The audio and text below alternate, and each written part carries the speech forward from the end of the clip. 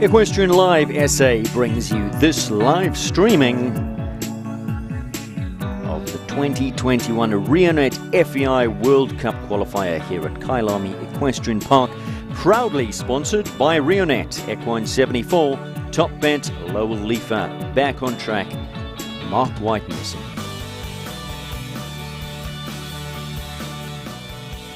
Very good morning and welcome to the Bob Charter Arena here at Cayleigh Equestrian Park. We're just north of Johannesburg, and in this live broadcast we will be featuring three classes throughout the course of today. The Lowell Leafer 1m35 Championship. The riders have just concluded their course walk. That's up next, first class of the day. Then it's the big one, the Reonet 1m50 FEI World Cup qualifier, which is the sixth and final leg of the South Africa League in the 2021-22 FEI Jumping World Cup. And then following that, we end the day with the Top Bet sponsored 1m40 Championship. That's later on this afternoon. We're hoping the weather holds up. We have put a request into the weather gods to keep the rain away. They didn't listen yesterday. It has been quite wet. The underfoot conditions yesterday were not suitable, so we started this morning with the 1m30 here in the Bob Charter. That was meant to finish yesterday but had to be concluded this morning. So some horses have been around this Bob Charter arena and the going looks good. It has held up, and we hopefully are in for some fantastic show jumping throughout the course of today. So we start this morning with the Lowell Leafer 1m35 Championship. Big thank you first of all to Martin Swanepoel and his family of Lowell Leafer, who specialise in the supply, fabrication and installation of steelwork, mainly catering to the mining industry. Wherever you are, wherever you may be joining us from, whether you're here in South Africa watching on our YouTube platform, or perhaps you're sitting overseas somewhere in Europe and watching on the Clip My Horse platform, very good morning to you, and enjoy the day with us. Speaking of things overseas, joining me this morning in co-commentary all the way from Germany is Christian Dietz of Equine 74. And very good morning to you, Christian. How are you? Thank you. I'm fine. I expected a bit more sun down here in South Africa, but it's a lovely course and a lovely day. So. No, we knew you were coming. We give you good German weather. Yeah, a lot of rain. But it's not as cold as in Germany. Just before we get back to you, Christian, just go through some of the course changes. As I see, the first horse is in. James Curtin, it's Mr. To You. There is a scratching at number 1, Fran Laren Bow Biggles. Number 9, Glen Fox Colorado is also a scratching. And there is a change of horse at number 36, Capital Hudson is now Alexia Gerber. Replaces Kuda King of Hearts and Jodi Ambrose. Those are the changes to this class. And there is James Curtin in picture. He'll be first to go, riding out of the Burlington setup. James, on that thoroughbred, it's Mr. To You. Christian, a bit about yourself. Introduce, I'm sure those watching on Clip My Horse know who you are, but perhaps the people locally? Yeah, my name is Christian Dietz. I'm coming from Germany and I'm living in Hamburg, which is quite in the north of Hamburg. And a lot of people probably know the Holstein breeding area. This is right on the top of Hamburg. So I'm 57 almost, and it's my first time I'm in South Africa. And I enjoy it very much. Well, it's great to have you here. You sat on the Hanoverian Verband. Were you part of the selection process? What was your role there? No, I was in the Holsteiner. Oh, the Holsteiner, beg your pardon. Yeah. This is coming from my history. I'm working there in the part of the marketing and sales. Okay. Right, so it's Mr. To You is currently on track. Will be first to go in this Lowell Leafer sponsored 1m35. It is a championship class, 1 round and a jump off. James Curtin is on track, and this is a thoroughbred gelding. He's by Fan Club's Mister out of a Leopard Strike dam line. One of the few thoroughbreds in the class, so he's on his way. Started off nicely over the first 2 fences. A little bit about this track. So Kate Launder is the course designer and builder. FEI level 3 star as James finds a rail there going through that Kuda Sport Horse double. 4 penalties there. Length of track is 450 metres. Your time allowed is 78 seconds. Those going clear in the first round, then head into the jump off over fences 5, 6, 7, 8, 9A, 9B, 2 and 3B. Christian, how long have you been in the country? How long are you planning on staying? I don't know. I wanted to go home tonight, but my flight is cancelled, obviously, of this corona. Oh, goodness. So you could be staying a while. Oh, yeah. Yeah. Probably till Christmas. Nobody knows. Well, good to have you here. Oh. So James, unfortunately, finding trouble at that Reonet triple combination, 9A. There have been a few stops this morning in this bob charter, quite a spooky venue. Lots for these horses to look at as well. We've got a marquee pitched up on the top bank. The weather is a little bit overcast today. Safely through in his second time of asking.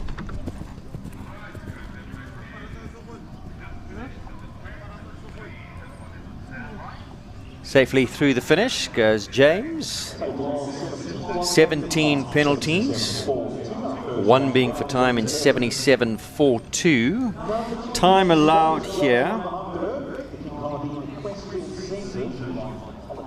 78 seconds time allowed, and his time there's 77.42. So I'm not sure. The time must have been adjusted. Shay's going to hop along. Shay helping us here with a few things. She's just going to pop to the judges box and find out why there was a time penalty there when we've got a time allowed of 78 seconds. And he came home in 77.42 and incurred 1. Stand by for that information. So, now going is Napolitano Z. This is Joanne van Achterbergh. This is a warm blood gelding. He's a 10-year-old now. He's by Nabab Darev out of a Clearway dam. Yeah, Clearway is a Holsteiner. We know him quite well.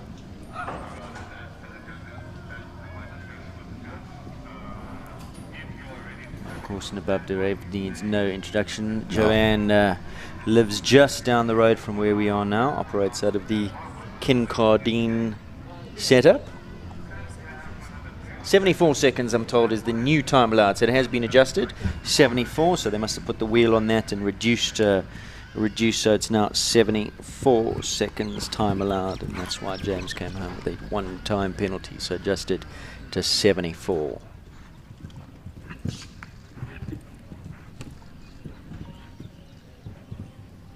And Christian, tell us about things in Germany at the moment, show jumping wise, COVID related, all up and running once again, or? Yeah, we had a quite nice summer, and autumn was fine, and we have a lovely European Championship at the place of Ludgers Beerbaum in Riesenbeck, and everybody was happy to go out and see some more horses, but I don't know how it's now going on with this new COVID.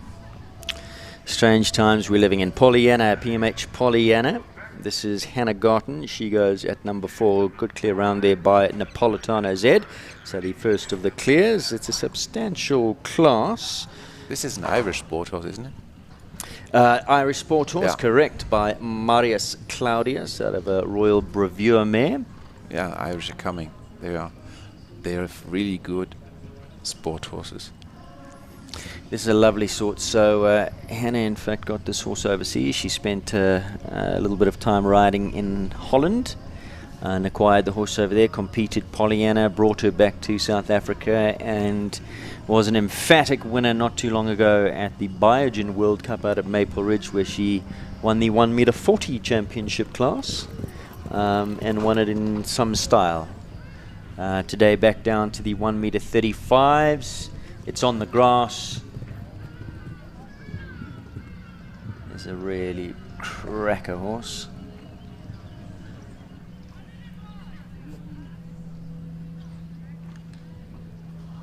And there you go. Lovely clear round for young Hannah Garton. Through to the jump off she goes. Retains that form. Just go back to this thoroughbred we saw before. What's his name? It's Mr. To You. So I think we will see one more thoroughbred later on. And I can't remember to see 2 thoroughbreds in a class like this in Germany. Not used at all. No. Everybody's looking for some thoroughbred in the dam line. And especially if you have a top stallion for this, for a thoroughbred stallion for the warm blood, it would be a great help. But we don't see that much thoroughbreds in Germany in show jumping at all. More in the eventing? Yeah. Little bit in the little bit, yeah. Little bit. And you were saying, when you say you would like to find them in the dam line, you mean you would like to introduce them to into your brood mares, or you look for a little bit of thoroughbred blood down the pedigree? Yeah, we always look down on the mother line if we have a nice thoroughbred mother line. So this is George Coutlis now. I'm not sure what's happened to Assegai Cantellara and Elize Steenkamp, who was to go at number 5. Hasn't come in. We'll watch out for her, perhaps a late starter. But this now is George Coutlis on number 6, NCT's Capital Athena. And George also trains just down the road as the crow flies, not even a kilometre away, I would think, at Ronnie Healy's setup on Maple Road here in Cayleigh. This is a 2007 model. She's a mare, South African bred warm blood by Capital Armani, and this is out of a Reval Door dam line.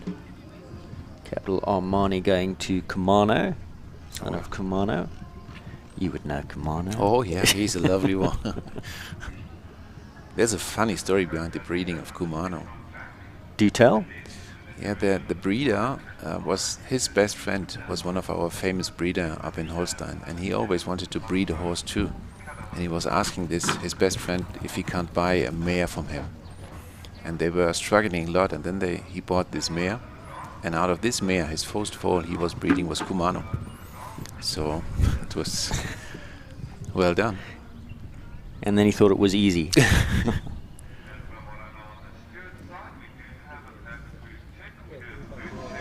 Well, there we go. Course riding nicely.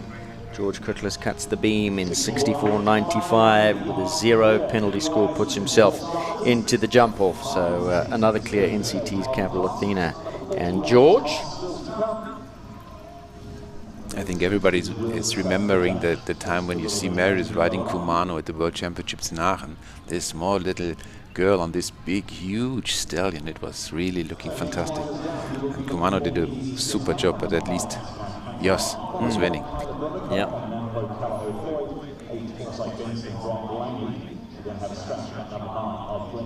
I'm just listening in to what the PA commentator Roger Bierman is saying currently as we await our next horse into the arena.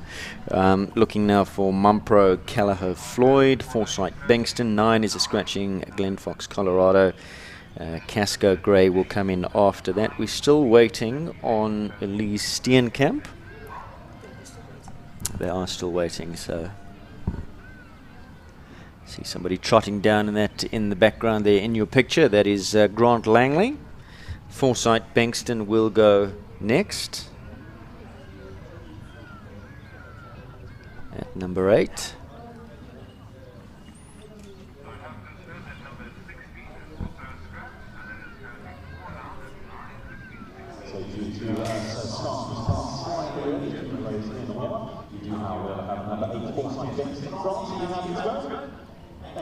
So Grant is happy to go. Foresight Bankston today jumping in the 1m35 class as a horse that has been seen out in the big stuff before.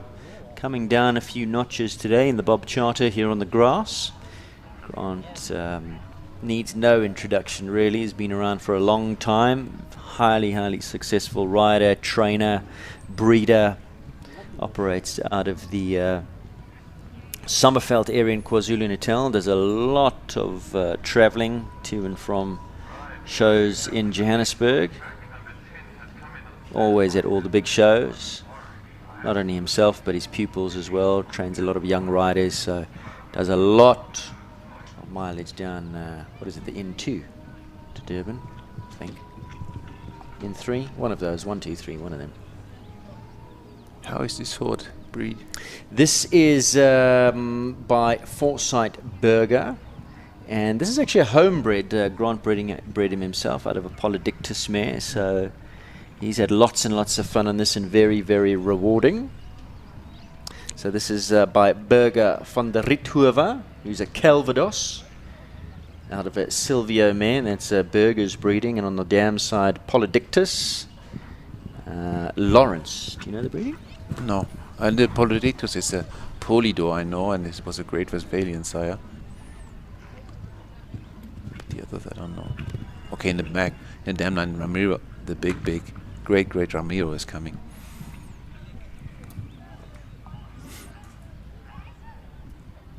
Polydor we'll have to obviously remember with Beat Mundley. Well, there was Positano, was it? Positano, He was a Polydor. Yeah, probably, yeah. Or one of his offsprings. Polydor is very successful. So another clear there for Forsyth Bankston.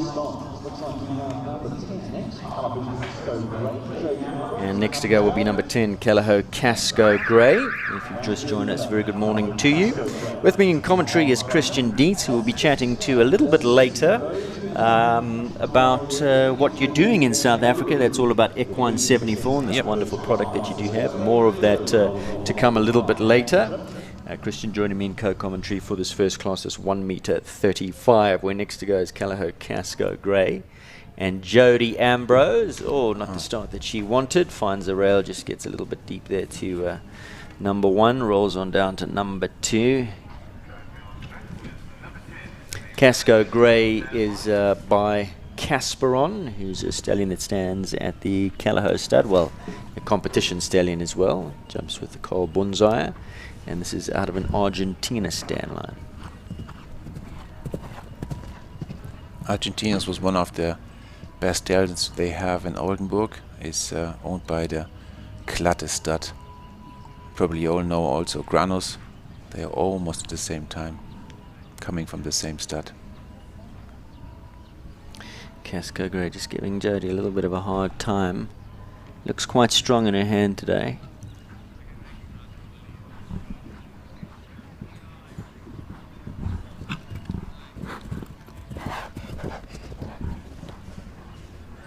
Jodi, another rider from KwaZulu-Natal, another one who does a lot of travelling from a very, very horsey background. If Mom Sue is here or watching the live stream, very good morning to you, Sue. Hope you are well. Sue, Mom, a top coach in Natal and also a top rider in her time, and her dad Willie, a top rider in his time as well, then turned his hand to training racehorses very successfully. So lots and lots of pedigree, Jodi Ambrose. So her score, 78.75 the time, so 2 for time and 12 for jumping, so 14 the total there for Casco Grey and young Jodi Ambrose. That was number 10. So it looks like we now have Jason Phillips, number 11, Swazi Liskar Seller. This is a mare, 8-year-old now, by Corinth.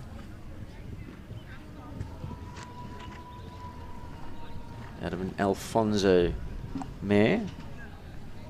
And I saw Jason earlier on. And Swazi Liskar, the official breeders of the horse, but apparently bought the mare in foal and then sent it to Sellerhoff Stud, which is also just down the road, Dominique and Karen Alexander, and that's where Seller was a foal down, and hence the name Seller as an abbreviation to Sellerhoff.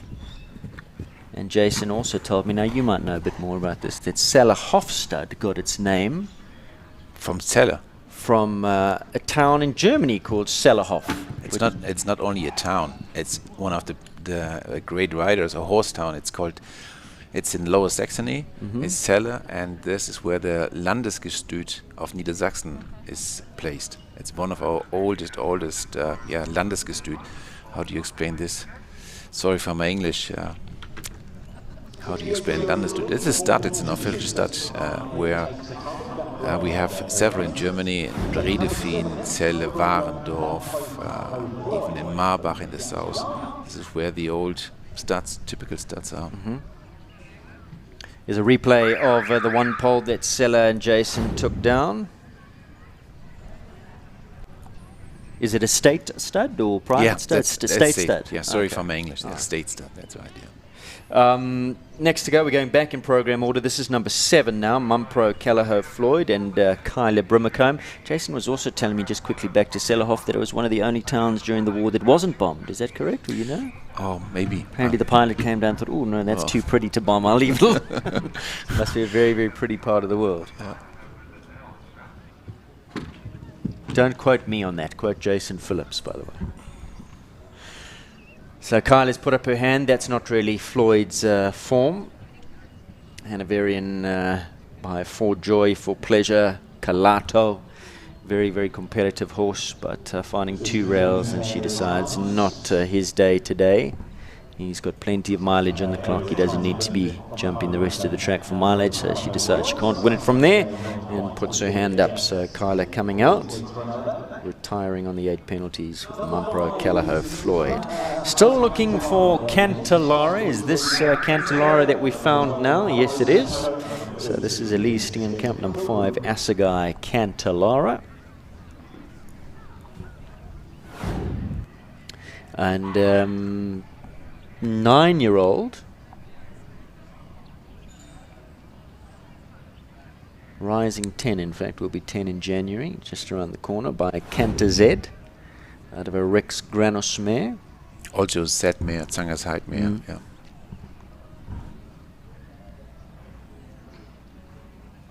And Elize very, very competitive on this horse, has won some good classes. If I'm not mistaken, bought this horse from Anthony some years ago, so Anthony will be watching. Good morning, Anthony. And she's made a good comeback, because earlier on in the year, the first of the Shangweni shows, Shamed, the last class she was competing, she took a terrible fall and hurt herself quite badly and was off for quite a while, and has made a remarkable comeback.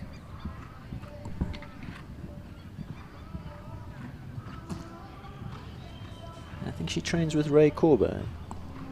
Think. Just look into my fact checker. She's going to fact check.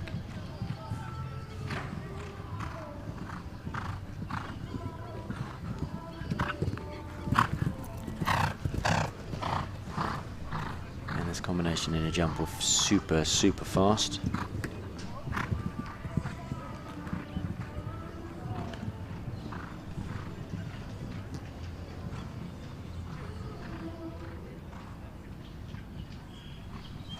And nicely done from Elize. Big smile on her face as she cuts the beam on a 0 penalty score and puts herself into the jump off.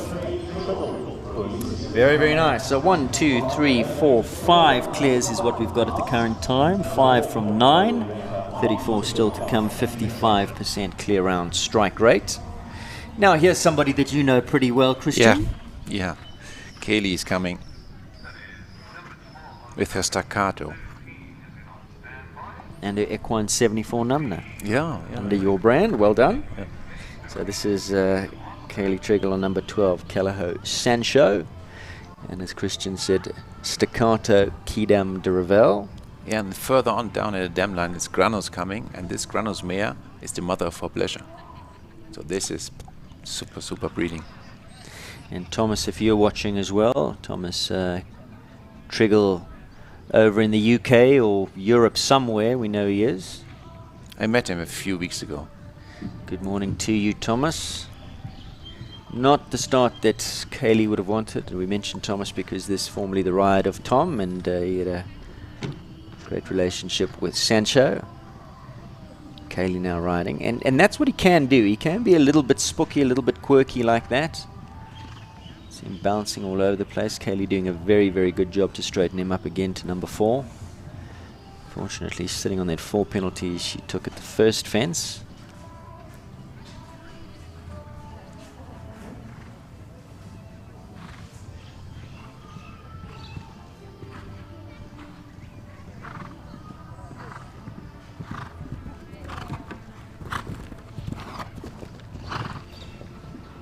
Looks like he's settling down the more he goes around.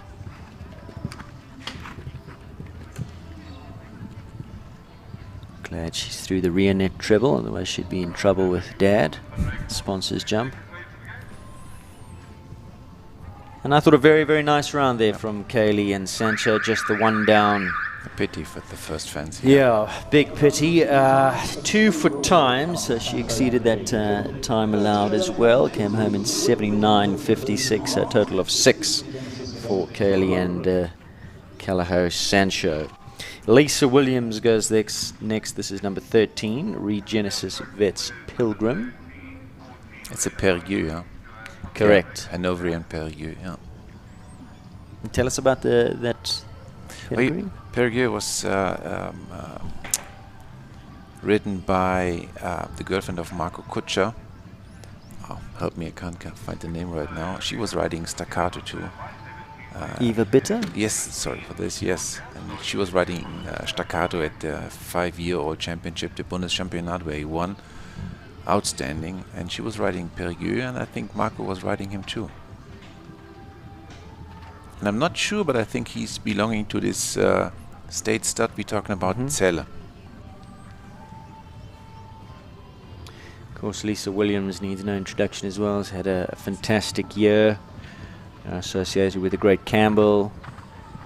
Not competing today, as he really doesn't need to. Lisa's just returned off of a lovely trip from the Maldives with husband George, which she got as a prize for winning South African Derby not too long ago in October with Campbell in this very arena. And she's so far ahead in the points in the World Cup Series, she's pretty much wrapped it all up. Doesn't need to jump Campbell today. 10 going down there, so was that the only fault on track? Yes, 4 penalties at jump number 10 for Pilgrim, Regenesis Vets Pilgrim and Lisa Williams. We'll take a look at the replay here, coming down that related distance. Backhand mistake, yeah. Back pole, back toes. Looks like he just had a look at something running down to that fence and might have just taken him out of rhythm and found the back row. Concentration, yeah. Thomas van Rijckevorsel, a young man who's had a huge year as well. Has caught the eye of a lot of professionals as he makes his way into the upper echelons of the sport. Young man. Training with Dominic Alexander, has made the move from George, from the Eastern Cape, and now I think pretty much based in Johannesburg. Trains with Dominic, and here he goes on Gledsmuir's Red Ivory. Warm Blood Mare by Glenegal Rebel out of a Rex Grannis mare. One of a few horses that Thomas does have in his string. Got, of course, the fantastic Capital My Lady, who we'll see coming in at number 40, who's always a very, very difficult one to beat. He's a fast rider? Very fast rider. She's a fast mare too. Blood, you'll love her. Okay. We'll look out for her a little bit later. Not going to be clear here on Red Ivory.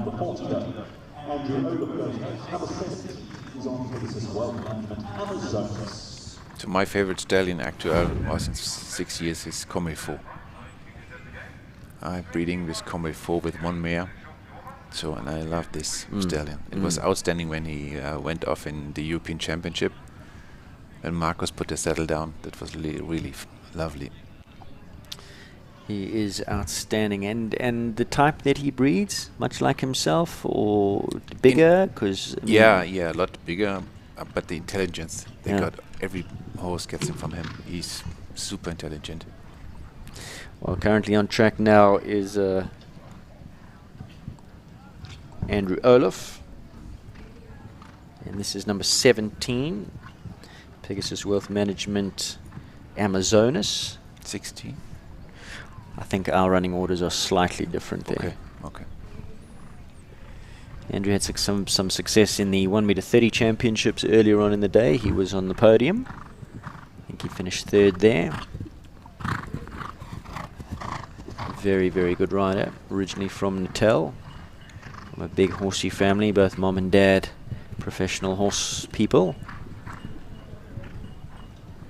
And Andrew, for the last couple of years, been based in Johannesburg for quite a while now. One of the directors of Pegasus Wealth Management.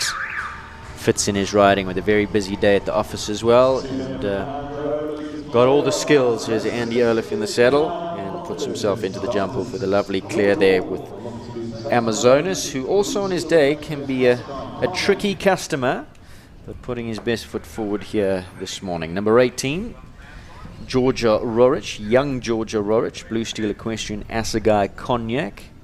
Anthony K will be licking his lips watching this one as well. Another one that came out of Anthony's stable, Georgia from the Eastern Cape.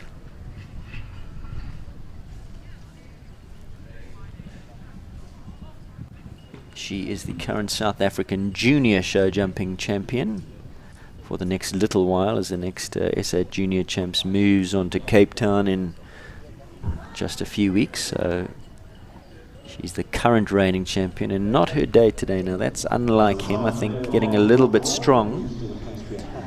This is normally a very, very competitive combination. This is the horse that she won the SA Junior Champs on not a year ago here at Kyleigh Equestrian Park, not in this arena, in the Peter Mini Arena, but that's not really her form. She's normally a clear round machine. Retirement today. Now this looks like Amelia Cockrell, number 19 Landcrest Accord, South African Warm Blood by Capital Denarco. But you can see a lot. You were talking earlier, Christian, about the thoroughbred that you look for in the dam line. This is out of a thoroughbred mare, and very thoroughbred looking. This is out of a Peter Davies mare. And fast as a thoroughbred. Very blooded, very fast. Amelia trains also just down the road with Carl Bunzaya.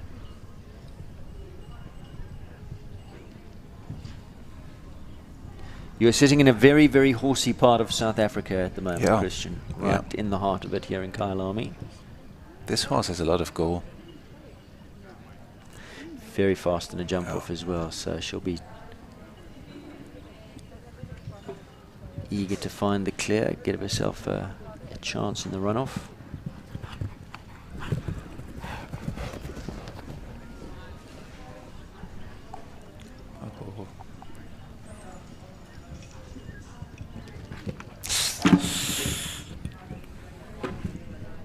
Oh.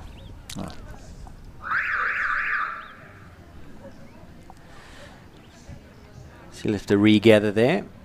They're going to replace the woodwork. That can be Landcrest. He can. It's a case of Amelia trying to manage the energy and keep the lid on the pot a lot of the time. That doesn't run away. Here's a look at the replay. And perhaps just stopped him a little bit from running and didn't find the back rail. And then that really put her out of her rhythm going through that triple combination. She's got to be careful that he doesn't jump out of her hand a lot of the time, and perhaps she's got some tack in his mouth just to try and stop that from happening. And I think maybe a little bit too much going in there with the hand. Just didn't find the back rail, and that really stopped him from going forward. Right, there's the bell. Let's regather. Game little horse. Hopefully he's not shaken by that at all.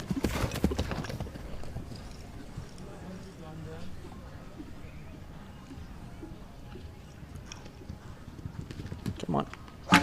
No, same mistake, I'm afraid. Just look like he's inverting in the air and not going over the top of the fence. Right, well, that unfortunately is an elimination for Amelia and Landcrest.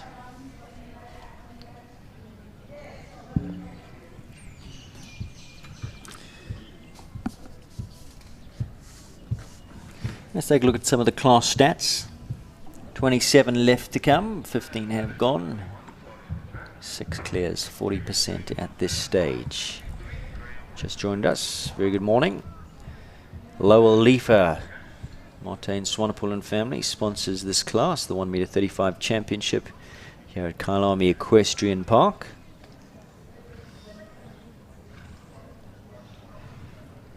It's always a lovely parcours design. I'm here since Thursday, and I think every parkour is very fair to the horses. There's nothing really. It's tricky sometimes, technical, but it's very fair for the horses. So they have to do some work, but you're talking about the tracks that Kate has set up? Yeah, really. Very fair. Sometimes not easy. Nice distance. Sometimes tricky. but fair. So Kerry Rees goes next. Zeiss Lechamp. Wonderful little horse. 13 years old now. By Delacour. Kind of a Conti mare. And Kerry has had lots and lots of fun on little Lechamp. Was the horse that saw her through her junior years. Brought him up into the adults. And doing really, really nicely.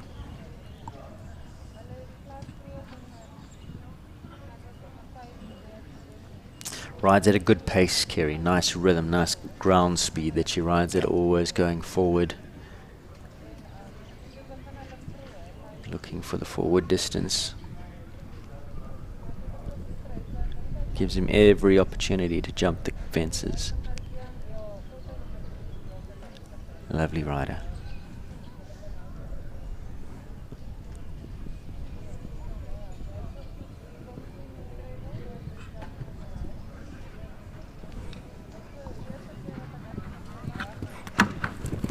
Oh, finds a rail there. The back on track vertical. That's a pity because he's been going so nicely.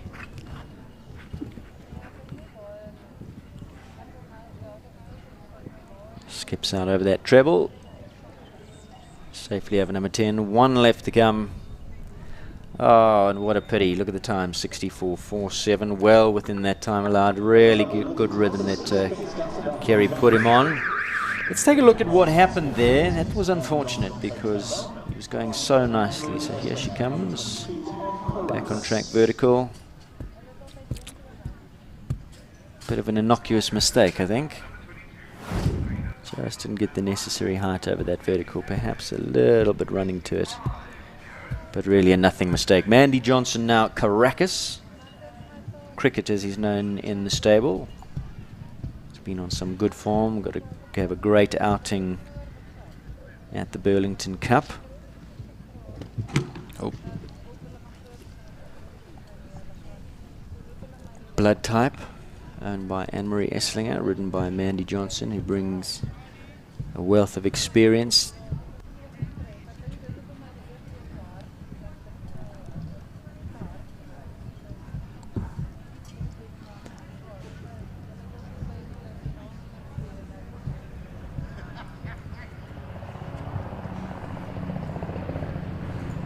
I really enjoy watching this partnership go around. Mandy gets a great tune out of him.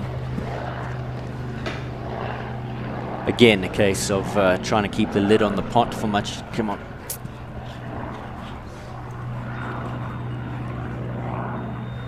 Just looking like he's getting a little bit strong to that, trying to run away. Mandy having to get. Just say, come back to me.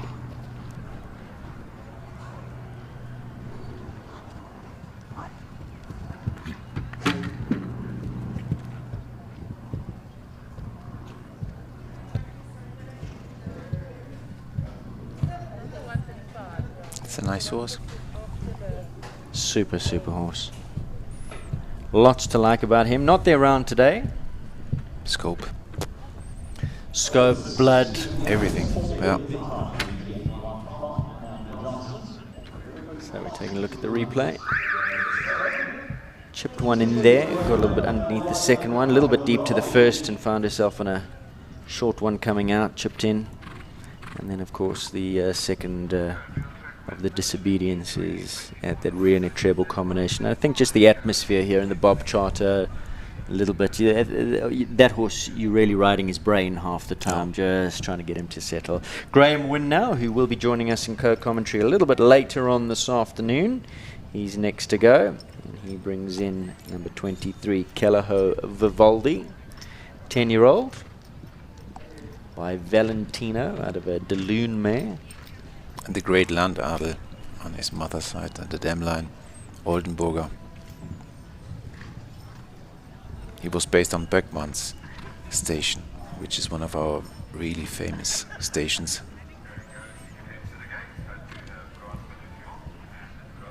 And what are the trends with breeding at the moment in Germany, Christian? Boom stallions? talking stallions? Oh, we talk a lot about the Dutch stallions, the Belgium stallions, and Comme il faut, for instance. So there's coming up a lot. But there's big changes. You know, these parkway, where you see these, it's much more tricky than before. And if you see King Edward running last week in Prague, his final round, 57 seconds, and I think 14 or 15 jumps. So every 3-4 seconds a jump is coming. So you need really intelligent horses. Not even scope. Oh no, you need scope, but intelligence. Fast. Score of 4 for Cayleigh, Vivaldi and Graham Winn, so will not be advancing through to the jump-off today. Yeah, scope today, I suppose, is a given. Every horse that you're breeding has scope now. It's about speed, what you can do with that, and the technical fast tracks that they're riding today. So like you say, intelligence, quick-thinking horses. Yeah. Like you say, you land and 3 seconds later there's another 160 fence in front of you. What are they doing with their legs? They've got to be on the ball. This is really quick coming. Alexander Nell now, and Pepe. We were speaking about thoroughbreds earlier. This is by Kabul, out of a Spanish Isle mare. A Russian Revival mare, sorry, Spanish Isle. And Alexander does really, really well with Pepe. Does a great job. Alex, I think, is a really good up-and-coming rider. Yeah. Young man still, but rides with a great deal of maturity about him. Very quiet, lovely hands, good feel. Good feeling for the horses. Yeah, I saw him.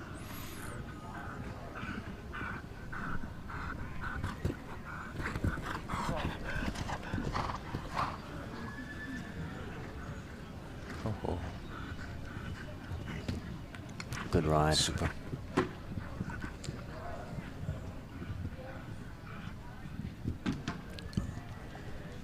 Super jump over number 10, but just found the rail.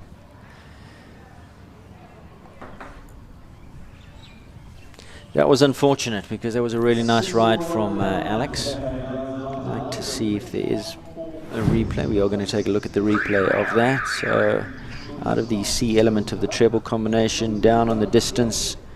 You have a lovely jump over it, but just found the front rail. Lovely arc through his wither.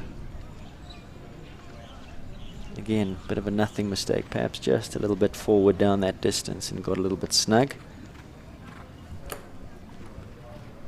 Not even sure about that, to be quite honest. It looked like just a bit of a nothing. There are a lot of color horses here. Yes, indeed. One of my best friends is, I probably, you know him, Günther Friemel. Yes. Yeah, he's running the color horse start in Germany. Well, this is one of Cayleigh's stallions currently on track. This is number 25, Cayleigh Bolzano de Quincy. Out of a thoroughbred mother, right? I'm not sure. I don't think it's thoroughbred. I know there's a lot of Anglo-Arab actually in this pedigree. Interesting. Yeah, I've chatted to the Cayleigh connections, Evie and Chayton, and they said exciting pedigree, exciting stallion that they're hoping is going to bring just a little bit more blood into their broodmare band. That's what I'm talking to the beginner. Gareth Neill, a consummate professional, also very, very experienced rider. Strong rider, yeah. Very good.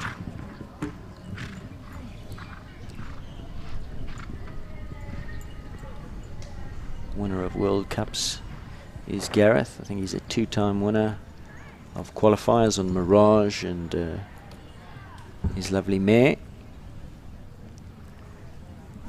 Now, final score of 4, just the one down for Bolzano de Quincy. Let's take a look at the replay.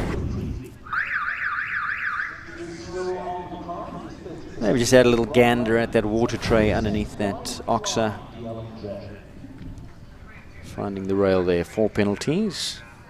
So the last clear that we had was Amazonas, quite a few horses back. There were a run of clears at the top end of the class, and we've had a bit of a lean spell of late.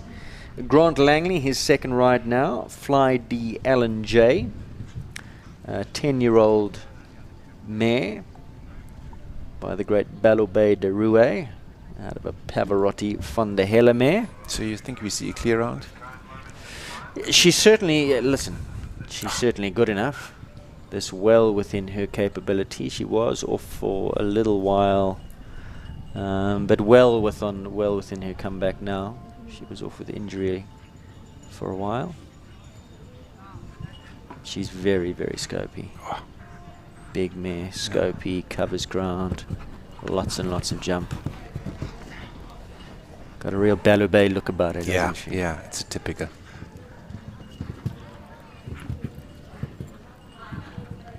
Well done. Even got his hind end kickback like he used to do. And there you go. Well done. You're just talking about clear round, so we have one again. Yeah.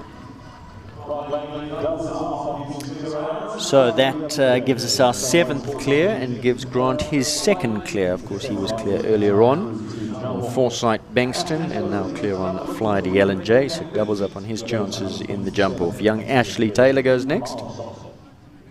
Number 27, Equestrian Affairs, Hope van Orshoff.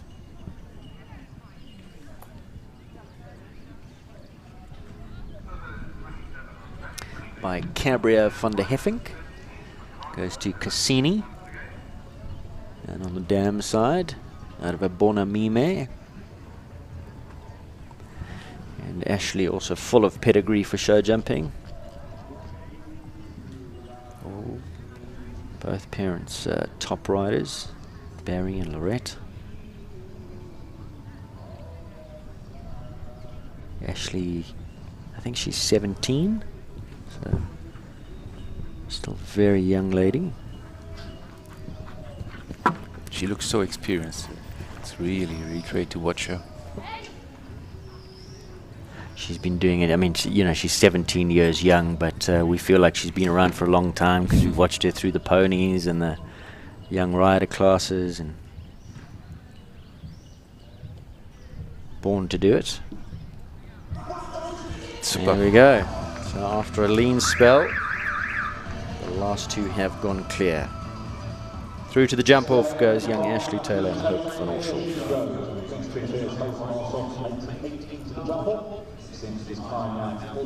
You have a lot of strong young riders, really. We just got to get them overseas, Christian. Yeah. You know, there's a couple, but very, very difficult, as you know, from this part of the world to go over with your horses. If you want to go and ride overseas, you pretty much got to make the move and leave it all behind here and be brave enough to go and test yourself against the best overseas. Ronnie Healy's on track now with his lovely stallion number 28, Houseburger's Capital Madly. Numero uno Darko. We talked about Eva Bitter and Marco Kutscher before. Marco was used to ride numero uno. Super stallion. And of course out of a Darko, damn line Darko needing no introduction. One of the all-time greats, both in the ring and as a stallion, I'd say. Certainly left his mark. And Capital Madly is coming on the right way. All of a sudden he looks like a big boy.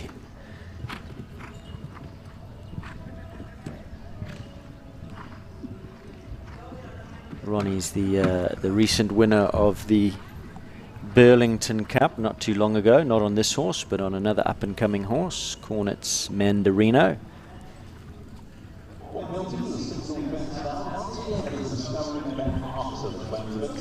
And just the one down. Let's take a look at the mistake. Capital Madly's still a young horse, still finding his feet, but coming along the right way. We've seen that come down a few times today on that related distance out of the treble, bowling down the hill to number 10. Front rail has gone down once again. This is Hannah Garton.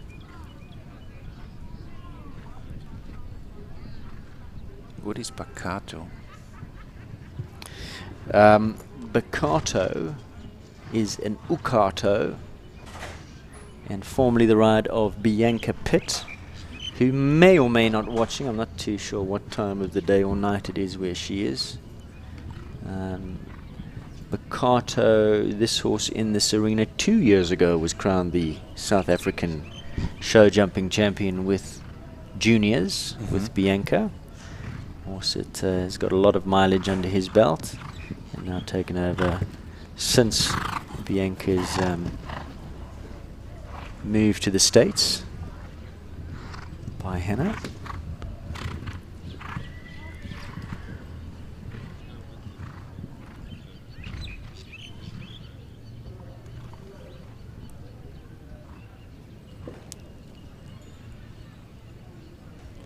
And there you go.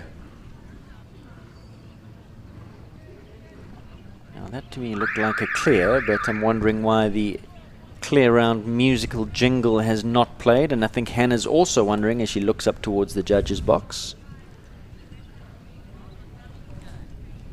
But for my money that was a clear. We'll stay tuned. Chris van der Merwe goes next.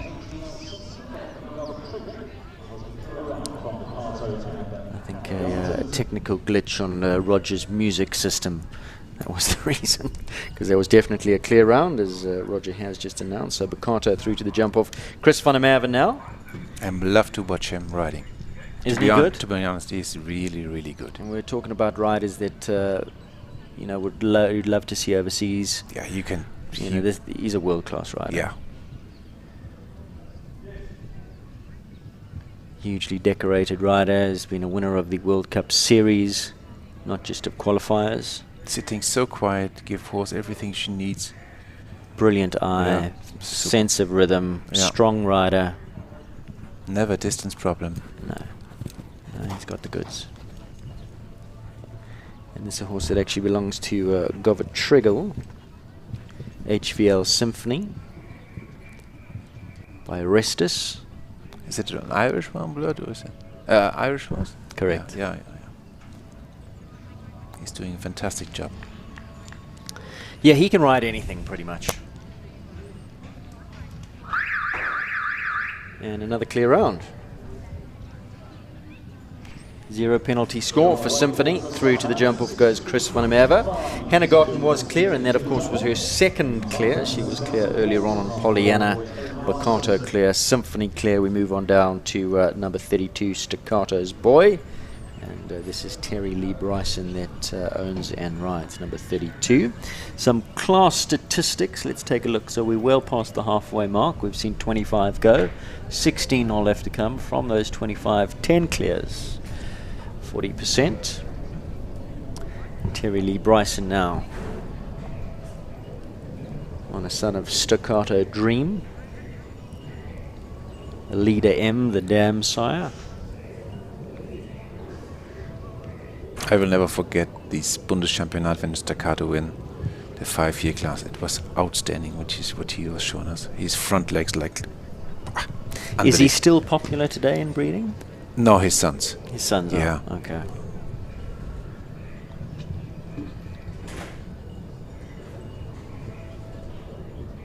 Yeah, he left the mark, didn't he? Yeah. And I think he belongs half to this Cellestad and half to Family Bitter. So this Cellestad is a big operation. Yo.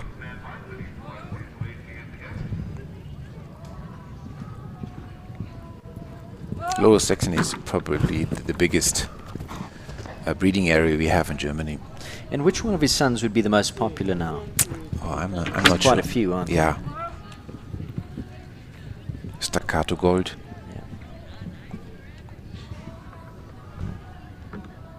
I think her second horse is by Staccato Gold. Terry's got a second, yeah. Let's take a look at the replay. And she finishes on a score of 12. 8, 9A and 11 coming down. 3 down there for Terry Lee Bryson and Staccato's Boy. Score of 12. You see Marcus Ening Star Gold, the stallion he has ridden on the European. He's coming back on Staccato too. Liam Stevens is next to go. This is number 33 for Back on Track. Very good morning to Linda Ellerine and Kylie Stain. Back on Track, one of the sponsors here of this live stream broadcast. one of a few. A big thank you to our sponsors. Another top-class rider in picture now is Liam Stevens. This is a Belgian warm blood by Dakar. A jet set mare. And Liam doing a wonderful production job on this horse. I see riding in the compression hoodie today, which I haven't seen him go in before. Becoming quite popular here in South Africa. Germany, do you see a lot of them? Yeah, we see some now.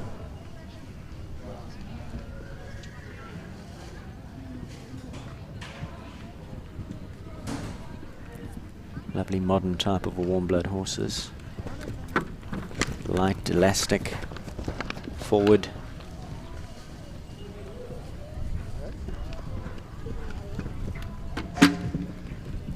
That back rail of 9A has posed some problems today.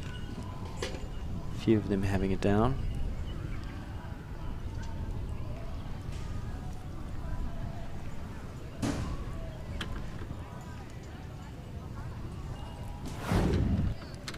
Let's take a look at the replay. So just looking down the treble, I think, not finding the back rail.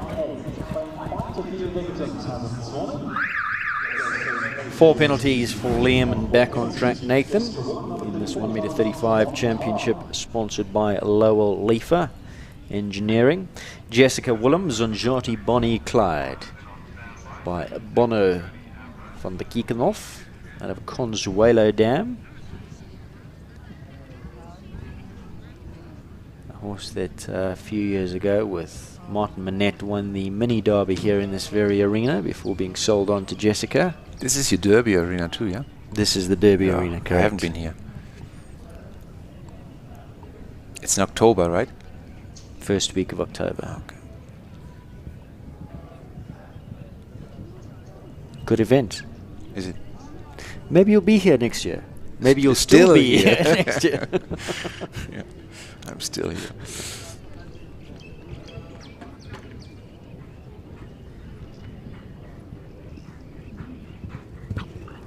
Jessica from a horsey family in KwaZulu-Natal, also a rider we see lots of, does lots of travelling. Always great to have her in Johannesburg.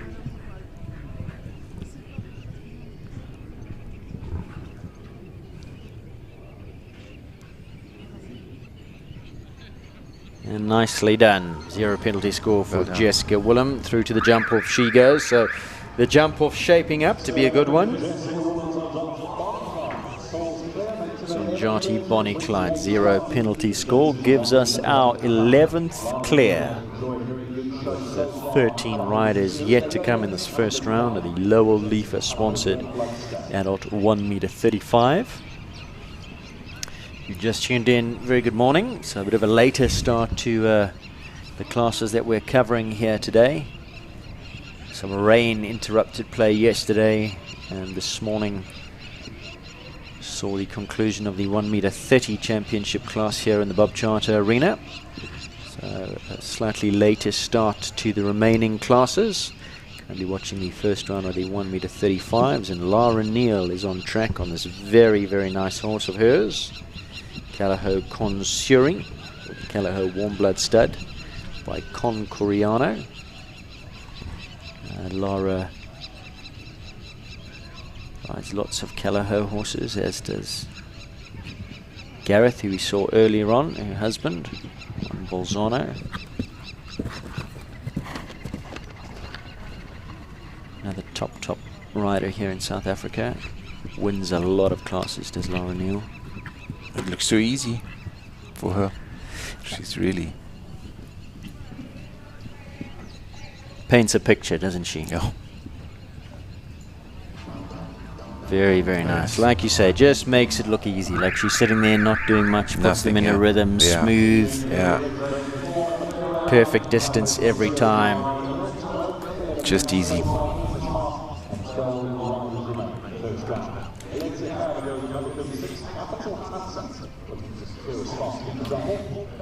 So Alexia Gerber next, number 36 is Capital Hudson. 10-year-old is Hudson, warm blood by Capital Ramirez. Have an Optimum van der Wellington dam line. Fortunately, 4 penalties at that A element of the Kudder double.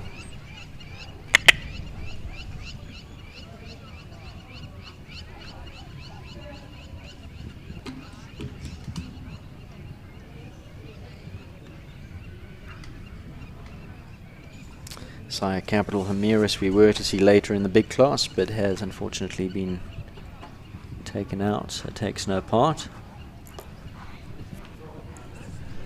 Saw some more of his progeny go under the hammer last week at the Capital Stud Sale.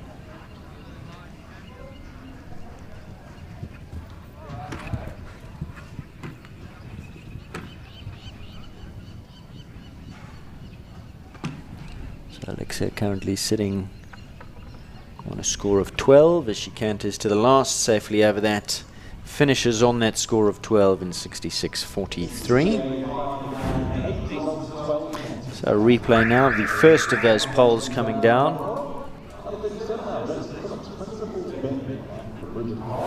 At a element of that Kudder double of verticals, finishes on 12.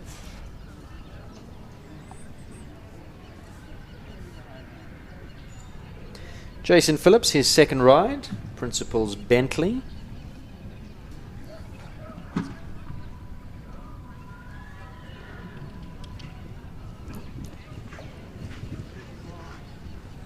So how many we have left? 10, 11 in this class? We've seen 30, we still got 11 left to go. Currently sitting on 12 clears, 40%.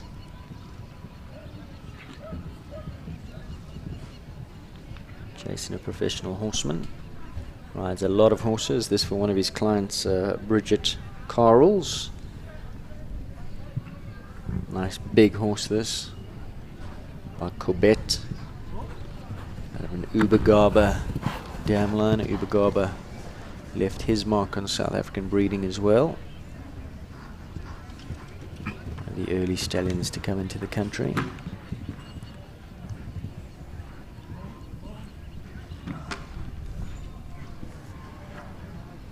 Shaping up to be a very, very nice round there for Jason Phillips. 0 penalties in 65.85. Well done, Jason.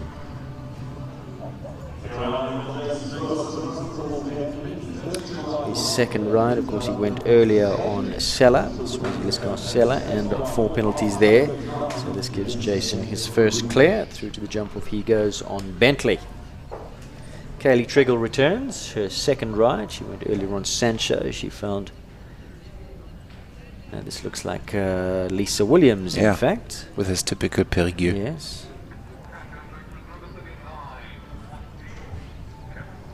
Not sure if Cayleigh will be coming next.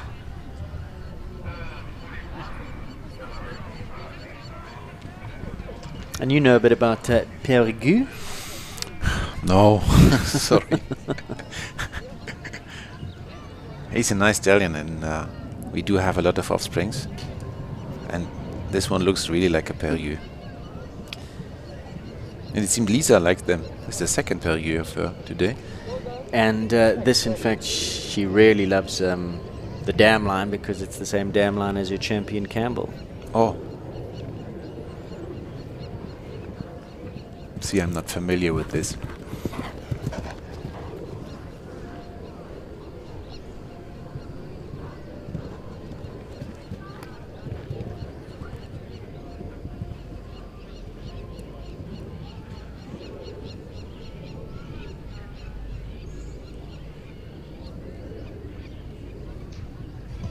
Lovely round. Oh, perfect. Once again, a super rhythm that she just had him on. Canters furtively to all those fences, leaves them all up, and through to the jump off she goes with the Regenesis Vets Rouge. And her first ride, Pilgrim, 4 penalties, and this time around a clear.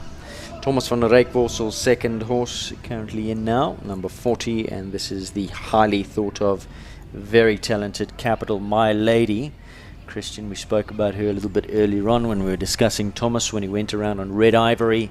talking about this horse that he would bring in. Mm-hmm. And, oh, we're going to call that the commentator's curse, as he has jumped number 1 down, and that is very untypical of her. You never see her going, she's, as they say, allergic to wood. She'll most oftentimes just jump a horse from, jump a fence rather, from anywhere. Clear it, makes a plan. This is an untouchable, This right? is untouchable. Yeah. When you talk about something special, we do have a lot of good untouchable, and even his offsprings. Oh, Thomas, that was unfortunate. Scopy horse. Very, very scopy horse. Just didn't have much of a chance there through that triple combination. Got very deep to 9A, found the back rail as well. Landed short. She made a plan at the B element, but caught up with the C element. While they were replacing the woodwork there at 9A, let's take a look at the replay of the first fence that comes down. So this is jump number 1. Again, just a little bit, if anything, was just drifting through the outside shoulder, the left shoulder, as he approached that one, and just had it down.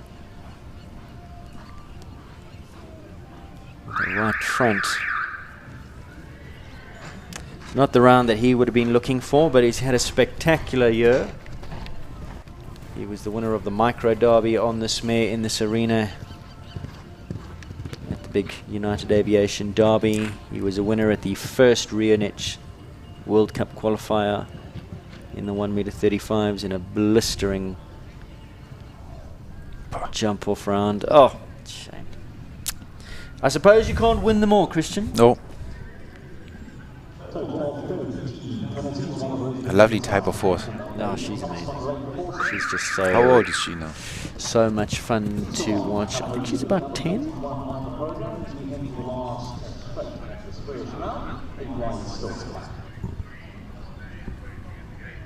Nine. 9-year-old. Oh. It's a horse with future for him. She's already won lots and lots of classes, and she just... No, she's amazing. 13 his total. As we take a look at Lisa Rahman, Callao Libra.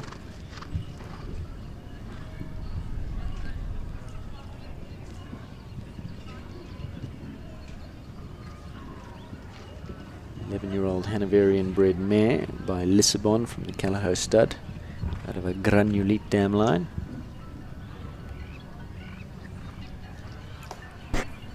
So Lissabon makes a lot of good horses. He's certainly left a mark here. Yeah, we saw a few Absolutely, yesterday. lots and lots of good Lissabons out there. He was a good horse himself, tough horse, and I would venture to say even a better stallion.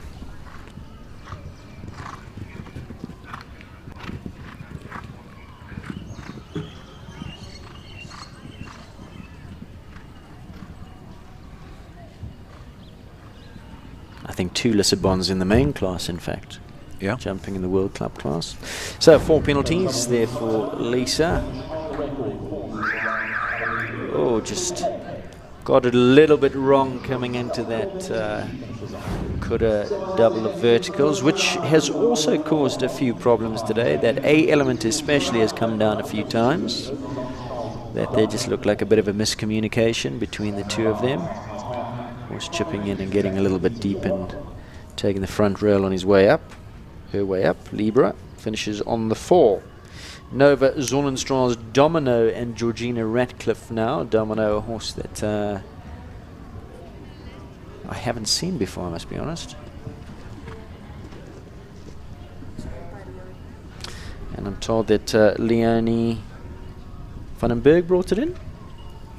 It's out of a Diamond Dissimilier, so Got the great pedigree. Diamant.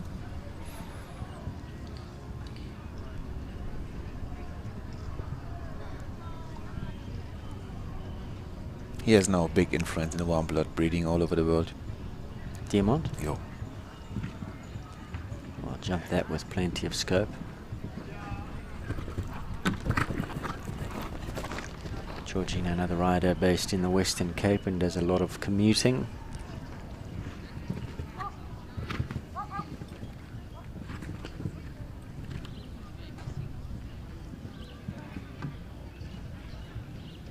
Horse looks like it's got plenty of power off the ground. Lots of jump. Lovely clear round there. Very nice. Georgina Ratcliffe through to the jump off she goes. On Domino. Over Sonnenstrahl's Domino. Looking forward to seeing that in the jump off. Ask My Partner is next. Corne Laboskachny.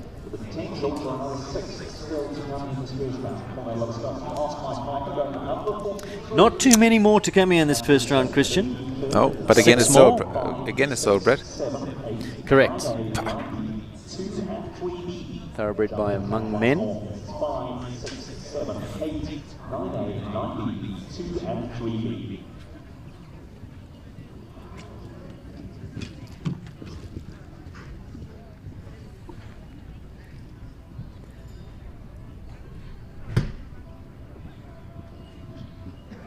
Very, very game horse.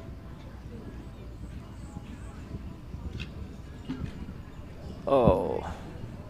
Shut it down? Out of picture number 5 went down. It took a while to come down, rolled in the cups a few times, and eventually it did fall. She adds another 4, so currently sitting on 8.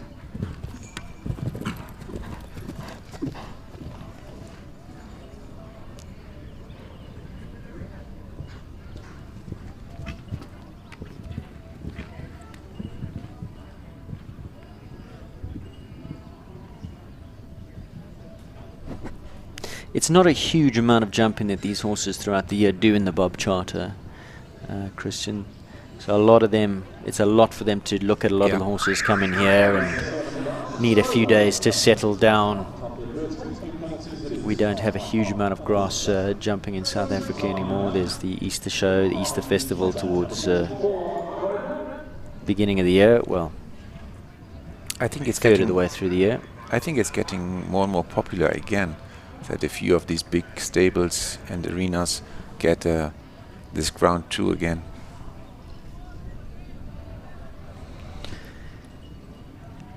Tracy Carney, Lacano Nikita number 44, brings some good form into this show from Burlington Cup.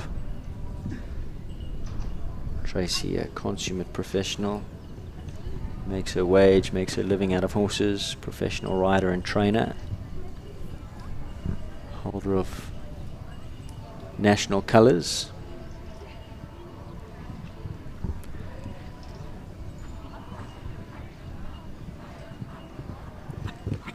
And if she can leave them all up here, she will be super, super fast in the jump off. Yeah?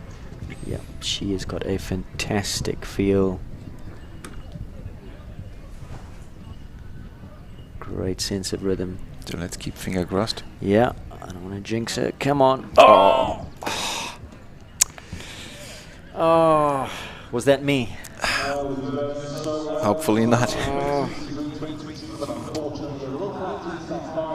Last fence coming down for Lacano Nikita, Tracy Carney. Tracy, I'm sorry, at least she's smiling. She's going to come and slap me across the back of the head later. Oh, the last round. What a lovely, lovely round. But she's still happy with his performance today. That would have been super, super fast in the jump off. Not to be today. 4 penalties at the last. Lacano Nikita, Cassius Clay next, Michaela Corsten. This is a Cardento, yeah? This Cassius Clay. There's a lovely, lovely horse. Cardento Eudokes, bred by Michaela, produced by Michaela. Oh! Come on now. He is playful. He's a character. Cardento himself was also a character. He is. And this is a lovely little horse, one of my favorites on the circuit. Just love his... Sure. Oh. Love his attitude. Love his expression. Ears are always pricked, always looking for the fences, looking for the work. Absolute trier, game little horse. Quick, coming along the right way with Michaela getting full of scope. Huh? Yeah, and getting stronger and stronger all the time. Getting better and better. Beautiful light canter.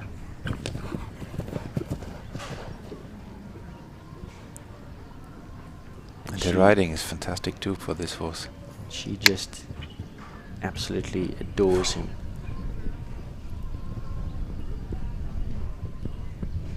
Yes. There you go. Through to the jump off she goes. A lovely round there from Cassius Clay. Through to the jump off she goes, and I'm making that a lively runner in the jump off. Zandy Alcock now, number 47, Cayleigh Lansink. And talking about fast, modern types of warm blood horses, look no further here than the horse in picture, Cayleigh Lansink. We were talking about Lissabon a little bit earlier on. Sire of Lansink is Lissabon, and this out of a Pilote Mare, Piquet. And Zandy's won a few hot classes on this horse, a few championship classes as well. I think, if memory serves, won a 135 championship, or placed in the 135 championship at the Reonet World Cup show at the beginning of the year. That's if memory serves.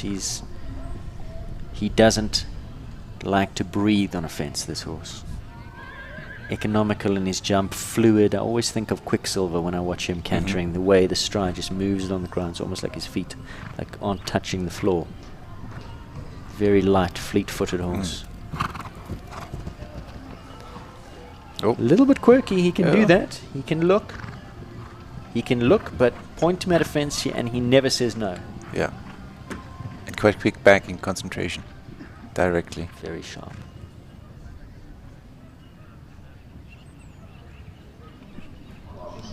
There you go. Easy as you like, and always fast in a jump off. Looking good. Cayleigh Lansink, Zandy Alcock. So, Christian, how many clears have we got there? 17 clears with 2 left to come in this first round. 39 have gone. Stacey Weston is next, another very, very competitive rider. Western Farrier Saratoga Maxine.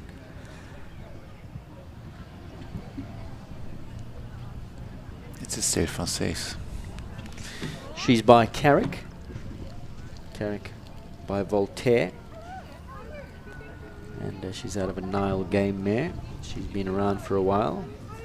She's a 16-year-old. There's also won lots and lots of hotly contested classes with Stacey, who has put together a very, very nice string of up-and-coming horses, as well as some seasoned campaigners, this being one of them.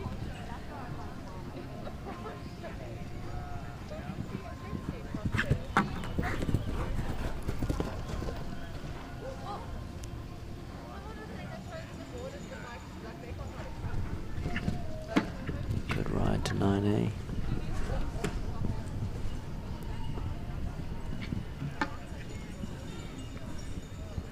Looking good. Lovely round from Stacey Weston, clear all the way through to the jump off she goes. There have been some very fast ones moving up into the jump off, Christian. Cassius Clay, Lansink, Maxine. Some speedy sorts here coming towards the death back end of this class, with 1 left according to my program to go. This is the last competitor, Noble Leopard, brings thoroughbred power in. We saw a Leopard strike go earlier on. And this is the same damn line. This I beg pardon, this is the sire Leopard strike. Who went earlier on one of the thoroughbreds that was out of a Leopard strike mare? Napolitano. Oh, it's Mr. T.U., I beg your pardon. Pointing at the warm blood Shay. I was going, no, not that one. And this one out of a Northern Guest dam line. Now we have seen the 5th now. I've never seen so many thoroughbreds in a class like this in Germany. It's a lot less than what used to be going around in South Africa. Is it? So we come from a rich history of thoroughbreds. Thoroughbred racing in South Africa is very popular. Very popular, and so we have quite a substantial thoroughbred breeding industry for the racing game, and then a lot of the horses found their second career in show jumping. But in years gone past, it was pretty much all that we rode. Top level horses or thoroughbreds. That's why your riders have these smooth hands.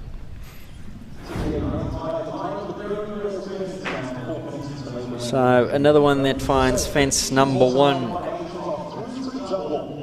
Jennifer Jacoby, 4 penalties for Noble Leopard, and that concludes the first round. So let's take a look. 18 horses go through. And this Lowell Leafer sponsored 1m35 championship. Jump off 5, 6, 7, 8, 9, 8, 9B, 2 and 3B. That's up next. Don't go away.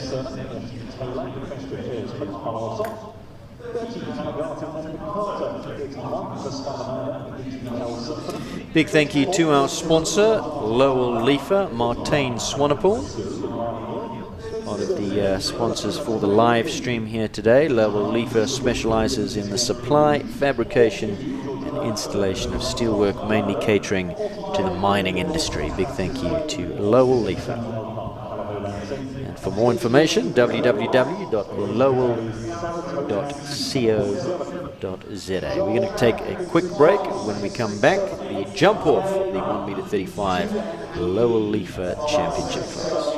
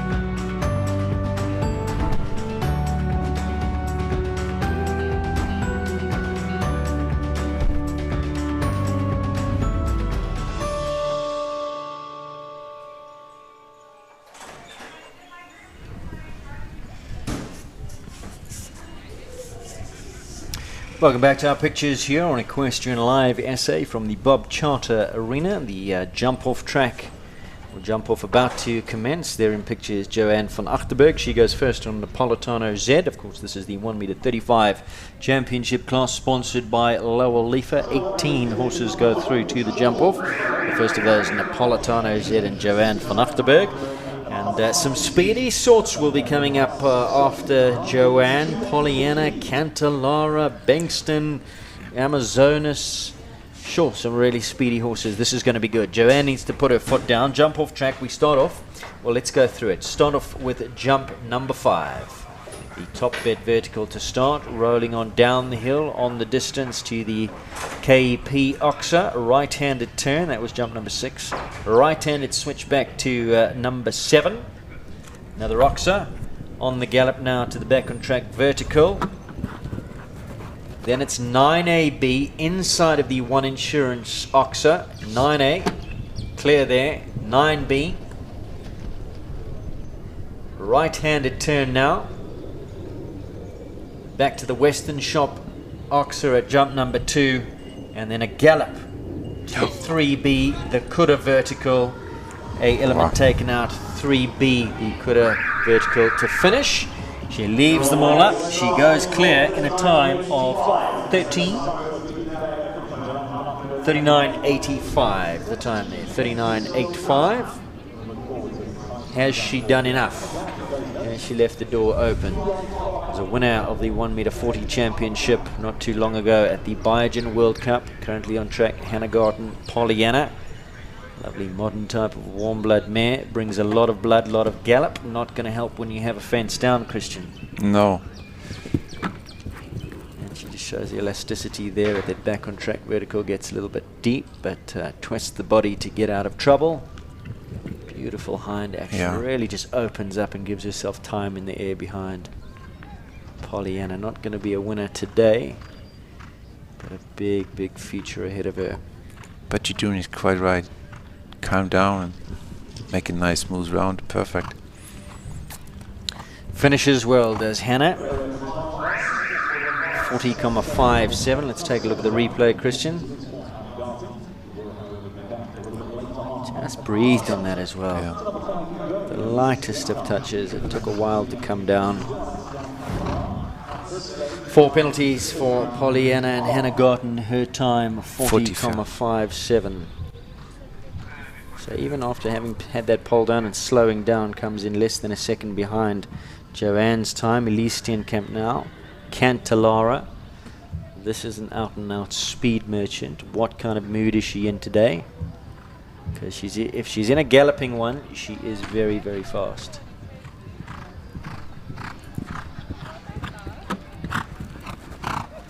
Inside of the One Insurance. Good turn back to 9A. Very nicely done. I would say she's up on the others at this stage. One left to come. Will be 36. What a lovely ride to the last. 36.78. So absolutely demolishes those who have gone before. And that now is the one to beat. Elize Steenkamp in 36.78. Lovely ride.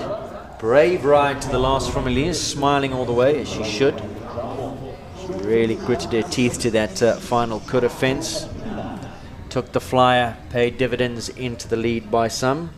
3 seconds. Well done. George Coutlis got his work cut out now on Athena.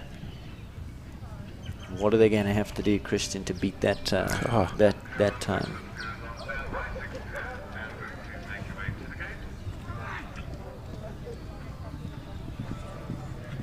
Nine strides on that distance between the oxer and the back on track vertical inside turn. Come on. Maybe. Very short on the turn back on inside ride. Just got a little bit deep and couldn't find the distance to the last. 8 strides to the last. What did Elize do down that distance to the last? She did the 7, so she dropped the 1. Did the 7 from Western Shop to Kura. That bought her some time. 8 strides the level ride, 7 strides the push. Grant Langley on Foresight Bankston. He was having a look at that Kura vertical to finish, planning the 7. So Cayleigh was really fast. Really fast, 36.78. George Coutlis 1 down. George's time 38.76. Grant Langley, super competitive rider. Gonna have to go some. Very good turn there. Fairly slow down on the turn. Got to keep moving, Grant.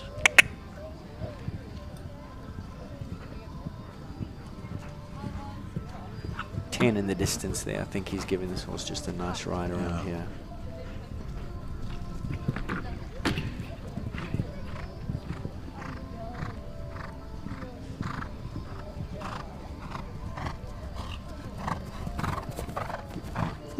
Should be around the 40.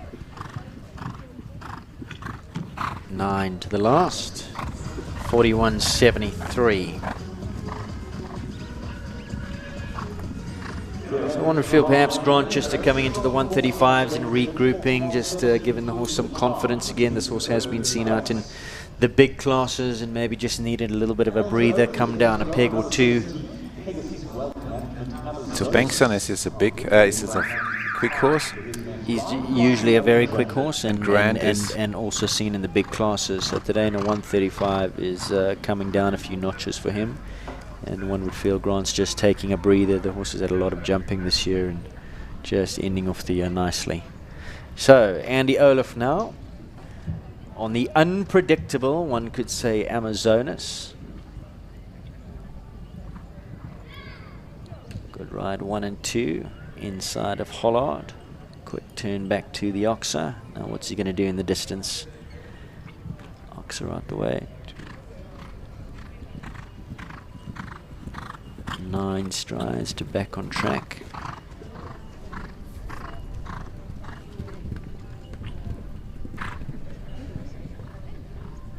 So Shay's been counting. Shay, between the Oxer and back on track, have we seen an 8?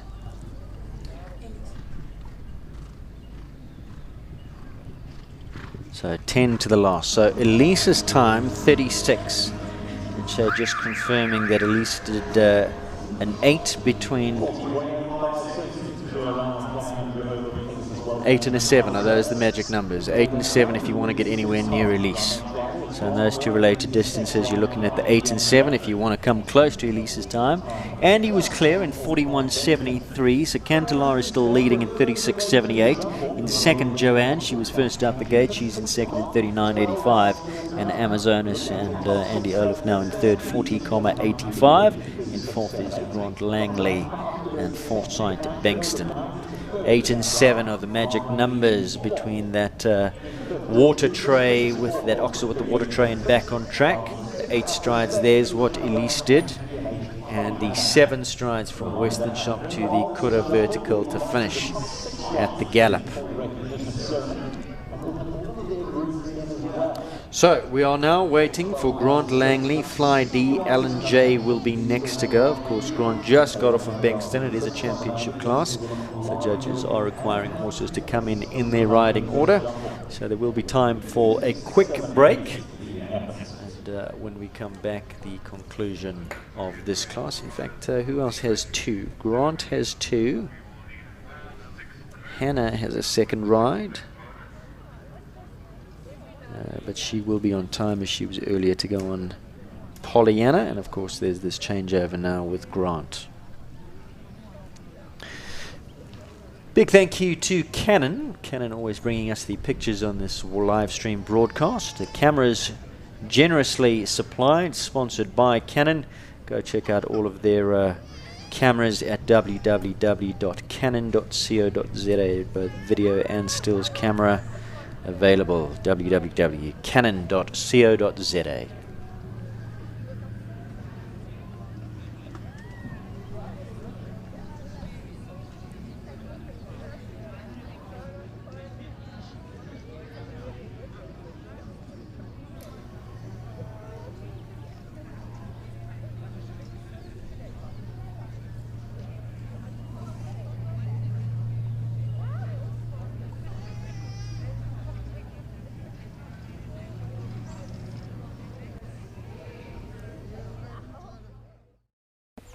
Hi, I'm Cayleigh Triggol from Equine 74 South Africa. Equine 74 Gastric is an ulcer maintenance supplement for horses and ponies that absorbs the excess gastric acid caused by feeding and stress. In order to understand how Equine 74 works, we firstly need to understand how the horse's stomach works. Basically, your horse's stomach has a special feature and it produces gastric acid around the clock. Unlike humans, we only produce gastric acid when we are eating. This means that if your horse is not continuously eating or encounters any stressful situations such as loading, boxing, riding at a show or even riding at home, they can overproduce gastric acid. This gastric acid will then slosh around in their stomach, attacking their stomach lining, which will cause lesions and ultimately gastric ulcers. Equine 74 Gastric absorbs the excess gastric acid like a sponge, ensuring a more balanced pH level in your horse's stomach. The excess acid can therefore no longer attack the stomach lining, thus preventing the development of gastric ulcers. The feed will then pass into the intestine with no hyperacidity, which usually results in optimum absorption of feed. Equine 74 should be fed continuously as a long-term maintenance supplement. It is in line with all FEI regulations and therefore can be used during events and competitions. For more information, you can go onto our website or our online store, which is www.equine74.co.za, or alternatively, you can message me privately, or you can reach us via Facebook or Instagram. If you'd like to place an order, again, you can go onto our online store, or you can contact me privately, or you can get in contact with Ashlee and Ronnie Healy from Double H Feeds, and they will gladly assist you. Welcome back to our pictures. Question Live essay, Grant Langley, very quick changeover from him. He's just got off of Bankston, and here he goes on the big striding Balobe de Roue mare, Flydy L&J. So he knows his way around this jump off track, and he's looking to hunt down Cantalara's leading time, 36.78. Sure, lots of scope. He was deep to that. It just pops up into the air. 2 left to come now.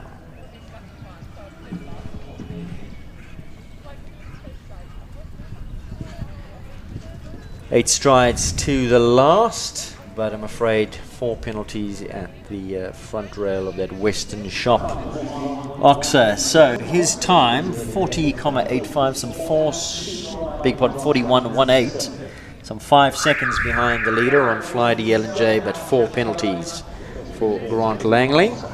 So next to go is Ashlee Taylor Christian, and this is a question of hers, Hope van Oshoff. Has she done enough? Who have we got still to come? Some speedy sorts, Chris van der Merwe Symphony, Bonnie Clyde, Consuring, Bentley, Perouge, Domino, Cassius Clay, Lansing is fast, Maxine is fast, Cassius Clay is fast. Few very, very speedy ones, never count out the likes of Chris van der Merwe either. Ashlee Taylor, she's on her bicycle here, going well. Turn back now. A little bit slow on the turn. 1, 2, 3, 4. 9 strides.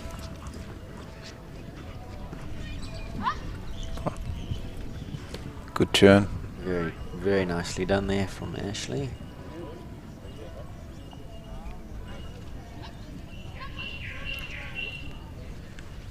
5, 6, 7, 8. One more than Elize. Oh, comes home in 39.73. Well done, and that is good enough to go into second for a question of hers, Hope van Oshoff.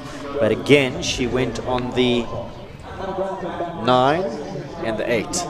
And what you want is the 8 and the 7. Can one do it without doing the 8 and 7? Now, Bakato is well seasoned. Hannah Garton, her second ride. She's already been on Pollyanna. Had one down on Pollyanna.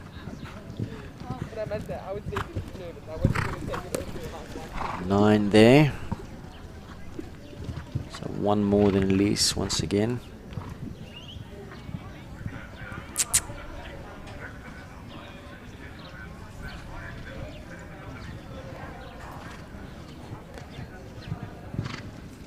Eight to the last. Clear.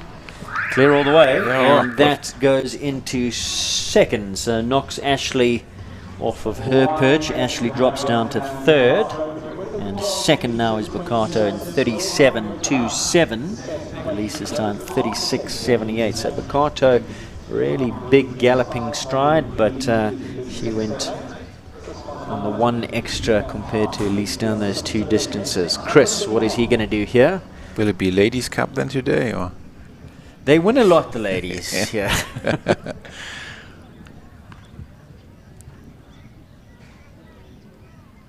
They win plenty. Right, Chris. Symphony. Chances are gone with the pole. Still a relatively new partnership for Chris and this mare. Goes around that 1 insurance jump, but of course he's already had the pole down, so looking just to build nicely on their partnership for the future.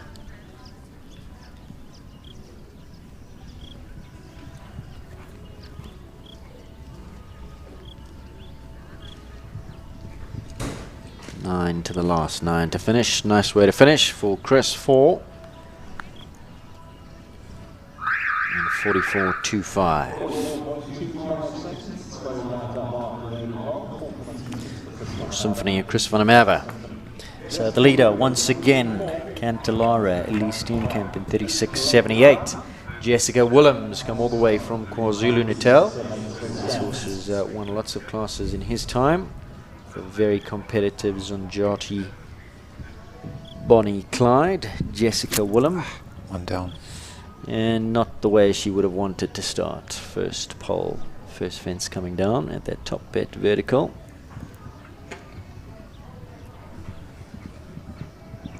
Laura Neill still to come, Jason Phillips, Lisa Williams, Georgina Ratcliffe, Michaela Corson, Zandi Alcock and Stacey Weston. Cantelara and Elize Steenkamp leading. But some speedy sorts still to come.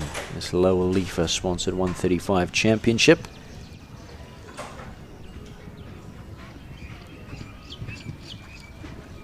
Nice way to finish. 41.71 and 4 penalties.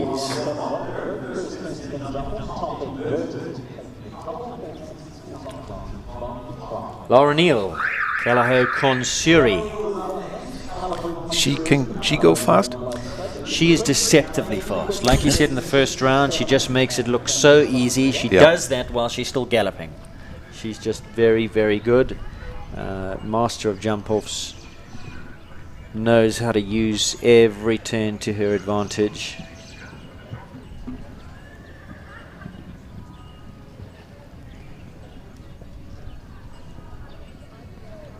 Very economical around there.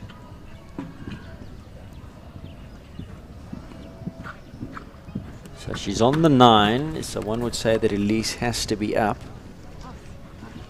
Very good turn back there. Very quick over the jumps. Very quick.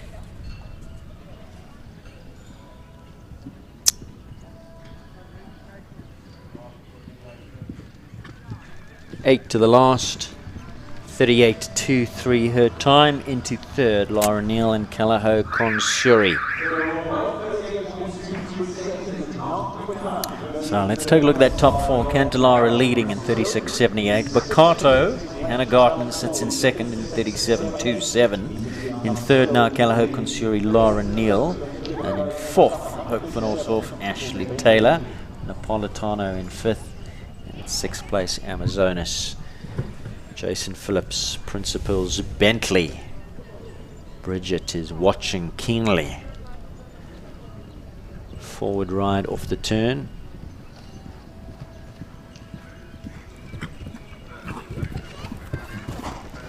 Big horse goes round. So one would feel that his chances doing that are gone unless he can find some speed elsewhere. He's gone around the one oxer. Will cost him a little bit. Nice forward ride to that Western Shop oxer. Clear in 40.20. Jason will be chuffed. That puts him into sixth place. Jason Phillips and Principals Bentley.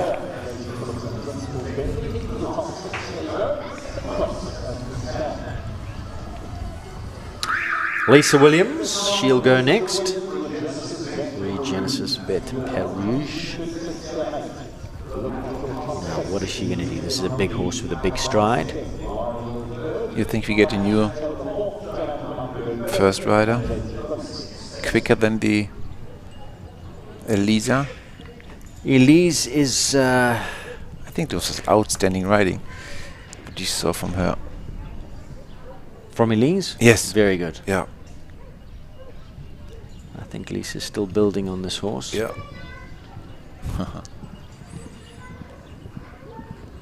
9 strides there. She went quite wide. Also around this One Insurance oxer. She'll jump that nicely going in.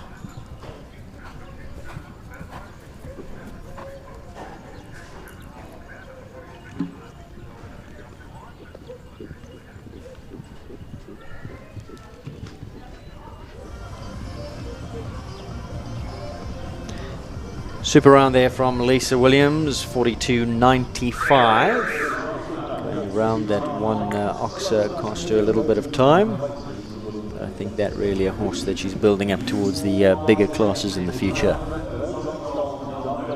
42.95 her time. Regents Vet Perouge. 3 left to come. Nova Sonnenstra's Domino. Georgina Ratcliffe.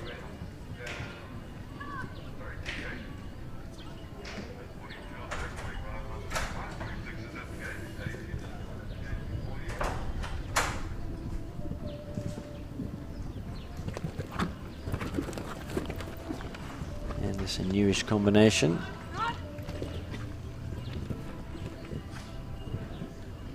Plenty of kick off the ground, lots of power. Lovely horse.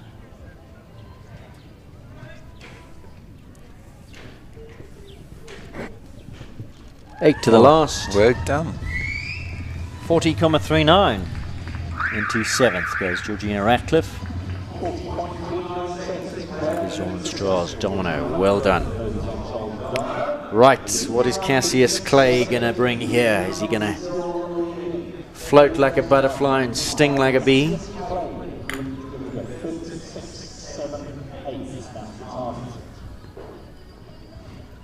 Going to have to move up in that canter if she's going to want to challenge Cantalara.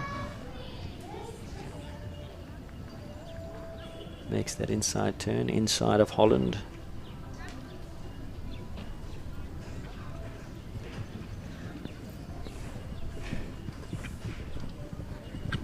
Nine to the back on track, vertical, inside of One Insurance.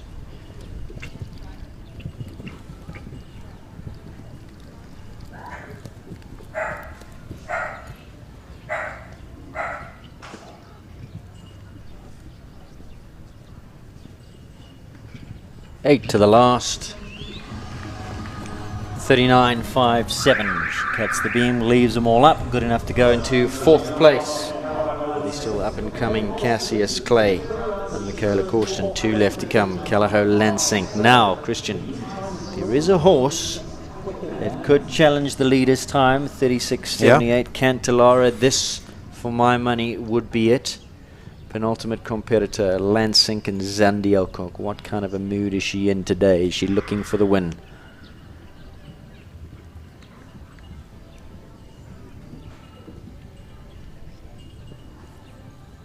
She's on a good rhythm. Kicks him through the turn.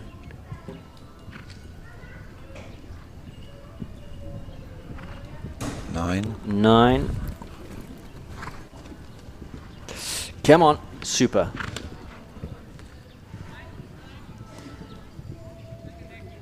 This is where she really needs to move up if she's going to want to challenge. Oh, she has a choice. Wow.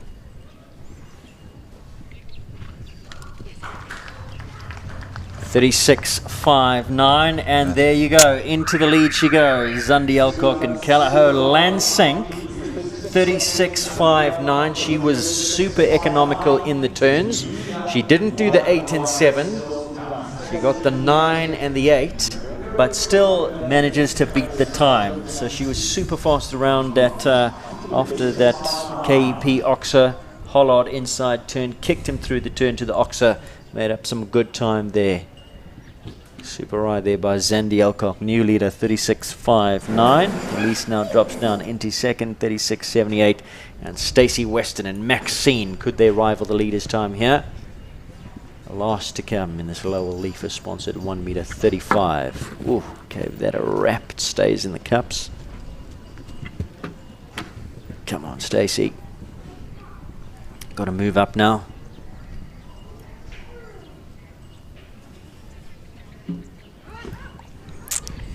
Five, 6, 7, 8 to the last. Oh.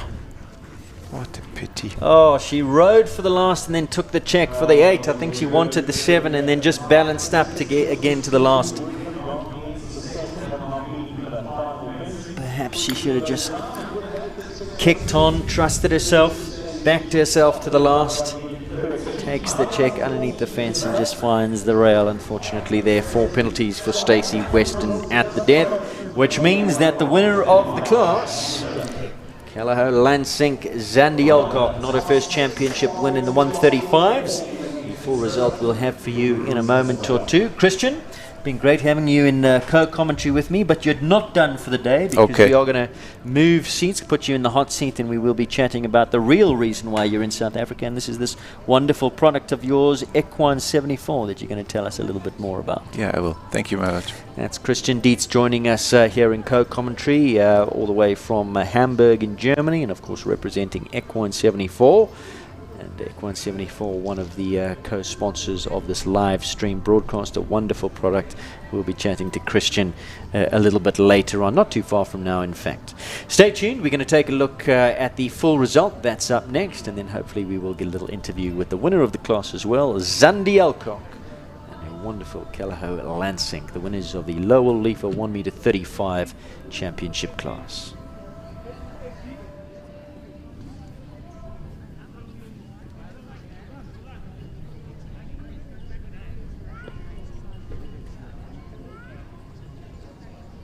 Your results for the Lowell Leafer 135 Championship class, 14 prizes on offer. Top 6 in, please, for the recognition ceremony. Top 3 to bring your groups as well. Zandi Alcock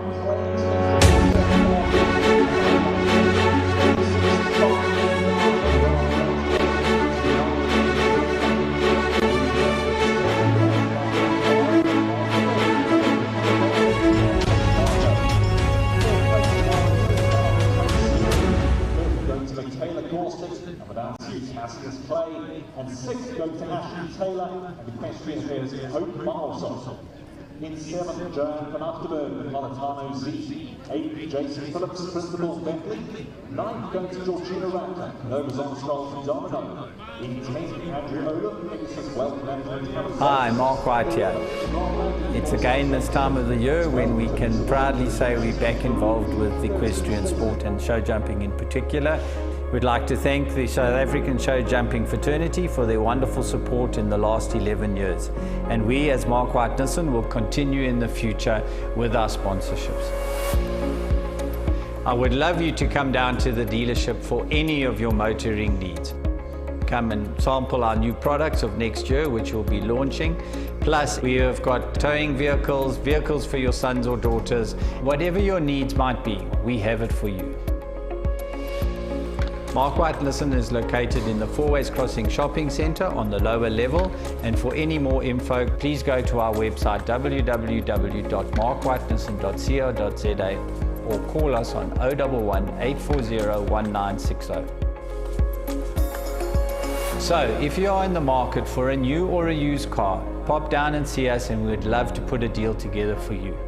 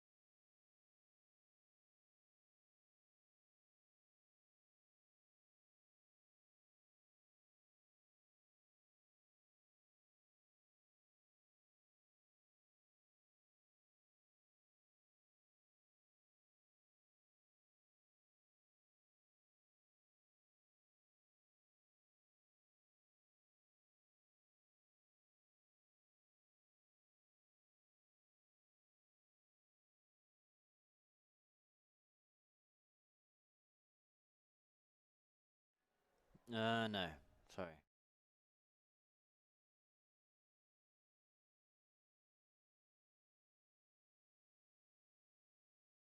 Girl is unmounted is in first because she's got weight of it.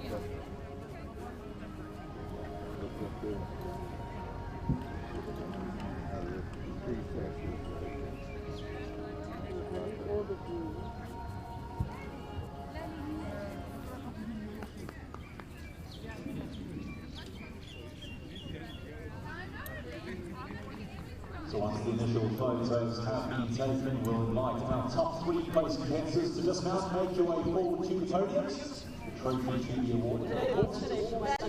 Top 6 group, one of the prizes as well. It's our very, very generous sponsors. I want the winners to recognise the grooms. Many long hours, early mornings, late nights they put in behind the scenes. Integral part of the team. Welcome back to Question Live SA, prize giving of the first class that has concluded. Championship class, well actually the second because we didn't have the 1m30s finishing this morning. Rain interrupted yesterday. Zandi Alcock, there she is, the young lady climbs to the top of the podium. Zandi Alcock prevails here. She was the penultimate competitor, second last to go on a very useful Cayleigh Lansink. And she got the fastest time here in the Lowell Leffer sponsored championship 1m35 class, 36.59. Zandi and Lansink have struck up a wonderful, wonderful partnership. Of course, he was previously ridden by rijckevorsel, whom she acquired Lansink from. Ray had many wins on the horse as well, did a lovely production job, and Zandi doing just as good a job here on Lansink, gets the win here today in 36.59. We weren't sure that anybody was going to get to Elize Steenkamp's time as the guy Cayleigh. She was the long-time leader, 36.78, and she gets second. In third place, Bakato and Hannah Garton. Wonderful that all 3 of those riders are adorned, the top 3, in a sash for first, second and third, as well as a blanket. Lowell Leffer, the sponsor of this class. Big thank you once again to them, Martin Swanepoel. So Lansink, Zandi Alcock, Elize Steenkamp, Cayleigh and Hannah Garton Bakato, your top 3 in this 1m35 championship, the first of the 3 classes today here in the Bob Charter. Of course, coming up next will be the big one, the leg number 6, the final leg in the World Cup Qualifier Series for 2021.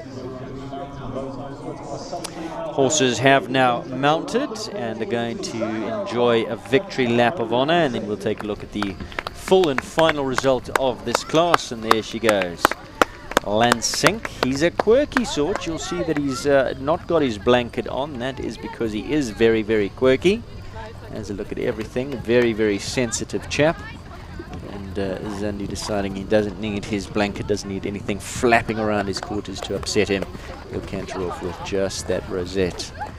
Second place to Cayleigh, Bakato in third. Then the minor money, fourth place to Cayleigh Consuri, Lara Neill, Michaela Corsten, Cassius Clay and Hope van Orshoff, Ashlee Taylor, 6. Let's take a look at that final result. There it is, your top 6. Zandi Alcock, Lansink wins the 135 championship. Elize Steenkamp back in second, Cayleigh. Hannah Garton, Bakato in third. Lara Neill, Consuri fourth. Michaela Corsten, Cassius Clay, Ashlee Taylor, Question Affairs. Hope van Orshoff gets that 6th and final place.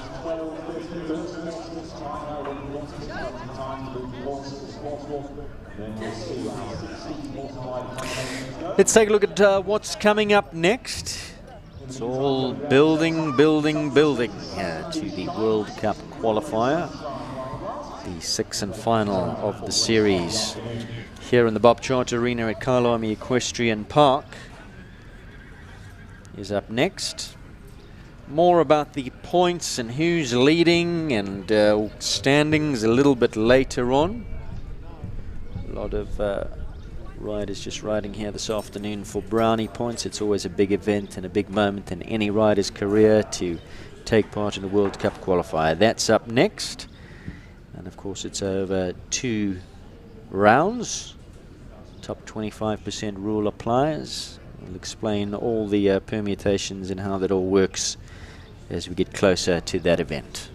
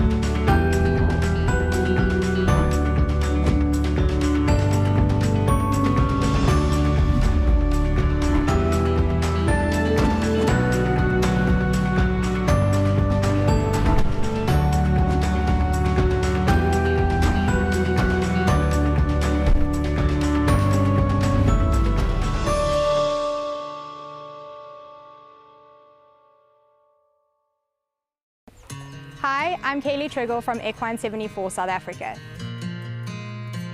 Equine 74 Gastric is an ulcer maintenance supplement for horses and ponies that absorbs the excess gastric acid caused by feeding and stress. In order to understand how Equine 74 works, we firstly need to understand how the horse's stomach works. Basically, your horse's stomach has a special feature and it produces gastric acid around the clock. Unlike humans, we only produce gastric acid when we are eating. This means that if your horse is not continuously eating or encounters any stressful situations such as loading, boxing, riding at a show, or even riding at home, they can overproduce gastric acid. This gastric acid will then slosh around in their stomach, attacking their stomach lining, which will cause lesions and ultimately gastric ulcers. Equine 74 Gastric absorbs the excess gastric acid like a sponge, ensuring a more balanced pH level in your horse's stomach. The excess acid can therefore no longer attack the stomach lining, thus preventing the development of gastric ulcers. The feed will then pass into the intestine with no hyperacidity, which usually results in optimum absorption of feed. Equine 74 should be fed continuously as a long-term maintenance supplement. It is in line with all FEI regulations and therefore can be used during events and competitions. For more information, you can go onto our website or our online store, which is www.equine74.co.za, or alternatively, you can message me privately, or you can reach us via Facebook or Instagram. If you'd like to place an order, again, you can go onto our online store, or you can contact me privately, or you can get in contact with Ashlee and Ronnie Healy from Double H Feeds, and they will gladly assist you.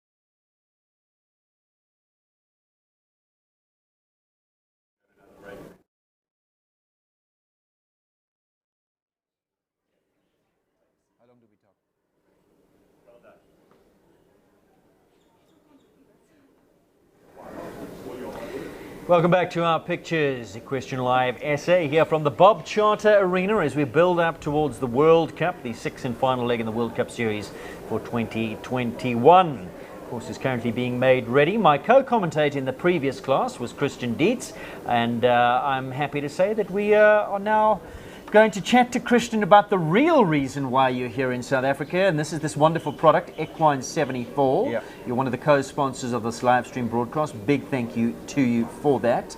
Welcome once again to South Africa, and Equine 74, this fantastic product. Tell us all about it. Yeah, well, it's a gastric product. We know that horses producing acid all the time when they are staying, eating every time. So we find out that a lot of horses have problem with this too much acid. So we start to develop on the product that helps to buffer the acid, so the digestion is working much better. The real problem is this acid and the stomach, but it turns out that further ongoing, the fermentation, everything is not working well if the pH level of the stomach or the pre-digested feed, to be clearly, is not in the correct pH milieu. That's how we created it. Acid, obviously the knock-on effects are ulcers, and the knock-on effects from ulcers are a feeling of lethargy, bad performance, difficult to get weight onto the horses, all those sort of things. What kind of things besides the acid cause these ulcers? Is stress play a part, or? Yeah. Some riders don't see the difference in the horses in terms of the color or the coat, and everything looks fine, but sometimes they're not concentrated. And this is all coming from stress, obviously, we think. Because if the horse produces 24 hours acid and has 24 hours something to eat, normally it reduces a lot, but stress is coming up. And stress is like the horses live in this fight or flight modus. So and if they get more and more in this fight modus, they run away. So everything is changing. The digestion system is changing. That we have to be careful of. So you're saying that even horses that would present as pretty laid back and nothing much is worrying them could also be suffering from ulcers. There's a huge percentage of horses I know, especially within the race horses, who live pretty much a confined life inside their boxes unless they're out working. There's very little paddock time or reduced paddock time. Something up to 95% of those horses are suffering from ulcers. Would it be a similar percentage in show jumpers? Almost.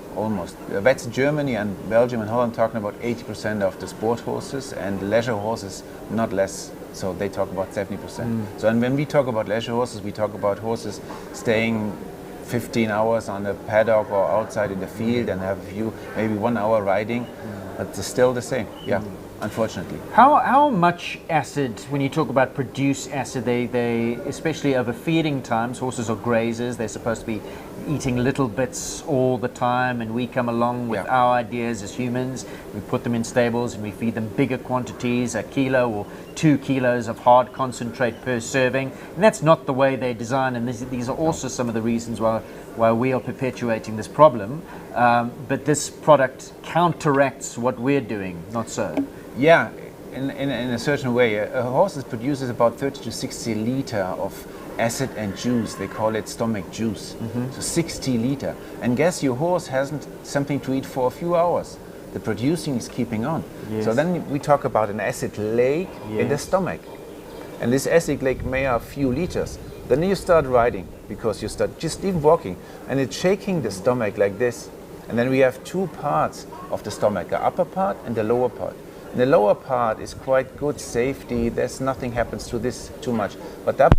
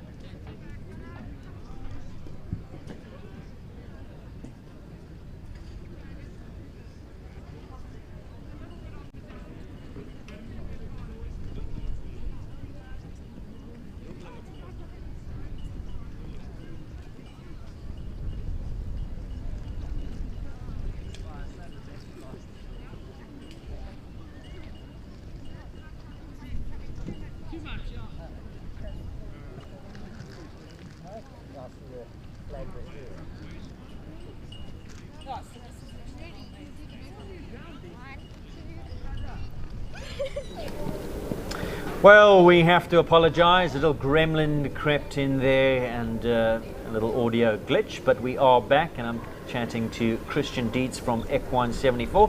Apologies, Christian. No problem.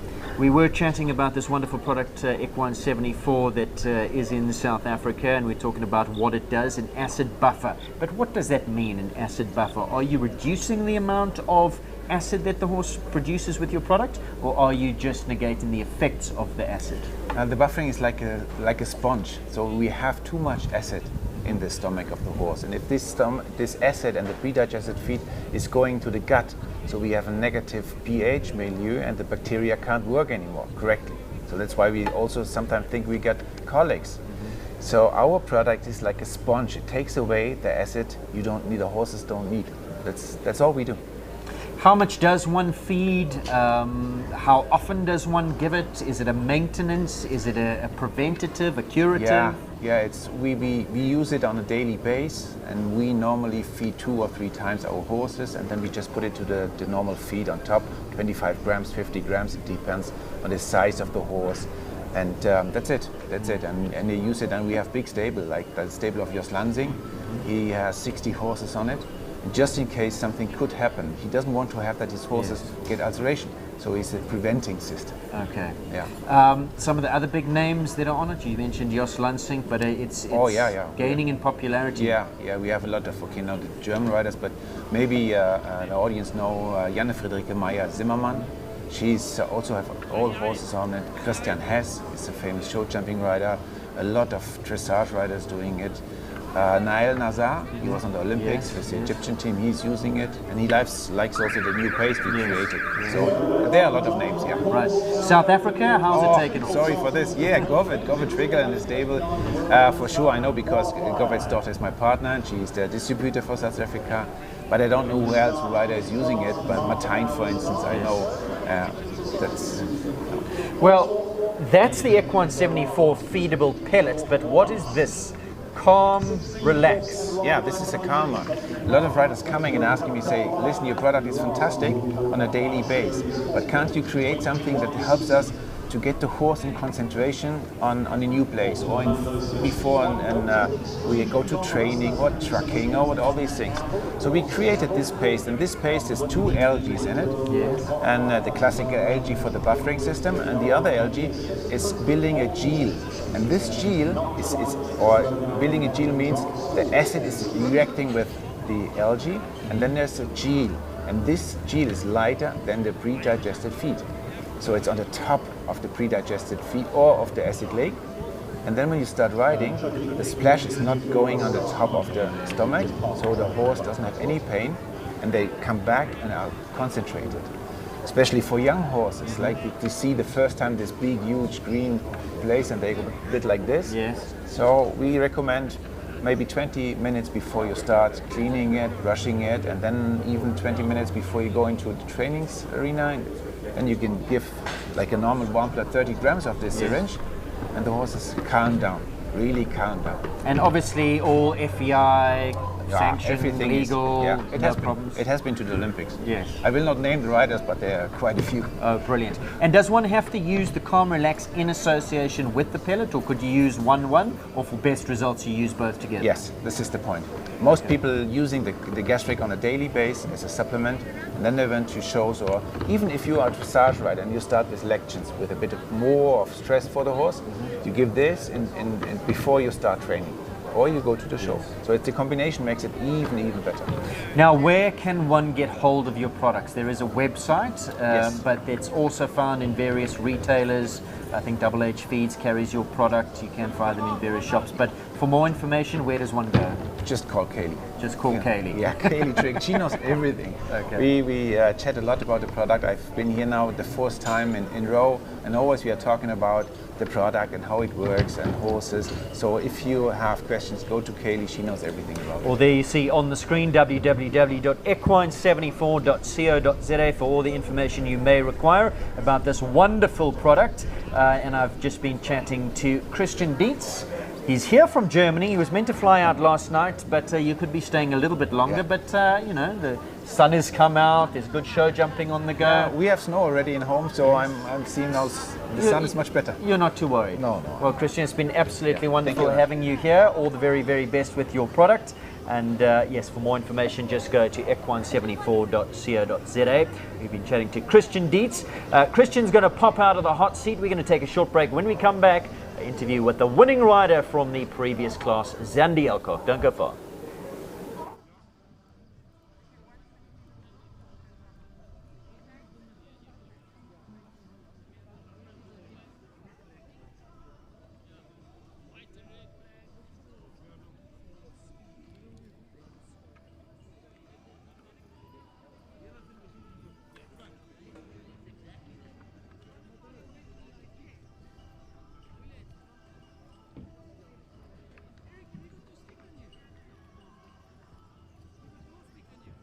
Still a strong field of competitors that we do have here today for the Reonet FEI World Cup Qualifier here in Finland. When the course closes and our riders are ready to go, it will be 12:30 as we kick things off with Michelle Fleming.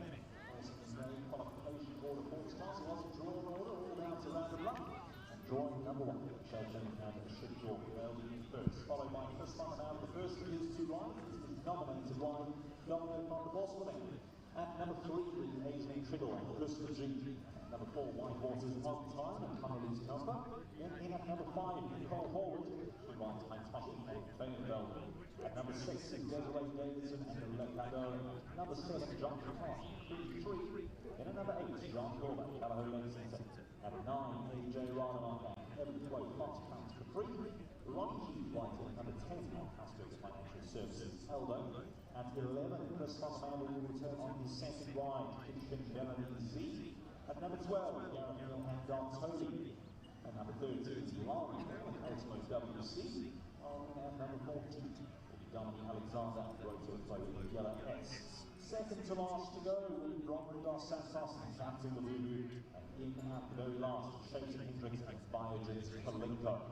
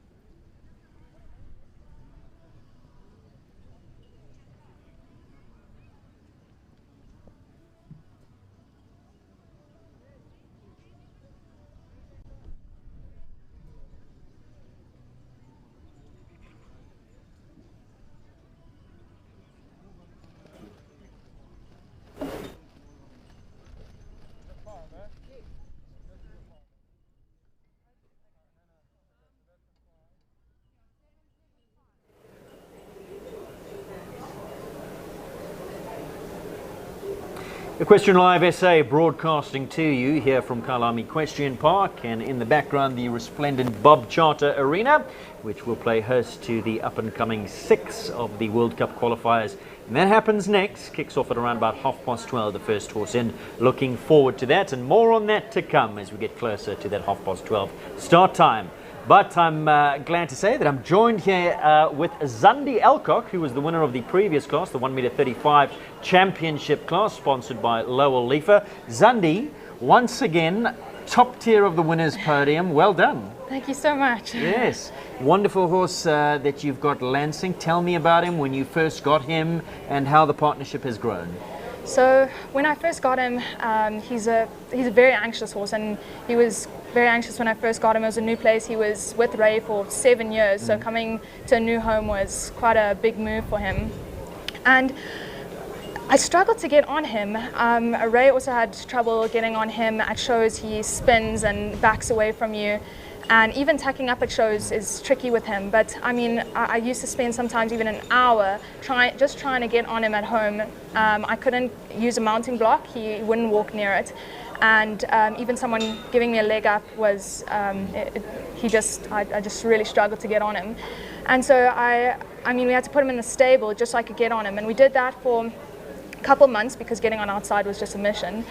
And then one day we just tried outside, and he was fine. And I mean, I spent a lot of time with my horses, and I think it was that just putting him in the stable, showing him that it was okay getting on in the stable, and just I formed a bond with him by just spending time. I read to them. I was about to say that obviously cemented your bond and gave him that trust in you that he needed, because I mean, Ray's a brilliant rider, but I remember when he won championship classes, he never used to go on the canter off because he couldn't get back on the horse. I mean, I think, you know, Ray is really busy, so he didn't have that extra time to just spend with him to form that extra bond with him. And I mean, I go to their paddocks, sit in their paddocks, read to them. I'm grooming them. I'm always the one to tack them up. I love horses so much, and I really love Lansing. He's such a I love hearing stories like that, because that's what it's all about, that bond and that partnership. But you're a winner here today. Zandi, let's take a look at your winning round,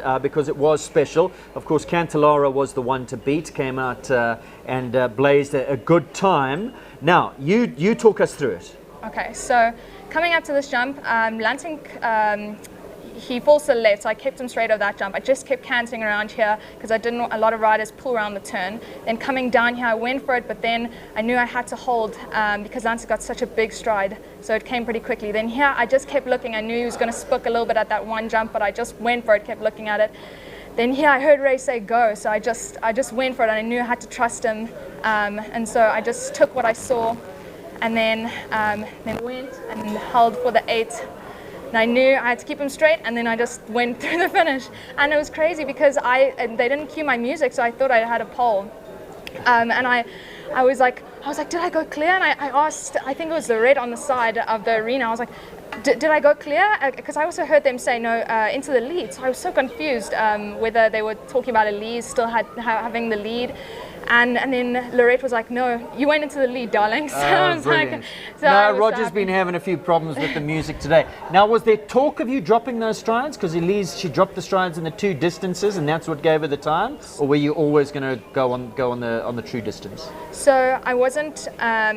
So Elize went down in the 7 to the last, and Ray said to me, he was like, Elize was lucky going down in the 7, and I mean, she rode it beautifully, but he said, don't go down in the 7, just stick on the 8. He said, Lansing's fast enough, you know, so stick on the 8. And I didn't want to have the last one down, obviously, and let him jump flat. So I just stuck on the 8, and then I just kept him straight, and imagined that there was another jump after that one. So. Oh, wonderful! Now tell me about the year that you've had, because if memory serves, the Reonet show at the beginning of the year was a big show for you. It was the first time up into the 135s, and you were well placed then. So the Reonet show at the beginning of the year was still 130s for me. Yes. I hadn't gone up to 135s. I won on bold. Okay. And And Lansing, I think I just had a pole. Sometimes he anticipates the turns and then has a pole coming out of combination. But then I went up to the 135s at Shongweni, and that was my first 135 with Lansing, and then I came second. So brilliant. Yeah, brilliant. So it's getting better and better. Are we going to see you step up to the 140s? What's the plan? When? So next year I'm going to stay in the 130s, 135s. Well, 135s with Lansing. Bold will also appear more in the 135s. I've got to stick in those grades for the beginning of the year because I want to qualify for the Aachen World Jumping Challenge, the replacement event for the Youth Olympics. Brilliant. So, but then I'll definitely be going. I'll go up to the 140s and then drop back down to the 135 so I can keep my points up. But yeah, I'm definitely planning on going up to 140s. But it's also up to Ray. You know, I trust him like with my life. So he's an incredible coach, and he's definitely one of the reasons that I'm sitting here today. So I trust him. When he says that I'm ready, then I'll go up and I'll be ready. Super proud of you. Super proud of your horse. You're riding at the top of your game. Wonderful watching you take the win here today. Well deserved. Thank you. And many more to you in the future. Well done. Thank you so much. That's Zandi Alcock, who took the win in the lower leaf for 1 meter 35 championship class. The class that's just concluded. They're still walking the course for the World Cup. That's up next. It's all getting very exciting here at Cayleigh Equestrian Park. You're tuned in to Equestrian Live SA. Don't go far. The World Cup, that's up next.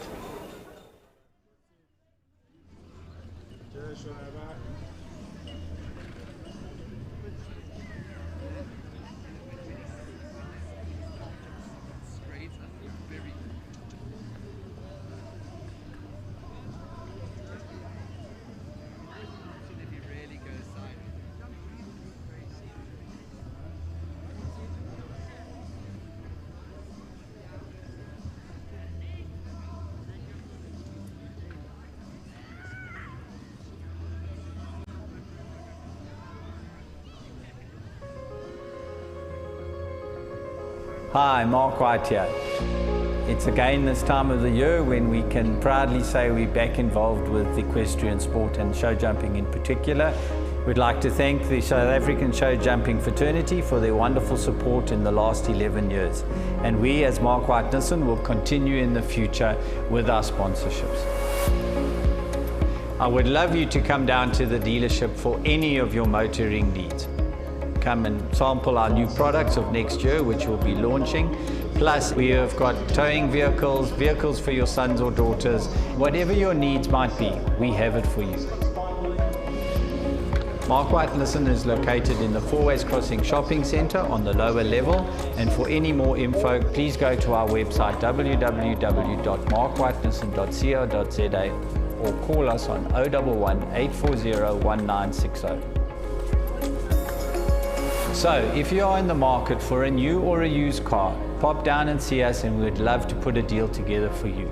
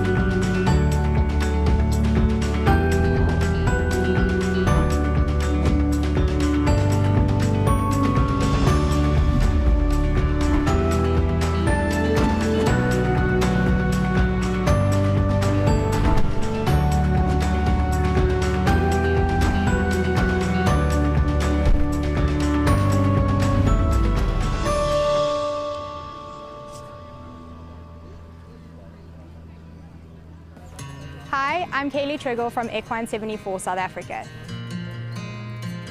Equine 74 Gastric is an ulcer maintenance supplement for horses and ponies that absorbs the excess gastric acid caused by feeding and stress.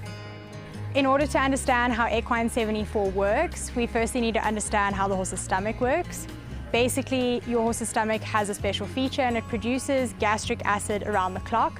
Unlike humans, we only produce gastric acid when we are eating. This means that if your horse is not continuously eating or encounters any stressful situations such as loading, boxing, riding at a show, or even riding at home, they can overproduce gastric acid.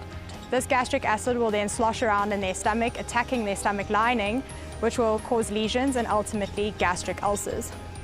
Equine 74 Gastric absorbs the excess gastric acid like a sponge, ensuring a more balanced pH level in your horse's stomach. The excess acid can therefore no longer attack the stomach lining, thus preventing the development of gastric ulcers. The feed will then pass into the intestine with no hyperacidity, which usually results in optimum absorption of feed. Equine 74 should be fed continuously as a long-term maintenance supplement. It is in line with all FEI regulations and therefore can be used during events and competitions.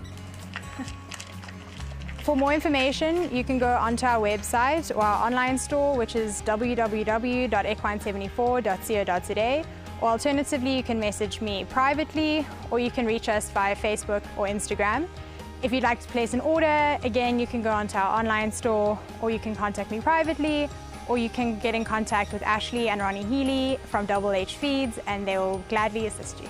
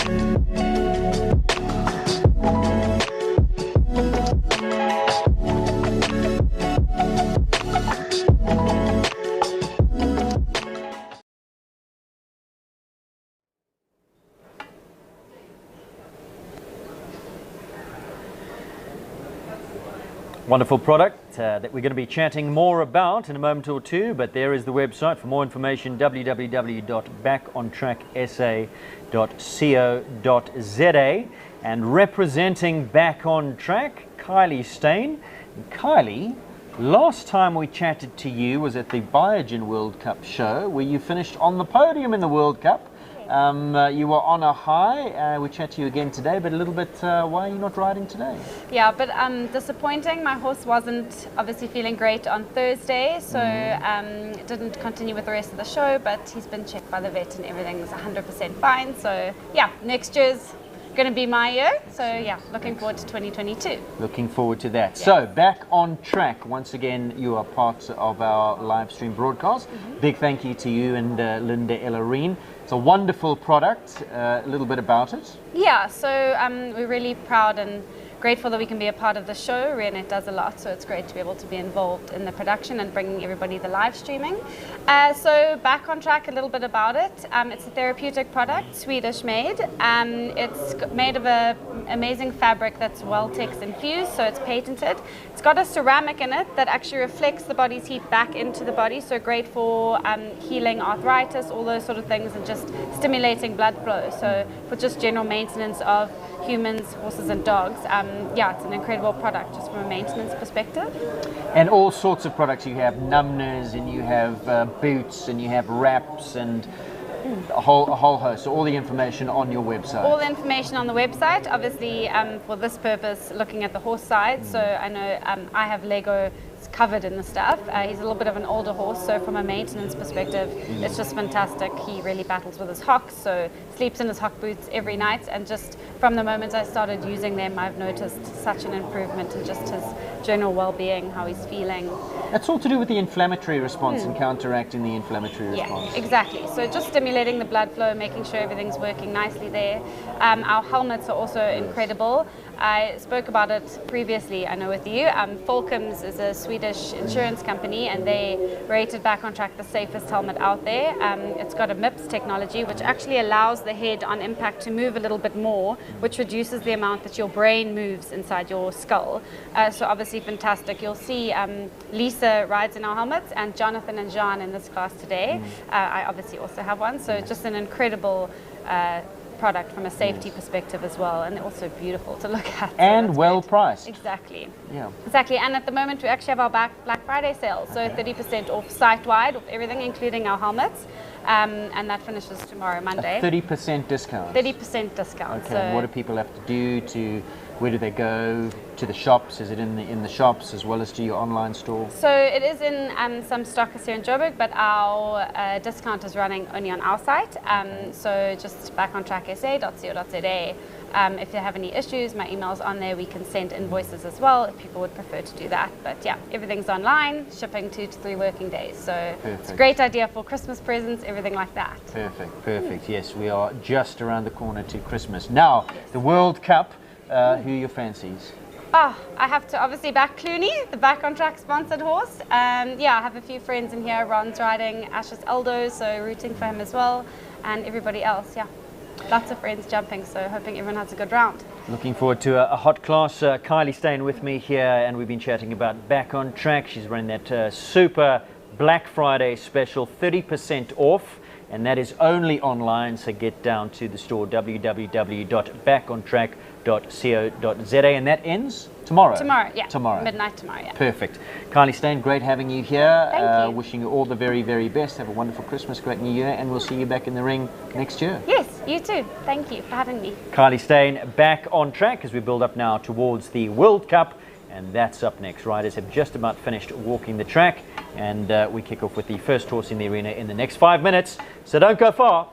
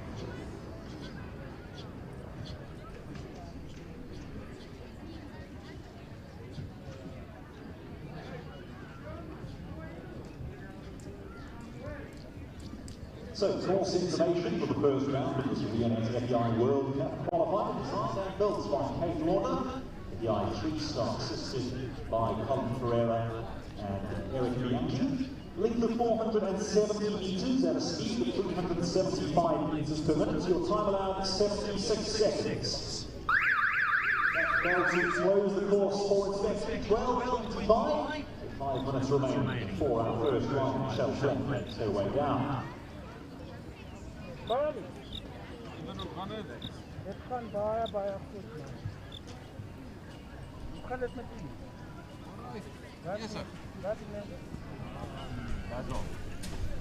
Welcome back to the Bob Charter Arena. There it is, looking resplendent. The sun has come out, and And we're in for a wonderful, wonderful class here. That's up next, the Reonet sponsored World Cup qualifier. And with me here in co-commentary, the man behind Reonet and the sponsorship, Gareth Triggol. How are you? Good afternoon, Aidan. Yeah, lovely sunny day, huh? After the rainy weekend.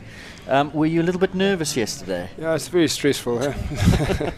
Well, we're in for a wonderful day's jumping, and it's a good class. There are a few scratchings. 17, 18, 19 and 20 have come out. Why are you not riding? Volker's not well. She's been diagnosed with bone bruising. I've been battling a little bit with her for the last 18 months. When she feels great, she wins. And then I haven't had a few classes where I didn't quite understand what was going on.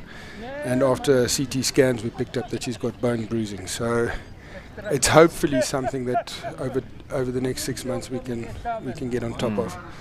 So I could get another season out of her. I mean, you had a wonderful class at the beginning of the year in your Reonet sponsored show in the Peter Mini, and on that occasion your wife Aisling was sitting in commentary, and it's a full 180 now because she's riding in her first World Cup today and you're sitting in commentary. Well, let's hope she can win today. I think she's very excited. Obviously a big day for her, and yeah, I'm very proud of her that she's come out and going to give it a bash. Let's look at the standings now, Gareth, of the World Cup Series for this year, and you can take us through it. Lisa Williams at the top, 71 points. She's not riding today. She doesn't have to. No, she doesn't have to. I think she had a slow start at my show. She actually had a fall in the jump off. I think she was still placed.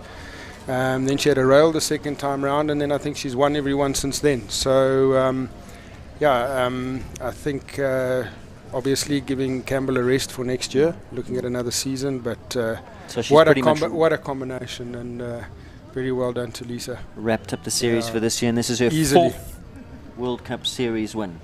Unbelievable, unbelievable. And I mean, I was lucky enough to tour with her overseas, and it was often they underestimated this lady arriving in a two horse trailer with one horse, and she's just carried on from there. It's been great.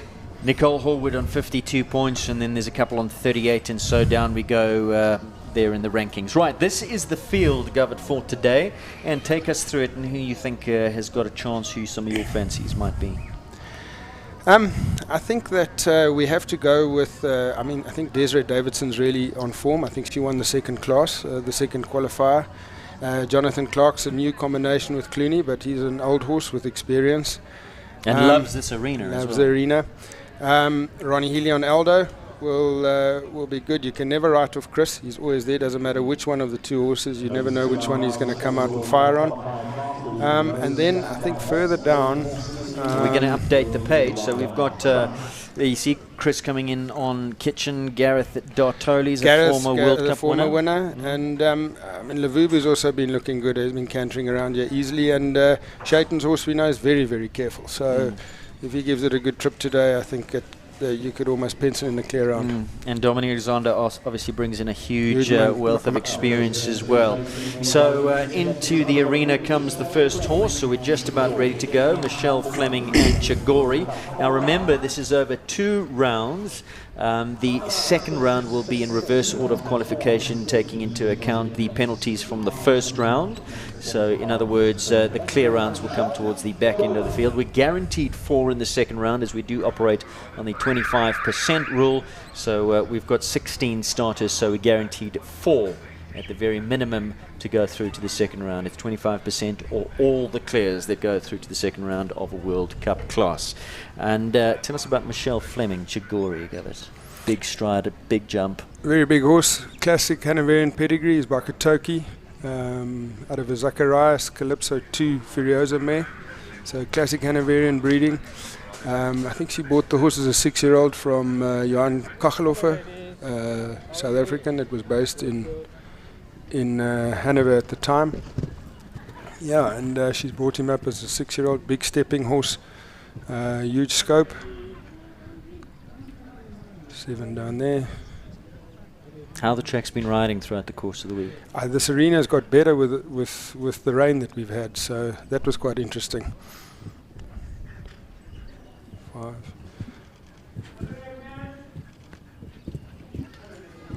Brings a huge amount of power and scope, this horse.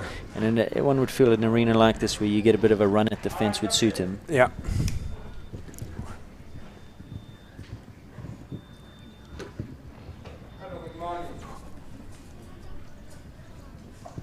And a bit about Michelle. She is a... I think she's an actuary, and I think she runs the family business. I wonder what the time will be like. You had an option to go inside there to that triple bar. I don't know if anybody's going to do that. Oh.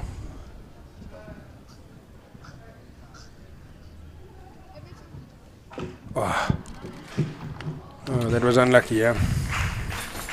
Very good round. Very nice round. Just the Kura double of verticals to finish coming into play there. The time 71.03. Is she inside the time?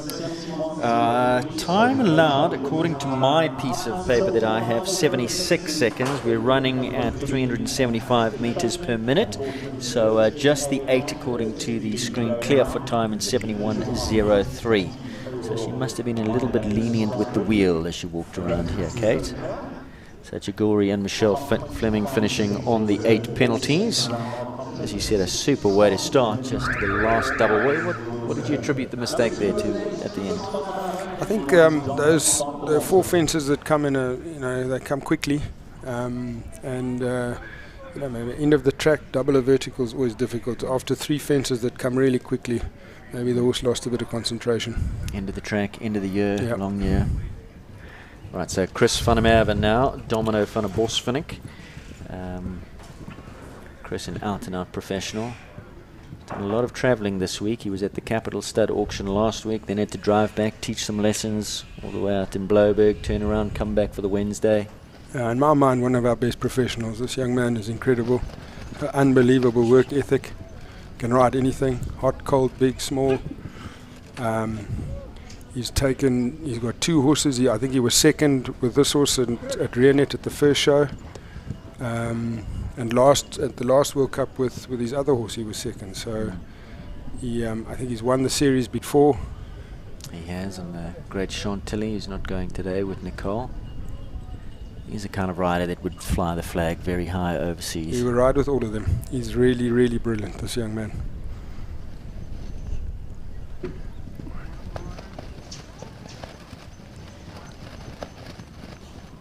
And Domino van der Bosvinnik, well performed.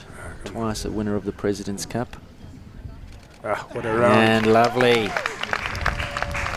69.49, super time. He just put him in such a good rhythm, didn't he? Yeah. It was a true 375 rhythm. He doesn't make mistakes. Chris doesn't make mistakes. Very, very nice. So guarantees his spot in the second round. Remember, all the clears go through, all the top 25. Right. Kushta G, Govert, how are your nerves? It's not so easy, but I've got faith in my AZ. She's worked hard. It's been 3 months. 3 months ago we had a little boy, and it's remarkable how quickly she's come back and I think doing her first World Cup.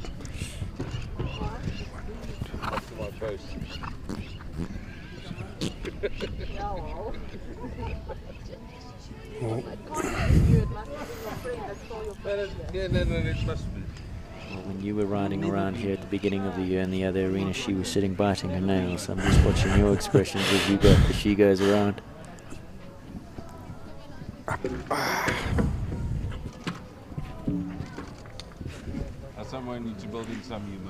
Where was her head at last night when she was thinking forward to today? She was very good, she's a strong lady, very strong mind, determined, and I had this horse overseas. It's not that easy to jump clear rounds on, and hence I gave him to Barry when I got back. But one thing he has, a scope, and he's honest. And she loves him. She loves him, and he jumps well for her.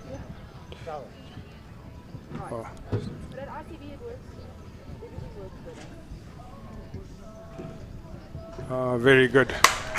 I'm very happy for her. All well done. Smiles. Well done, Aisling Triggol. 16 penalties, but you happy? She'll be happy. Very happy. It's her first trip around here. She hasn't done many of these, and first of many. First of many. Well done. So that's our third competitor. Fourth in is White Waters on time, Annelies Kamfer. already have the first clear. Domino van der Bosven and Chris van der Merwe giving us a wonderful clear. Shagori Michelle Fleming just having the final double of verticals down. Annalise Comfort comes in now on this 13-year-old stallion by Beach Haven on track. Annalise, another rider who does a lot of travelling. And she is super positive, attacking forward rider. She epitomizes guts and determination, this girl. And a scopy horse, it has to be said. Yeah, that's a very, it's a family affair, this, the mom in tow, and it's good to see.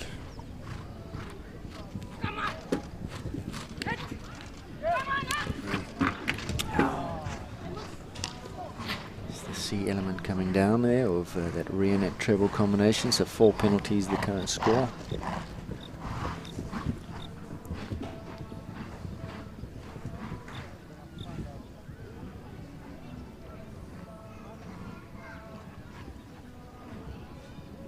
One would feel again this sort of environment would suit this horse quite nicely, where he can run at the fences just a little bit more. He runs and jumps and she rides him in that way. He likes to go that way.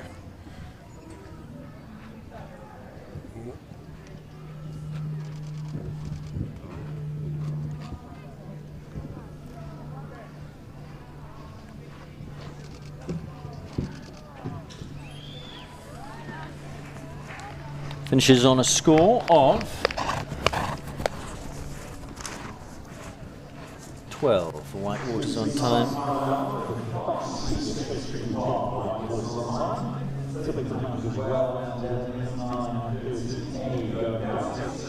16 penalties, I beg your pardon. Whitewater's on time. It was 4 down, 16. Hitoshi van der Kruijenvelden and Nicole Horwood are next to go.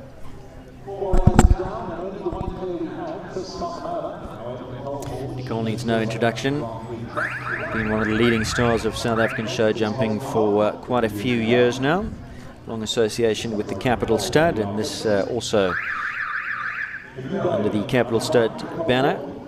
Hitoshi van der Kruijenvelden, Nicole Horwood, owner Henning Pretorius and the Capital Stud. Another horse that does enjoy this arena, was an emphatic winner 2 years ago of the Gauteng Champs. He absolutely galloped around here. He's won quite a few championship classes in his day.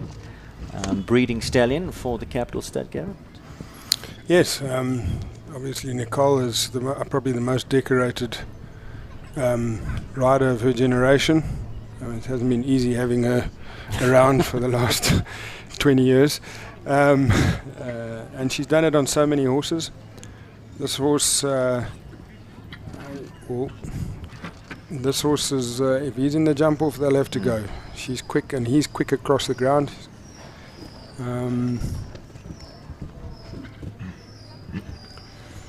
Winning mood, Sia de Bourgie, Lurana, Graf Gotthard, Lugano. So we've had got a very interesting pedigree. We've had another very good breeding stallion by Sia de Bourgie, which was Linda Rabi's stallion that bred the chestnut that Rivaldo, that Roger Hessen used to ride.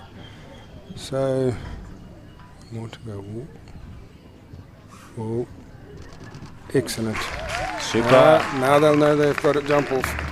Now, what does that do for a rider in the warm-up paddock, knowing that there are already 2 clears and Nicole's gone clear? Does it put the pressure? Do you feel it up there in the warm-up? Do you know what's going on, or are you just in your own game thinking about what you've got to do? I don't think you should be worrying about other people. Yeah, I think your first job is to focus on your job at hand, your horse, what you have to do to jump clear. One jump at a time. So you mentioned Desiree a little bit earlier on. What a cracking year she's had. Still relatively new to the 150s, but the way she's going, you wouldn't say it.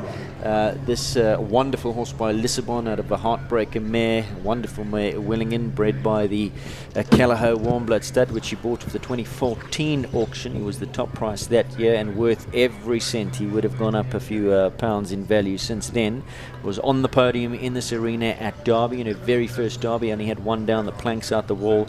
Was on the podium at the recent Burlington Cup. She's just finding the 150s well within her stride. Oh, that was bad luck. It was one of 2 horses bred by Cayleigh in this class. I think this mare would be probably Ian's best mare. If you look at, I mean, it's the two others that are jumping. Liantos. Fanatica was one, and Liantos.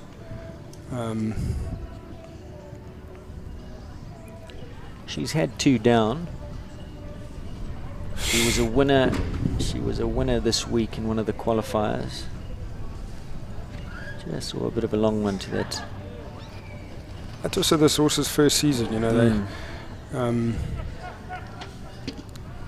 the World Cup is just that little step up from a normal 150 class. So he will also get used to jumping at this level and figure it out. And this will be a combination to be reckoned with next year. Absolutely. She's certainly stamped herself this year. That ride around the Derby was wonderful. 17, not her day today, but she'll be back. I know that Desi will be a little bit disappointed more with herself there, but I don't think she's got any reason to be. As Gareth said, a World Cup is a step up. And what a wonderful year she has had. Liquido moves out. Moving in is Clooney 3 and Jonathan Clark, the rider on this horse, and was winner of the World Cup, I think 2 years ago, the first of the series in this arena. In this arena, yes. And of course he won the South African Derby 2 years ago in this arena. He does love the Bob Charter. He's a horse that we've spoken about it before, is suited to this sort of outdoor venue. And Jonathan Clark rides him here this afternoon, of course, formerly partnered by Ryan Korba. But Jono now in the saddle, and what a master he is. The best.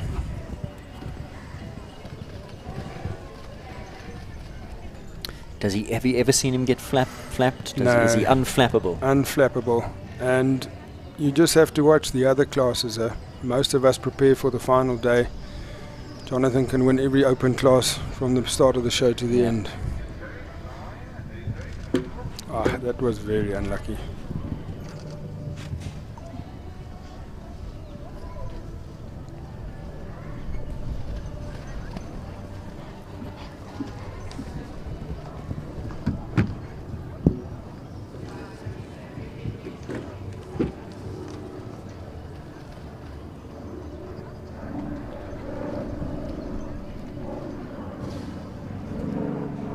Would that just be the two of them needing to... Yeah, they just need to find each other.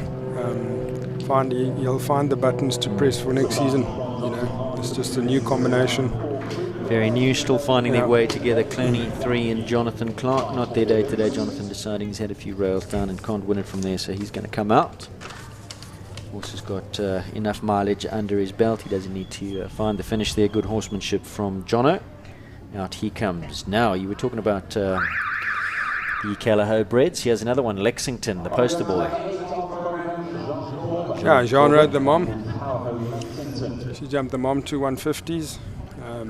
The grandmother of this horse, the Raphael Watzmann Gotthard mare, Rivella. She bred a 160 World Cup winning horse called Sinclair, Christian Arman rode. I think based on that, Ian imported her. So this would be one of his foundation mares. And as a stud, it's a big kudos to them to have 2 horses at this level that they've bred. And big feather in the cap of both Jean and Desiree that they've produced the horses right from the beginning. Absolutely. And that means a lot to a rider. Absolutely. And you know, in a way, they know these horses better than, you know, these horses know them. And winning at this level is about partnerships. Bird. Can we lodge an objection? Yeah. I don't know if the viewers saw that, but right in front, coming to that rubber sealant vertical, a bird probably just distracted the horse. I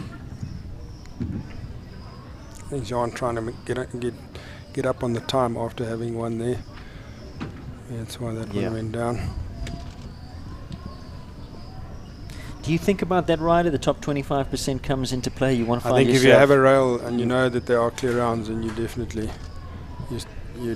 speed up a bit to try and get into the top 25%. 2 down, 8 penalties there for Jean. We're going to take a look at the replay. Let's see if we can see that pesky bird. She comes around the corner here. Couldn't really see it on the replay, but it's definitely a distraction going into that. But she did have the second rail as well. So 2 down on the point of the top 25%. It means that 4 will go through. So Toshi clear, Domino clear with Chris as well, and still in the top 25%. Lexington sits in third, 8 penalties in 69.97, and still in that top 25% who will move through to the second round at this stage. Shagori and Michelle Fleming 1871.03. So 1 rail at the current time will see you through. In fact, 2 in a quicker time than 71.03 will go through, but of course still plenty more to come. Well, we're at the halfway point. In fact, 8 have gone, 8 left to come with 2 clears. AJ Rademacher is currently on the go here on Ebb and Flow Font Count Capri. So I've got, if I have it correct, the font stud belonged to a gentleman called Neville Cumley, who I met, who they bred near Reonet, where his stud was. And the fascinating thing about Neville was that he was blind. And he bred horses, and he used to, I was on the farm and I'd witnessed him actually used to feel what his horses looked like, which is quite an incredible thing. So if it actually comes from the font stud, then I think it was bred by Mr. Neville Cumley, who's blind. Incredible. And AJ himself based in the Eastern Cape out of George, I believe. Yep. So a long way to travel, not a huge amount of equestrian sport going on in those parts of the world, although PE and that area have produced some very, very good riders. We saw him out at the Biogen World Cup not too long ago. That's a new, also again another new horse at this level, and they have to see a few of these tracks before they really get comfortable. Yeah, not easy from those parts of the world. It would, no, we've seen AJ do it, Georgia do it. They've tried and pull together a few shows and stay in town for an amount of time. So let's take a look at the replay here. Gareth, you can talk us through exactly.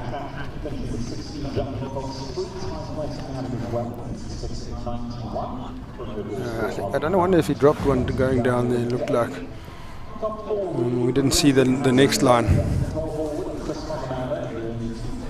So AJ Rademacher out of the top 25%, 19 penalties, 3 of those being for time for Ebb and Flow Font Count Capri.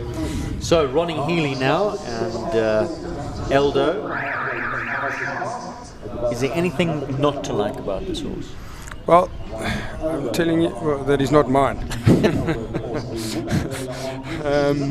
think Eldo is, his pedigree is hot property at the moment. He's the Eldorado van der Zeshoek. I think, if I'm correct, he might have just overtaken Chaco Blue, the top of the standings, with the Great Electric Blue, Killer Queen.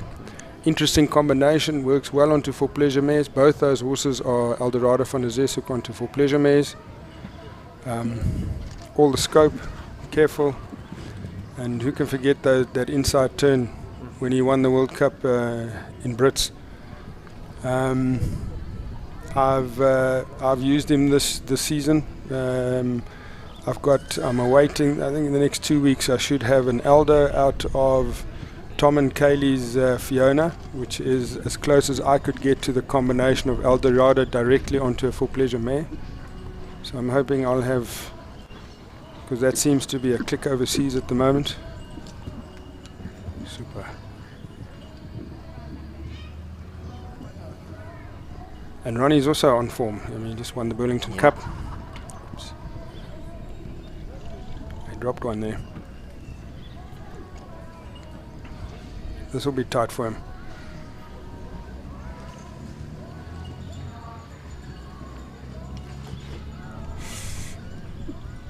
Oh.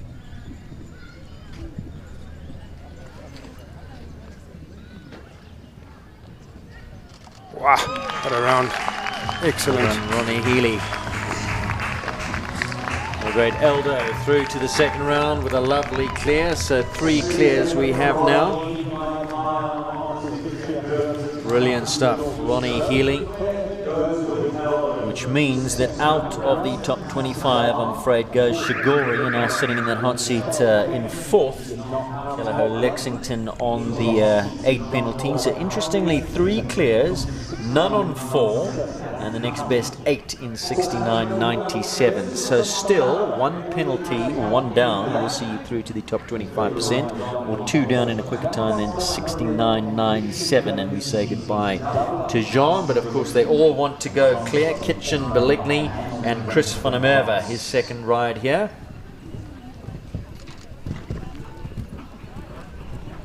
Gave a wonderful display, finishing up a very, very good second at the last of the World Cups at Maple Ridge, Biogen World Cup qualifier.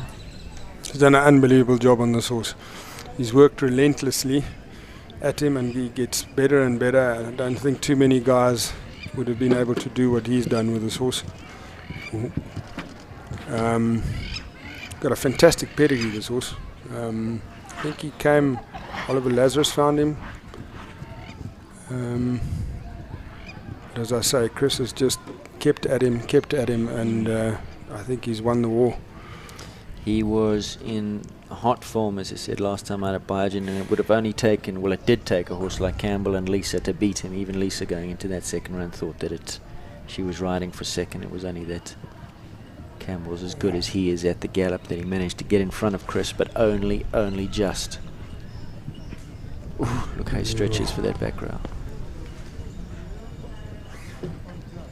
That's horsemanship at its best. Super clear from Chris van der Merwe. And that gives him his second clear. So he was the first clear on Domino. Itoshi was the second clear, Eldo, and now Chris once again. So 2 from 2. Now talk to us about the nomination process, Gareth, if you've got 2 in the class. Yes, you've got to draw your nominated horse first, and you have to ride that horse first. And then whatever number you've drawn for the second horse, then you draw your second horse. So, is it a surprise that we see him nominating Domino, as is given what happened at Biogen? Domino was the nominated horse. He came out on Kitchen, almost won the class, and today he's gone with Domino once again. I think Domino, bigger arena like this, Domino's got more experience. I think that if Kitchen keeps jumping like that, he would be able to. He would really struggle to decide on which horse he's going to ride properly, because that horse has now delivered 2 clear rounds and 2 World Cups. Yep. Gareth Neill, Dartoli, a former winner of a World Cup out at Polokwane's Revel Stables.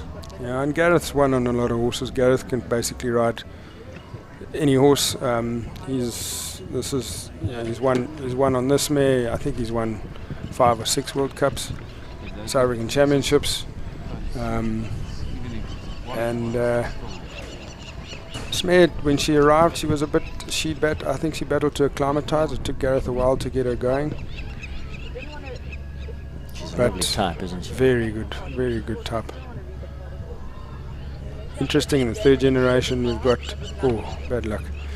3rd generation we've got a stallion called Dageraad, which stood in the Cape for a while with a Dageraad stud.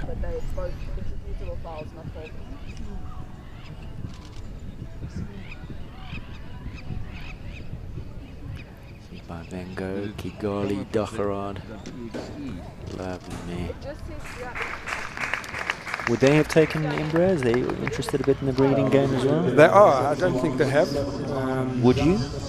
I would take Ambrose for the World Cup winning mare. Why not? Let's take a look at the replay here. So just to check her. She jumps left sometimes. Yeah. Does a great job on her. 4 penalties, and that is just out of that top 4. So now it's all down to the clears, I'm afraid. Less than a clear and you won't be going through to that second round.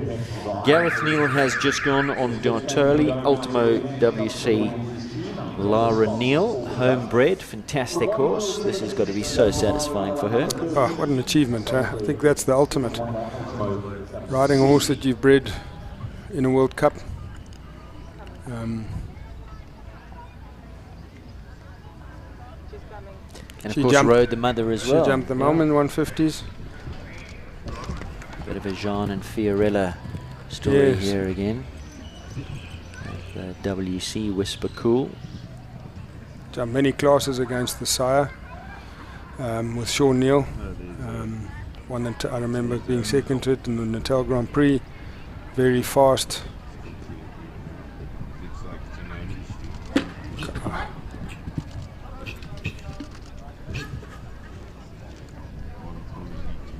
And exciting times for you. Let's touch on that and your new venture. What new venture? Your breeding. You're very passionate about it. I'm very passionate about the breeding, yes. We've got 22 foals arriving this season. Ooh, how good was that How horse? did he get out of there? Stay on, Laura. Just got to think about the time a little bit now, because he did run wide around there.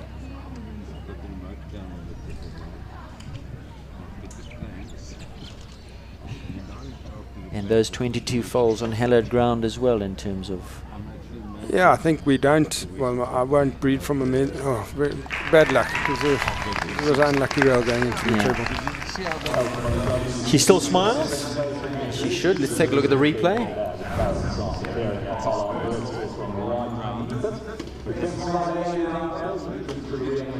Oh, hit it in front. Going, unfolding a bit quickly, getting ready for the vertical. 4 penalties. So going through to the second round, Hitoshi, Domino, Kitchen, Elmo. Dominic Alexander, Rotaflow, Yella.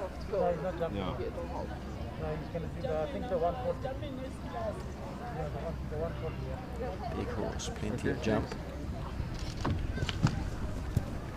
You're riding under the Rotaflow banner. The horse is manuring. Go down on 8. Let's do the 7.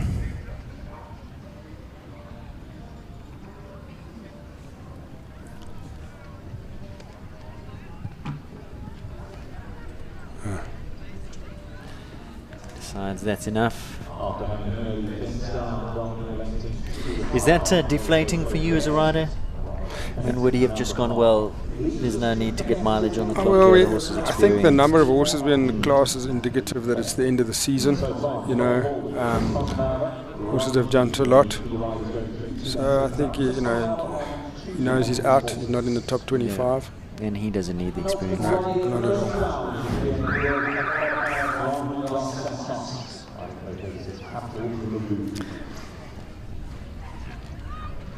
Capital of Vubu coming in now. This is Bronwyn De Santos. The horse, you just look at him. He's magnificent. Looks born to jump big classes, doesn't he? Scope, Big. and then some more scope. Yeah. Pure Grand Prix type of a horse. So Bronwyn has done very well with her 2 horses. She's taken her time.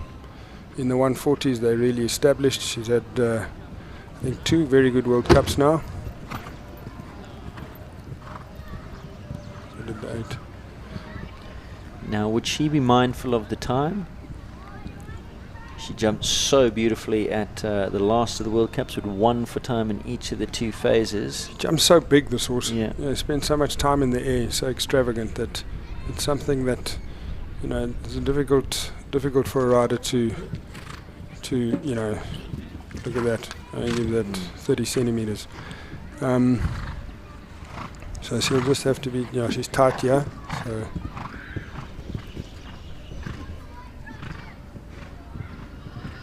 wow.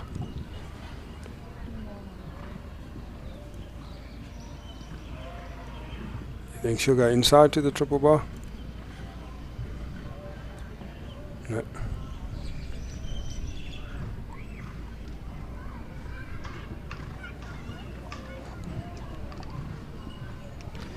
Time allowed 76. Got to be mindful. Wow. Whoa. Well done. 75.93 the time, just inside of that 76 seconds. Beautiful round. Our fifth clear round. Bronwyn de Santos and Lavubu. Wow. 5 clears now in this first round of the Reonet sponsored World Cup qualifier here, the last of the season in the Bob Charter Arena. And last to go in this first round, Trayton Hendricks, number 16, brings in Biogen's Kalinko. Had a wonderful season on Kalinko. Was not seen out in the last World Cup qualifier at Maple Ridge. Decided just to give the horse a break, as his first foray into the World Cups was at Shongweni. Went super well there. He was third. Yep. And he said the horse just needed to come back, take a breather, and also he thought that this Bob Charter would be very suitable to the horse, and that Maple Ridge might be a little bit on the tight side in a World Cup and only his second outing. So good horsemanship. Very good. Very stylish rider. Very good, accurate.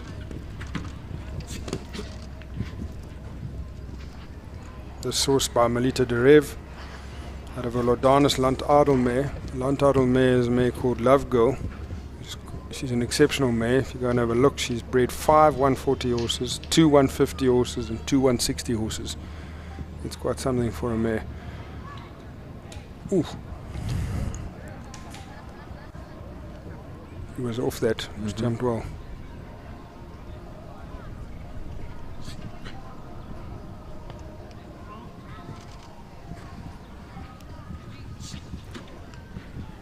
Just the double to come. Ah, great ride, Jodi. Super.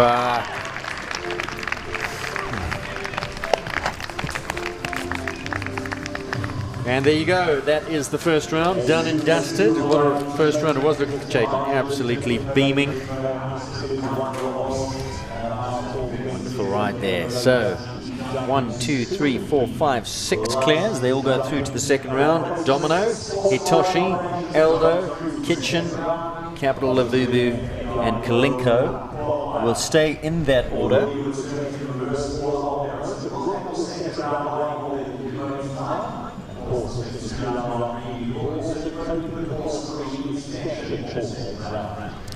Toshi last to go.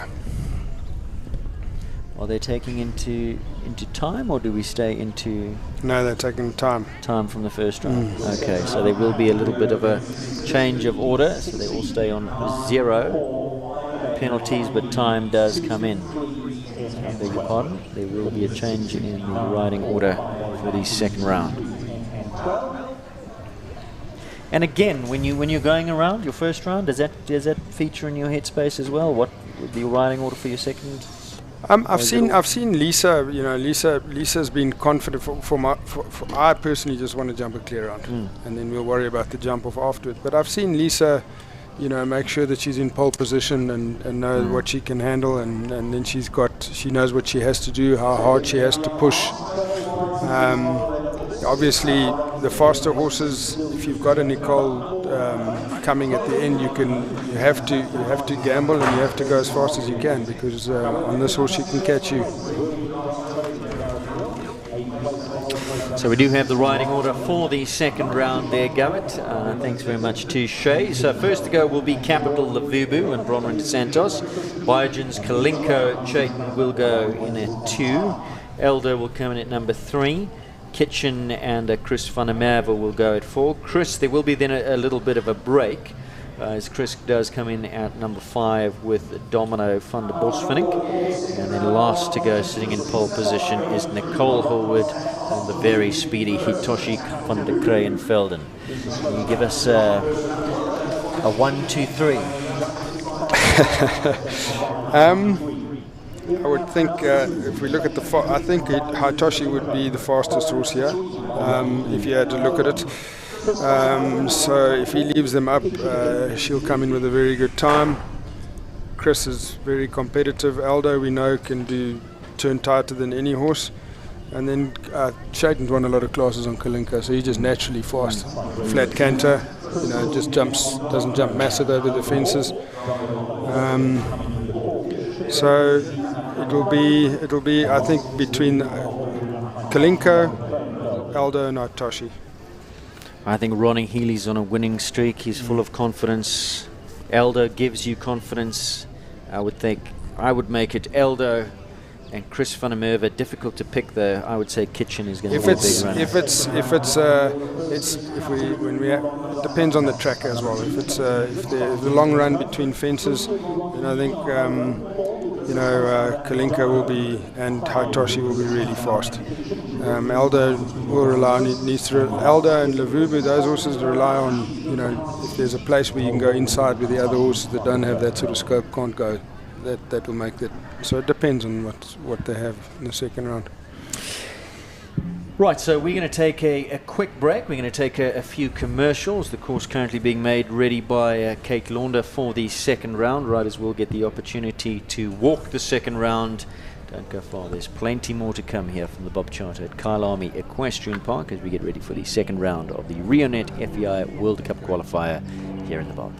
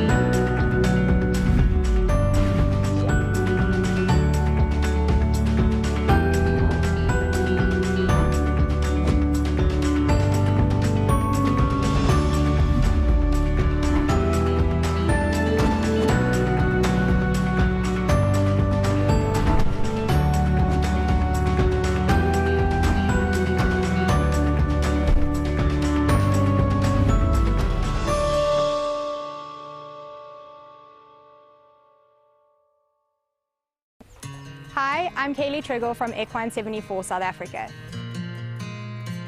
Equine 74 Gastric is an ulcer maintenance supplement for horses and ponies that absorbs the excess gastric acid caused by feeding and stress. In order to understand how Equine 74 works, we firstly need to understand how the horse's stomach works. Basically, your horse's stomach has a special feature and it produces gastric acid around the clock. Unlike humans, we only produce gastric acid when we are eating. This means that if your horse is not continuously eating or encounters any stressful situations such as loading, boxing, riding at a show or even riding at home, they can overproduce gastric acid. This gastric acid will then slosh around in their stomach, attacking their stomach lining, which will cause lesions and ultimately gastric ulcers. Equine 74 Gastric absorbs the excess gastric acid like a sponge, ensuring a more balanced pH level in your horse's stomach. The excess acid can therefore no longer attack the stomach lining, thus preventing the development of gastric ulcers. The feed will then pass into the intestine with no hyperacidity, which usually results in optimum absorption of feed. Equine 74 should be fed continuously as a long-term maintenance supplement. It is in line with all FEI regulations and therefore can be used during events and competitions. For more information, you can go onto our website or our online store, which is www.equine74.co.za, or alternatively, you can message me privately, or you can reach us via Facebook or Instagram. If you'd like to place an order, again, you can go onto our online store, or you can contact me privately, or you can get in contact with Ashlee and Ronnie Healy from Double H Feeds, and they will gladly assist you.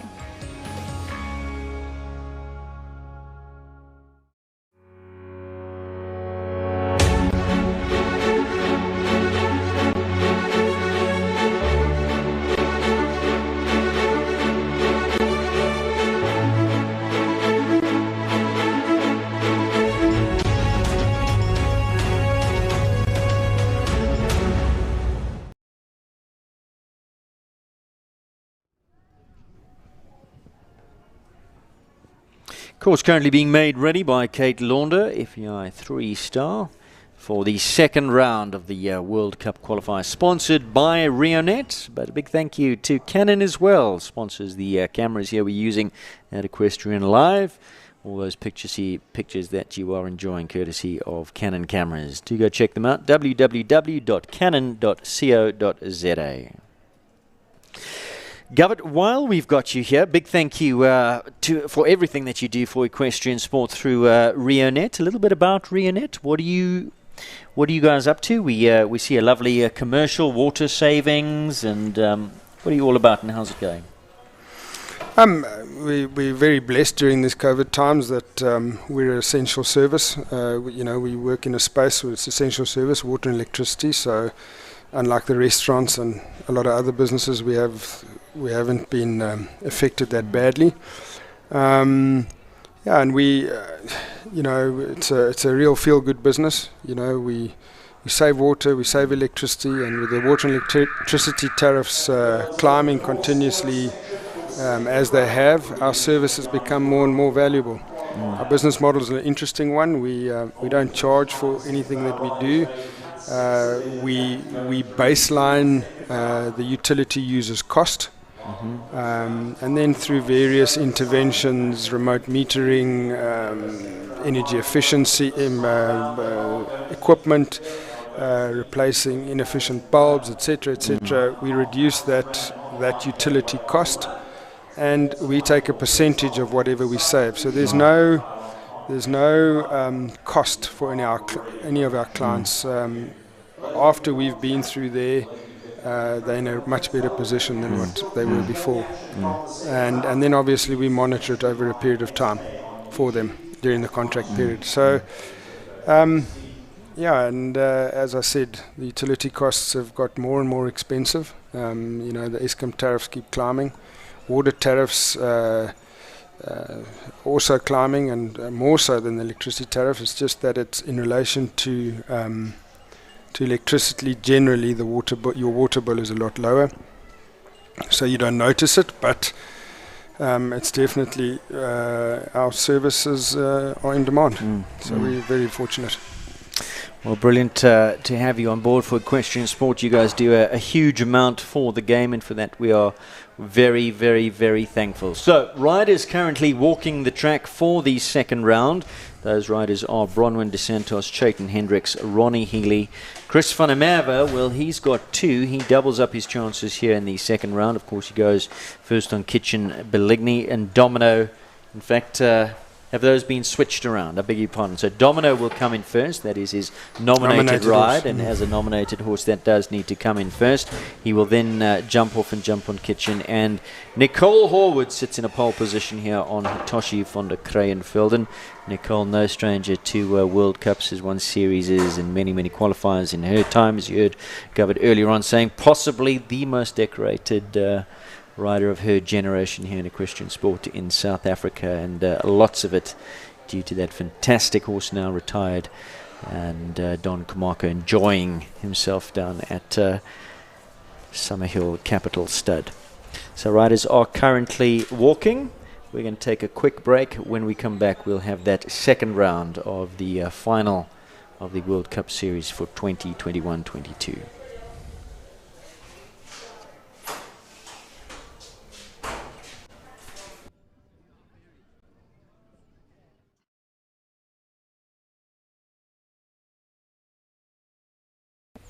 Hi, I'm Cayleigh Triggol from Equine 74 South Africa.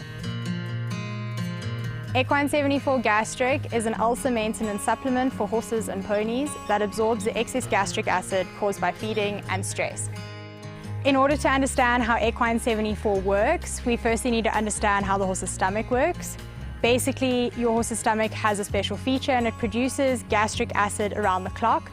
Unlike humans, we only produce gastric acid when we are eating. This means that if your horse is not continuously eating or encounters any stressful situations such as loading, boxing, riding at a show, or even riding at home, they can overproduce gastric acid.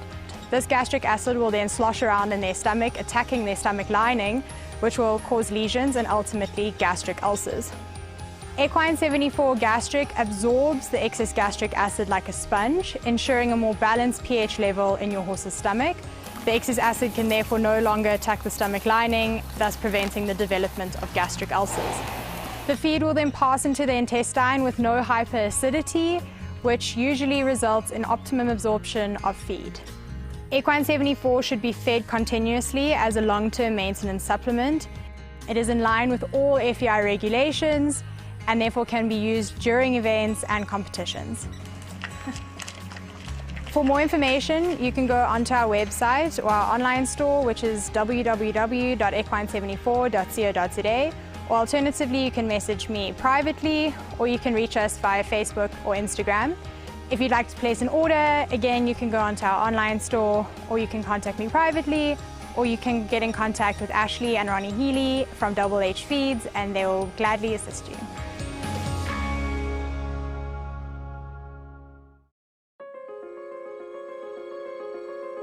Hi, Mark White here. It's again this time of the year when we can proudly say we're back involved with equestrian sport and show jumping in particular. We'd like to thank the South African Show Jumping Fraternity for their wonderful support in the last 11 years. And we as Mark White Nissan will continue in the future with our sponsorships. I would love you to come down to the dealership for any of your motoring needs. Come and sample our new products of next year, which we'll be launching. Plus, we have got towing vehicles, vehicles for your sons or daughters. Whatever your needs might be, we have it for you. Mark White Nissan is located in the Four Ways Crossing Shopping Centre on the lower level. And for any more info, please go to our website www.markwhitenissan.co.za or call us on 011 840 1960. So, if you are in the market for a new or a used car, pop down and see us and we'd love to put a deal together for you.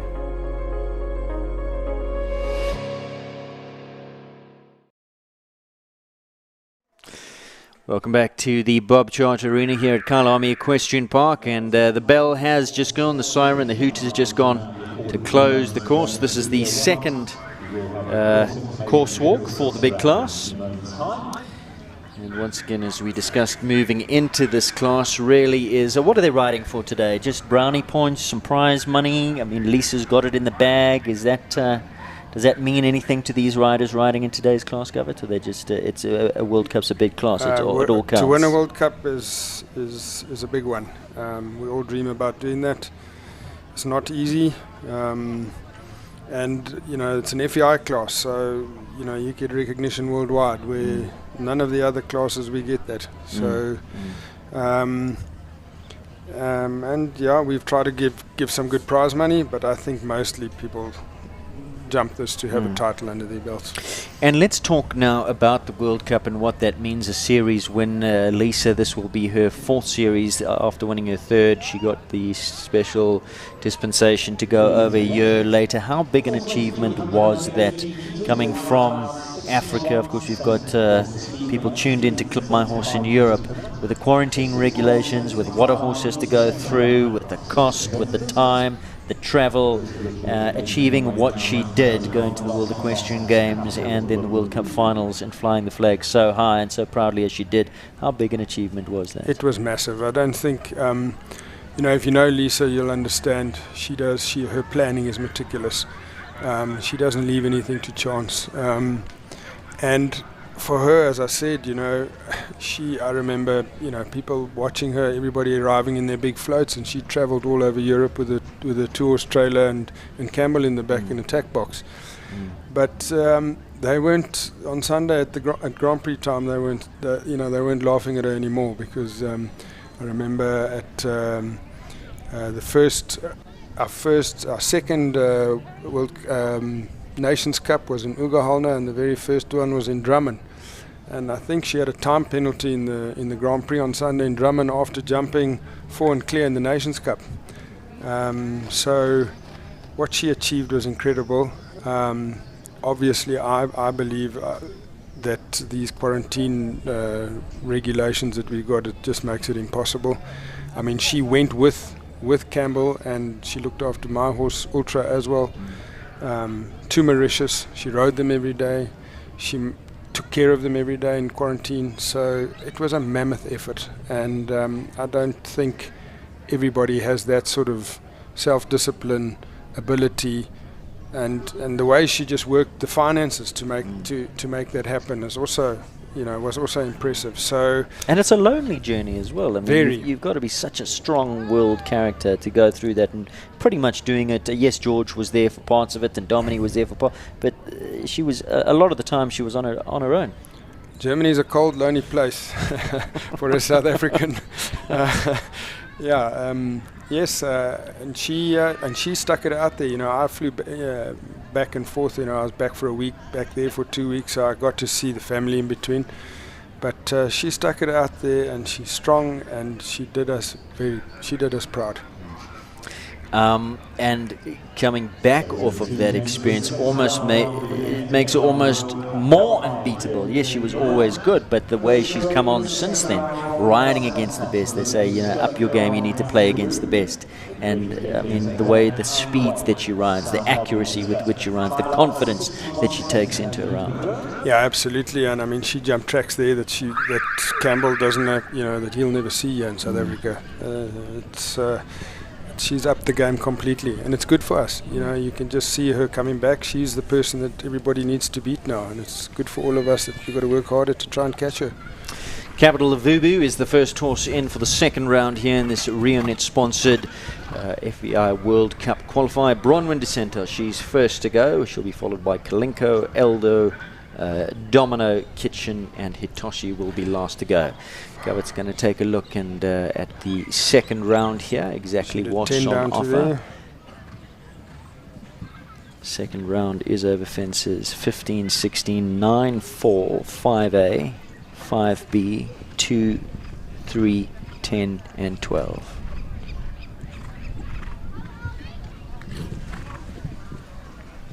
Good turn.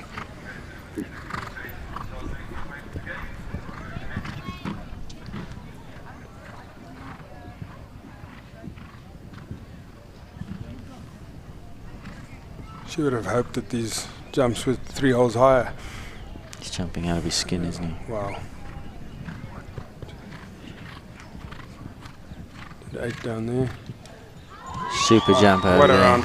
Very good round. I'll be very proud of that. Claire in 54.04. So that is now the time to beat. 54.04. Of course, all of these riders gone into the second round on a 0 penalty score, none of them carrying any penalties, so it all now comes down to time. Bronwyn, the first to go, comes home in a very good time of 54.04. Essentially, we're in a jump-off. We call it a second round, a jump-off 1 for 1 in terms of time penalties. This is second round, but really it comes down to time, so walks like a duck, quacks like a duck, it's a jump-off. Next to go will be Biogen's Kalinko and Chayton Hendricks. Remember, we're in reverse order of classification according to times in the first round. So Chayton comes in at number 2, but he'll go up a gear here. This horse is fast, quick across the ground. And pretty economical in the jump as well, through the air economical he jumps, as well. He jumps as, Levubu will go a foot higher than everything. He'll be absolutely.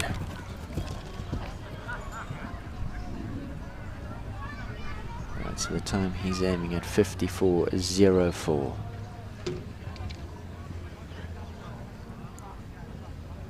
Also did 10 down to that. 5 down there. He's moved up again now around the corner.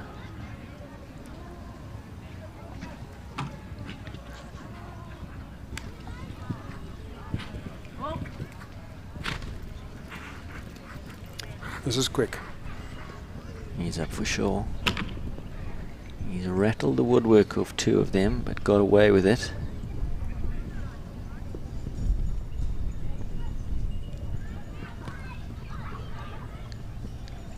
Quickly back to that KP jump. 9 down to that.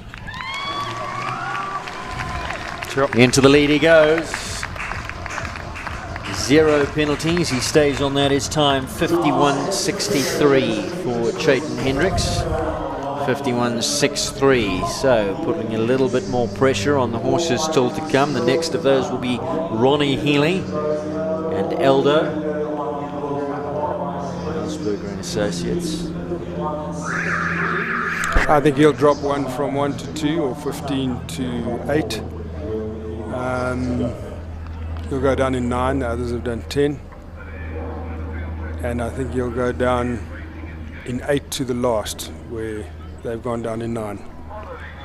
So it's got a huge step. Beautiful canter, just the perfect canter.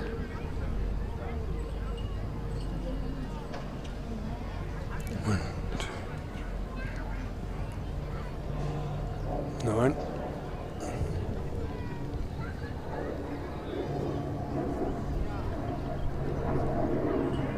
Definitely moves him up around the corner there, so he would be a second or two up already.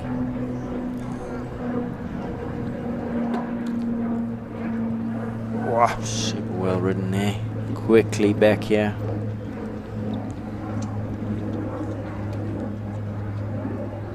Six down there. Straighter line. See if he does the 8.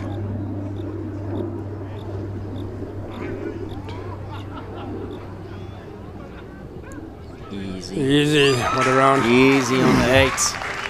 Comes home. Look at that. 48.21. Some 3 seconds up. Ronnie Healy.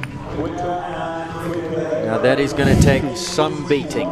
If you watch Shaitan's ride to the double, Shaitan had to kick in to get there.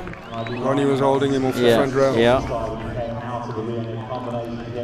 Really had to set him back on his hocks through to the second element as well. But set him up beautifully for that quick turn back to the back on track vertical. Stellar ride there from Ronnie Healy and Aldo. That's the one to beat now, 48.21. But if there's a man who can do it, it's the man in picture now. This is Chris van der Merwe. He brings in Domino van der Bosvinnik, his nominated horse. Comes off of the left rein to the first fence. 9, 10. Was he on 10? Yeah, he was on 10. Right, so he's added 1. Ronnie down there on the 9. Chris moves up now.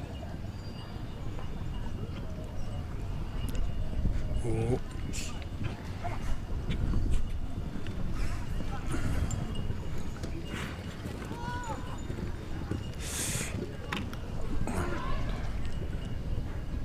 Did 7 there, and he was off it. Oh, what happened there? Sure. And the horse just ran straight up the Derby bank.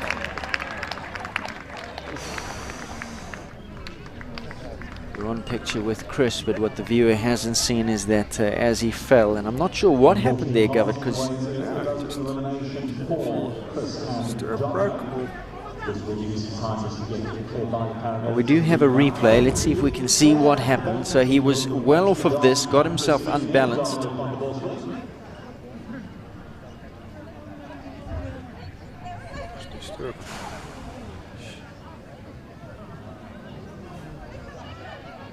I hope he's okay, because that was a hard fall. What would the ruling be? Normally you have to go to the Yeah, medics. he's going to have to see the medic, get clearance. Then, of course, he's next to come on his next ride, Kitchen. So there'll probably be a little bit of a break here. Dramatic stuff here from the Bob Charter. That looked like a heavy fall. He came down flat on that leg. He's a tough man. Very, very fit. I see he's walking around up there, so he looks okay. It almost looked like he got on balance and landed up in front of the pommel. It looked like his one foot might have been trapped in the stirrup, and he was trying to kick it off, and got himself a little bit more unbalanced, then just went over the side. And what you didn't see is that Domino went straight up the bank. I think Mike Domain on that camera there probably had a little heart attack standing at the top of the bank as Domino came into extreme close-up on his camera, running straight up the bank towards... I don't think I've ever seen a horse go up the Derby bank. Yeah, he's on his next horse, Chris. He's already on his... Oh. So let's see. I'm not sure if the producers in the OB unit had the camera, Mike's camera in focus there. Here's a... At 7 just got further and further away. Yeah. paddled in the air as well. There he goes in front of the saddle. Now you can see his right foot, he's trying to kick it out. Oof.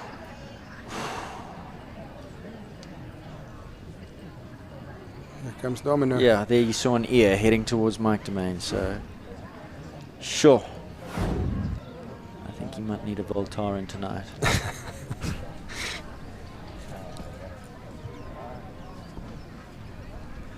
So there will be a little break now as Chris has got to swap horses. Of course, that was Domino. Now he's going to get on Kitchen, and you know what he's going to shake that off as if nothing happened, and he's going to come and give a cracking ride here on Kitchen. Might even go faster. Yeah, guaranteed. That's Chris van der Merwe for you. And then after Kitchen, one more to come, Hitoshi and Nicole Horwood. Currently in the lead, 48-21 is Aldo and Ronnie Healy. Kalenko in second, Lavubu in third. You're watching pictures from Equestrian Live SA. This is the Bob Charter Arena here at Kyleigh Equestrian Park. More action to come. We're going to take a quick break. Before we do, big thank you once again to Lowell Leafer. Do go check them out, lowellleafer.co.za, co-sponsor here of this live stream broadcast. Yeah, and then the saddles they can now place where they want.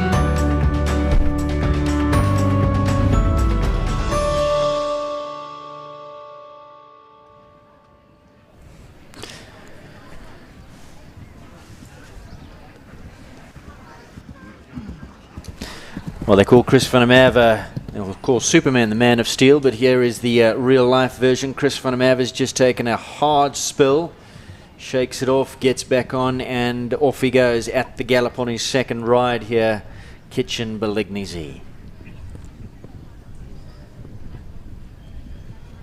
And going well.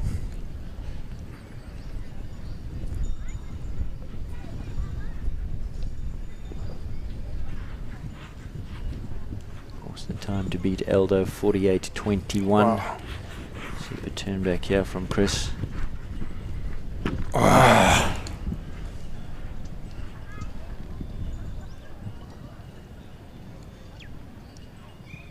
It's unfortunately a rail down at that back on track vertical as he canters home now. What's the date? What a round, huh? Cuts after a tumble, BMT. 48.53 the time. Faster. No, he wasn't quicker. One would have felt he possibly slowed up a little bit after that and still comes home in 48.53. That's a man made of hard stuff. They grow them tough out, I know he was from the Eastern Cape, but tough stuff out in Blouberg. We'll be now to those Blouberg shows and see what those farmers get up to. No. You behave yourself there. You come home broken otherwise. Last to go now. Now, can she do it, Gareth? I think so. This horse is very fast. Nicole Horwood, Hitoshi van der Krayenvelden for Capital Stud. Mark White Nissan, here she goes, full of experience, Nicole and the horse. Was that the 10? Yeah. It doesn't matter, he's quick over the ground, this horse. Brilliant.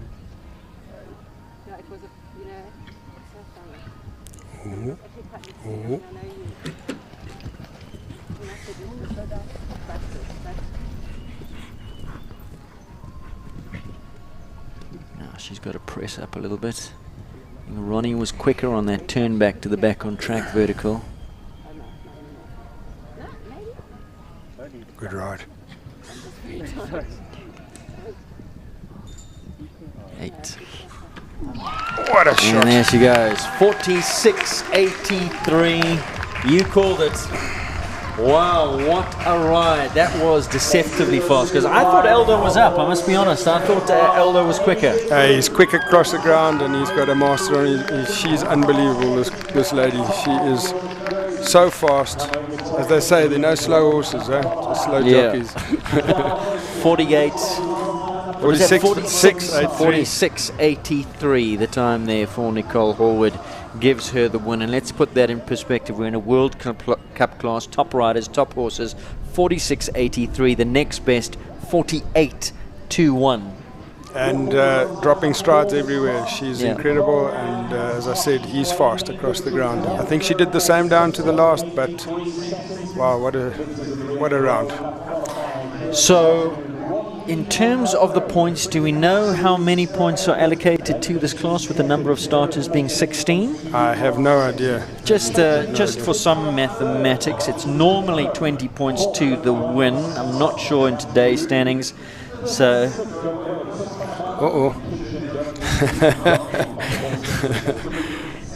Nicole Horwood was sitting in second place in the standings on 52. Lisa Williams on 71. We need to find out how many points we're allocated here, because if she takes the 20 points to add to her 52, that puts her in front of Lisa Williams, who sits on 71 points. That's very interesting, but I don't think there will be a 20-point allocation. I think there has to be, I'm not sure. But what an exciting class. Even though we had 16 starters, we had a great jump off, great course, and very exciting.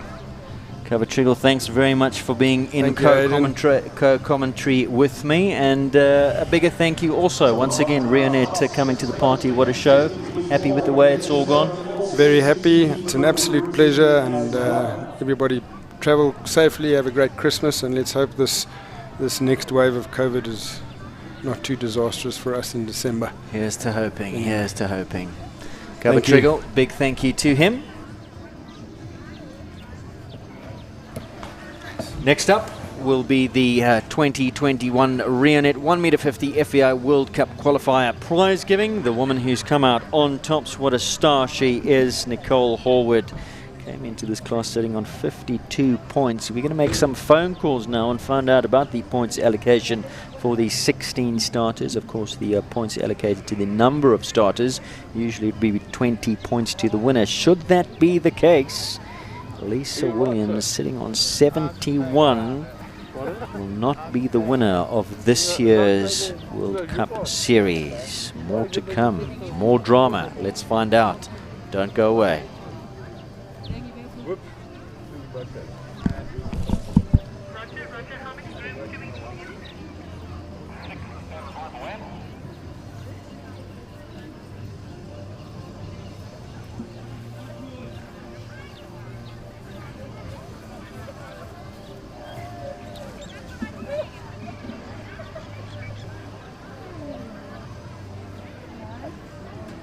How's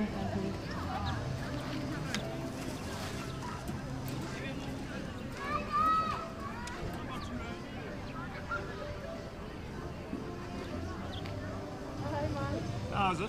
God, I want to see your eyes now. Well, unfortunately, I stayed with Chris, and next thing I saw the bloody horse coming up, and I thought, first time I've ever seen a horse come up the bloody bank. In fact, Rogan said it's the only second time he's seen a pony go up that bank.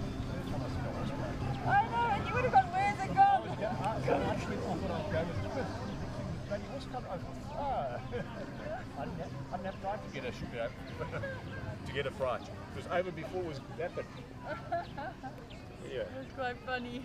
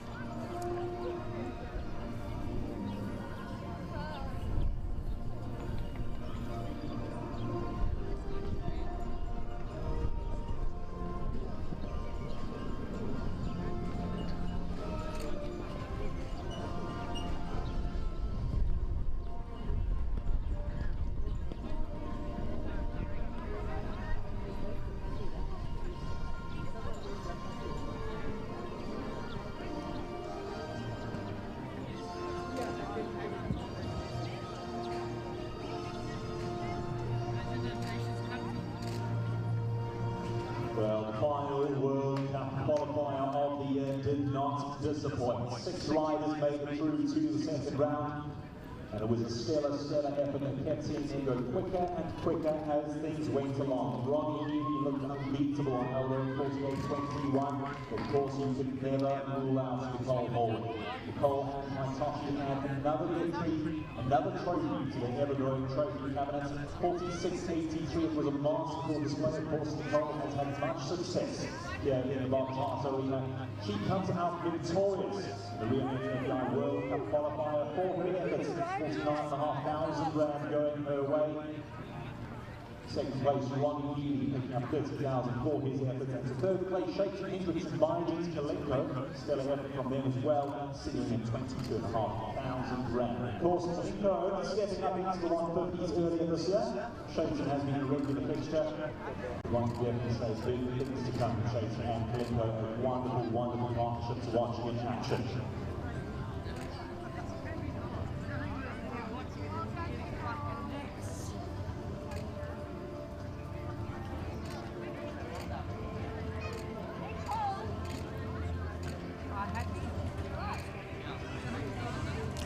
What a class we've just witnessed here in the Bob Charter. The final qualifying the FEI World Cup Series for 2021. She's no stranger to the number one, to the top of the podium, Nicole Horwood. She's won many World Cup qualifiers in her time, mostly on the wonderful Don Camarco. Today another win on Hitoshi von der Krayenfelden.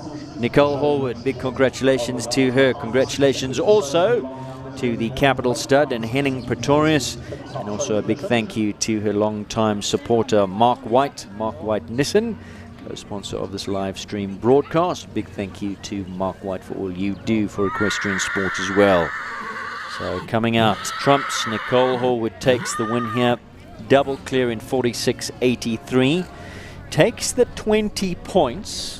16 or more starters means that the full complement of 20 points on offer, but I am told that there are drop scores to be factored in as well, and we'd have to have a look at the full spreadsheet. So none of us up here are brave enough or going to stick our neck out and say who has prevailed in this series. It's very, very close. Only 1 point separating them in terms of what I've got in front of me, but that's without us factoring in any of the drop scores that apparently come into play as well. So stay tuned. Nicole Horwood, Hitoshi von der Krayenfelden holding up that lovely silver plate, walks away the lion's share of 49,500 rand to the winner. courtesy of Reonet. 30,000 to second place going to Ronnie Healy, once again finishing up in second on Eldo in 48.21. Brilliant effort from Ronnie, second on the podium. Of course, he was a winner of the Burlington Cup not too long ago, second here today. And Chayton Hendricks, still relatively new, Biogen's Cayleigh to the 1 meter 50s, and a wonderful finish again for him here today. Once again was in the money in third at 2 World Cups ago, the Capital Stud FEI World Cup at Shongweni. Finishes third on that occasion, and once again third here today. The minor money, Lavubu back in fourth, Bronwyn de Santos, well done, brilliant stuff. Kitchen Balignese, Chris van der Merwe has to take a bow. He took a heavy fall at the bottom of the bank off of Domino. Comes in on Kitchen and gave it a good old go. Finished with 1 down, Chris van der Merwe. Well done. Dartoli and Ultimo 7th and 8th.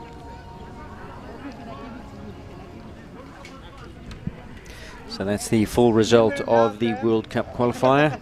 Once again in picture a moment or two ago. There she is in the background, Nicole Hallwood, and the wonderful Hitoshi van der Kruijenveld. What a horse he's been as well. Some wonderful championship wins under his girth. All of those with Nicole. Great partnership they have. Loves this arena. And an emphatic winner today, it has to be said, by over 2 seconds. 46.83 her time. The next best 48.21. Absolutely pulverized the competition here. Very fast over the ground. Son of winning mood. Sudabuji, breeding stallion for the Capital Stud. Wonderful display from Nicole Hallwood and Hitoshi van der Kruijenveld. So they're going to take the victory canter. There they are, adorned in that Reonet sash and blanket, the winner of the World Cup. Hard-working woman, Nicole Hallwood. Wonderful rider. What a career she's had in the saddle. She takes the win. In second place, Eldo and Ronnie Healy. In third place, Biogen's Cayleigh. Chayton Hendricks, Bronwyn de Santos, and then Chris van der Merwe gets that 5th position on Kitchen.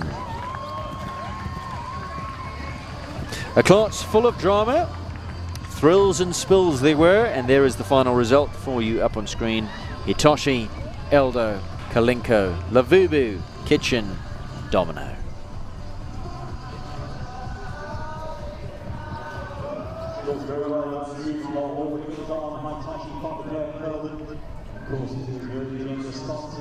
So we are going to endeavour to do our best to get you the winning final result of the overall series. Nobody has been brave enough to say exactly which way it's gone. That all the auditors are all looking at the scores and the drop scores and the points allocations, making sure that everything is correct. Hopefully we'll have that for you a little while later. But coming up next is the Top Bet 1 meter 40 championship. Still plenty to come here from the Bob Charter, all on Equestrian Live SA.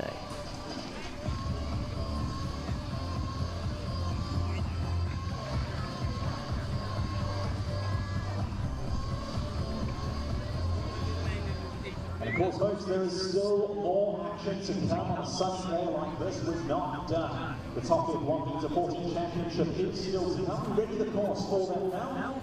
Yes, there's now another 28 competitors taking part in that class. 28 looking to rock the victory through the Top Bet 1 meter 40 championship. So go grab yourself a drink, something to eat. For those of you who aren't able to be here, you'll have your friends. Tell them to tune in on Equestrian Live SA. Catch all the interviews, all the action live online. Equestrian Live SA. Find the link for their live stream of SA Show Facebook page as well.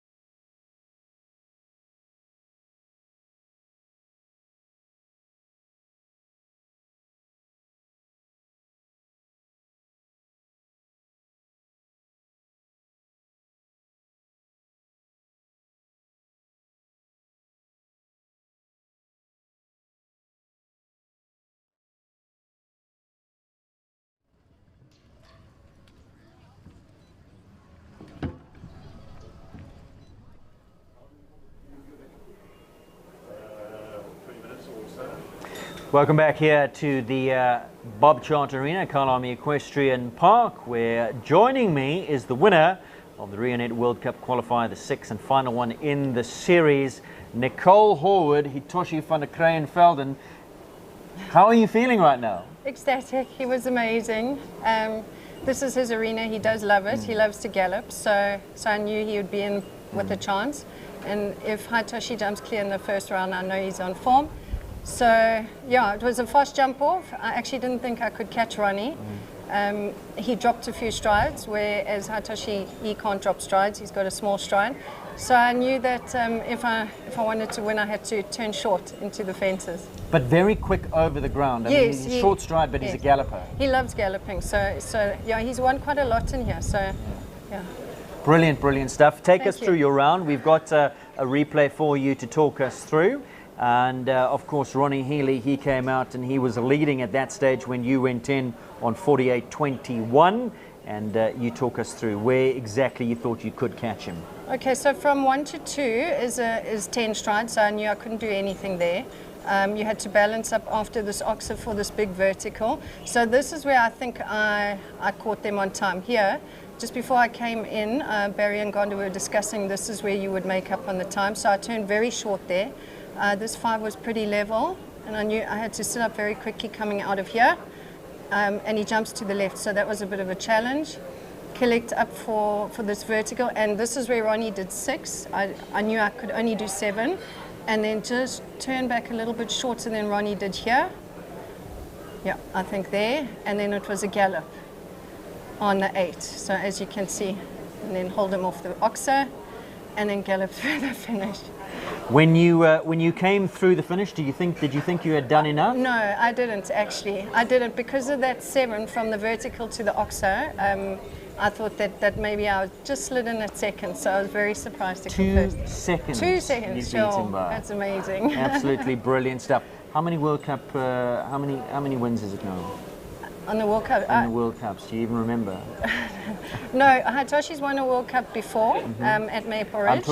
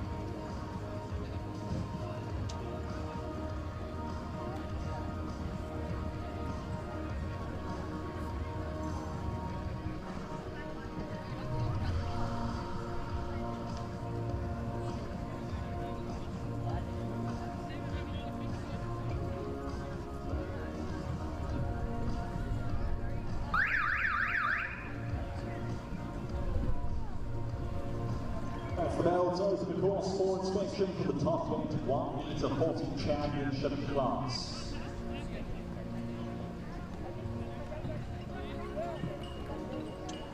Regulating 5 classes, so 1 round win jumble. 28 competitors line up to take part. Sponsored by Chocolate, of course, big thank you to the Chocolate team, Oatman, Triggol & Co. It's been absolutely wonderful to have them sponsoring our 1 metre 40 throughout the course of the show. 1 metre 40 have to look the goods, an absolutely stellar night to watch.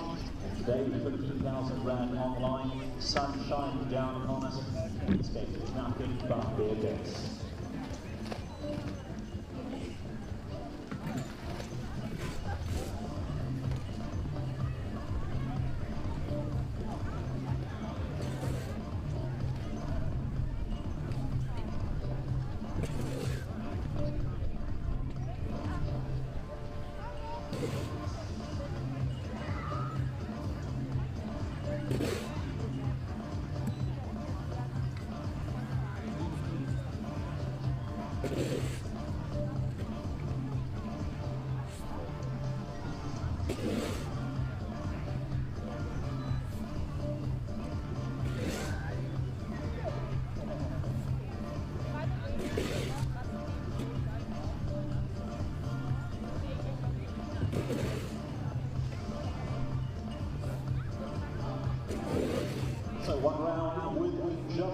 those that go clear in the first round are going through to a jump off over fences 1, 2, 14, 7, 8A, 9, 11B, and 12. That's 1, 2, 14, 7, 8A, 9, 11B, and 12.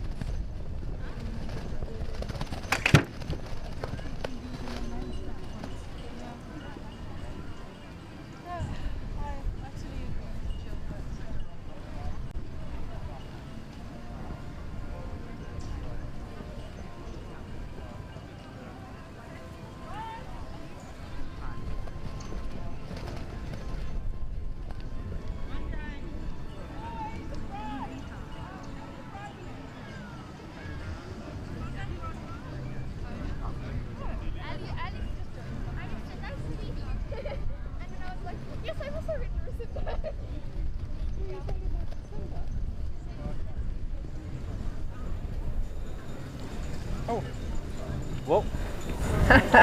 Welcome back here to Equestrian Live. The wind has just picked up, so hopefully it isn't whipping across the microphones and you can hear us loud and clear. We apologize, we did have a few audio issues with Nicole Horwood. She's had to run off. She's a busy lady. She's just won the big World Cup class and now she's riding in the next one, the 140s. But on my right hand side, Aisling Triggol, who was also a participant, a rider in the previous class, the FEI World Cup. And wonderfully well done. Talk us through it. How did it feel? It felt amazing. It's been a while since you've ridden a World Cup. Yes, I think it's been about 3 years. Yes. In my last World Cup, I left 2 jumps up. Oh, so I well thought done. today was a huge success. Yes. I'm very grateful for my spectacular horse who makes everything feel so easy. And I think you just got to ride that wave while you're there. So I'm very proud of ourselves for doing it. Well done. Thank The you. first of many, many more. So the box is ticked and you're on your bicycle and yeah, it's only easier from here. Yeah, hopefully. And yeah, thanks to... And you had fun. I did. I had a wonderful time. I said I won't do it unless I feel like I'm going to have fun. Yes. And I can't wait for the next one. Excellent. That's the way it's got to be. Now, Top Bet, one of the sponsors on the live stream, one of the sponsors here at the show as well. You sponsor the 1m40 champs. That's up next. Top Bet, tell us about you. So obviously we are a betting company that runs through Limpopo and Gauteng, mostly retail based, but we have launched a new online, www.topbet.co.za. We've also launched a sister company, www.pesapalace.co.za. So if everyone wants to go check that out, it's a new sort of online casino style games as opposed to the sports and lotto betting. Lots of fun to pass the time with. And it's just nice to be able to contribute to the sport that we love. Absolutely. It's a family business. It's yourself and your sisters. Your dad started the business. How long have you been going? So we've been going, I think, now for 14 years or 15 years. And we're slowly growing, developing. The game's changing a lot. It's becoming very competitive. But I do think we are a leader, and one of the leaders in the industry, and we're catching up. Yes. So I'm very excited about it. And it's all types of betting. It's horse racing, soccer, Yes. spread betting, sports betting, anything that anything you want to bet on, you guys will offer a price. Anything you want to bet on. From the comfort of your own home, you can go onto our website and it's all there. We have a nice support office. We've got wonderful support staff that have been with us for years. So we're looking to grow, looking to do a lot for the community next year. That's going to be our focus, is developing and upskilling people. We want to put that plan into action. So there's a lot of exciting things happening for us. And is the goal to go nationwide? You said only Limpopo and Gauteng at the moment. Why not nationwide? Well, I suppose you're global if you're on the interwebs. No. But in terms of your stores, how many of them are there? We've got 17. We're opening a store in KZN hopefully before the end of this year. I don't know how big we want to go with the thing. Rather be a big fish in a small pond and keep control. But we'll see. We never know where the next few years take us. Yeah. And you're passionate about your equestrian sport. Very passionate. That's a probably family business, but, yes. but show jumping as well is also a family business. Tell us a bit about your sister, how she's doing overseas. Kelly's doing wonderfully overseas. It was her birthday the day before yesterday. I think she's just done a few shows in Pielbergen. I think it's hard work there. Luckily she has her boyfriend Cole with her, who's been amazing. My other sister's also immigrated. But I think it is tough in Europe, as everyone knows. And hope, yeah, I'm sure this time she's going to give it horn. She's got wonderful horses there. Well, she can't come back. She can't get on a flight. Shame. My mom's probably watching this. She's going to cry because I hope she can get home for Christmas. But she's got a nice, strong base there now. Yes, yes. I think she's joined Oliver Lazarus. And I think with them working together, it helps, yeah. I mean, I can't wait to go over there, go visit Kelly and Oliver, go ride with them. They'll find you horses to ride, and they know the circuit now, which is very exciting for South African show jumping overseas. Well, the next class is about to start, so we've got to rush on. It is your class, top bet 1 meter 40. So on behalf of all of us, once again, congratulations for today, and big thank you for everything you do for equestrian sport. My pleasure. Thanks, Aidan. Aisling Triggol from Top Bet. Do go check them out. The website has been on screen. We're going to take a short break. When we come back, the first of the horses in for the 1 meter 40 championship class, sponsored by Top Bet.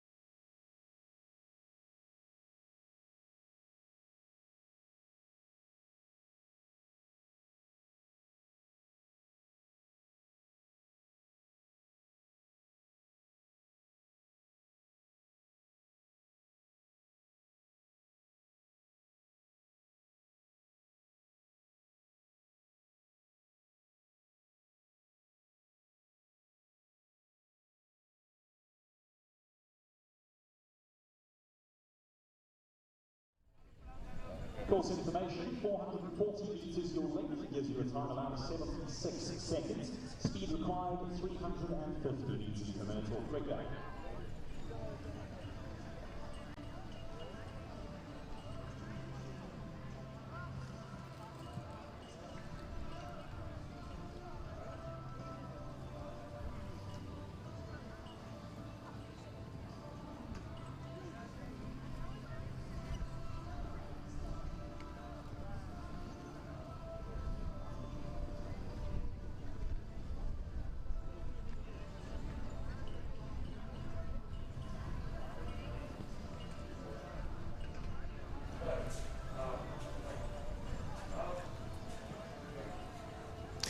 Coming up next, we are just waiting for the first horse to come into the arena for the Top Bet sponsored 1 meter 40 championship class.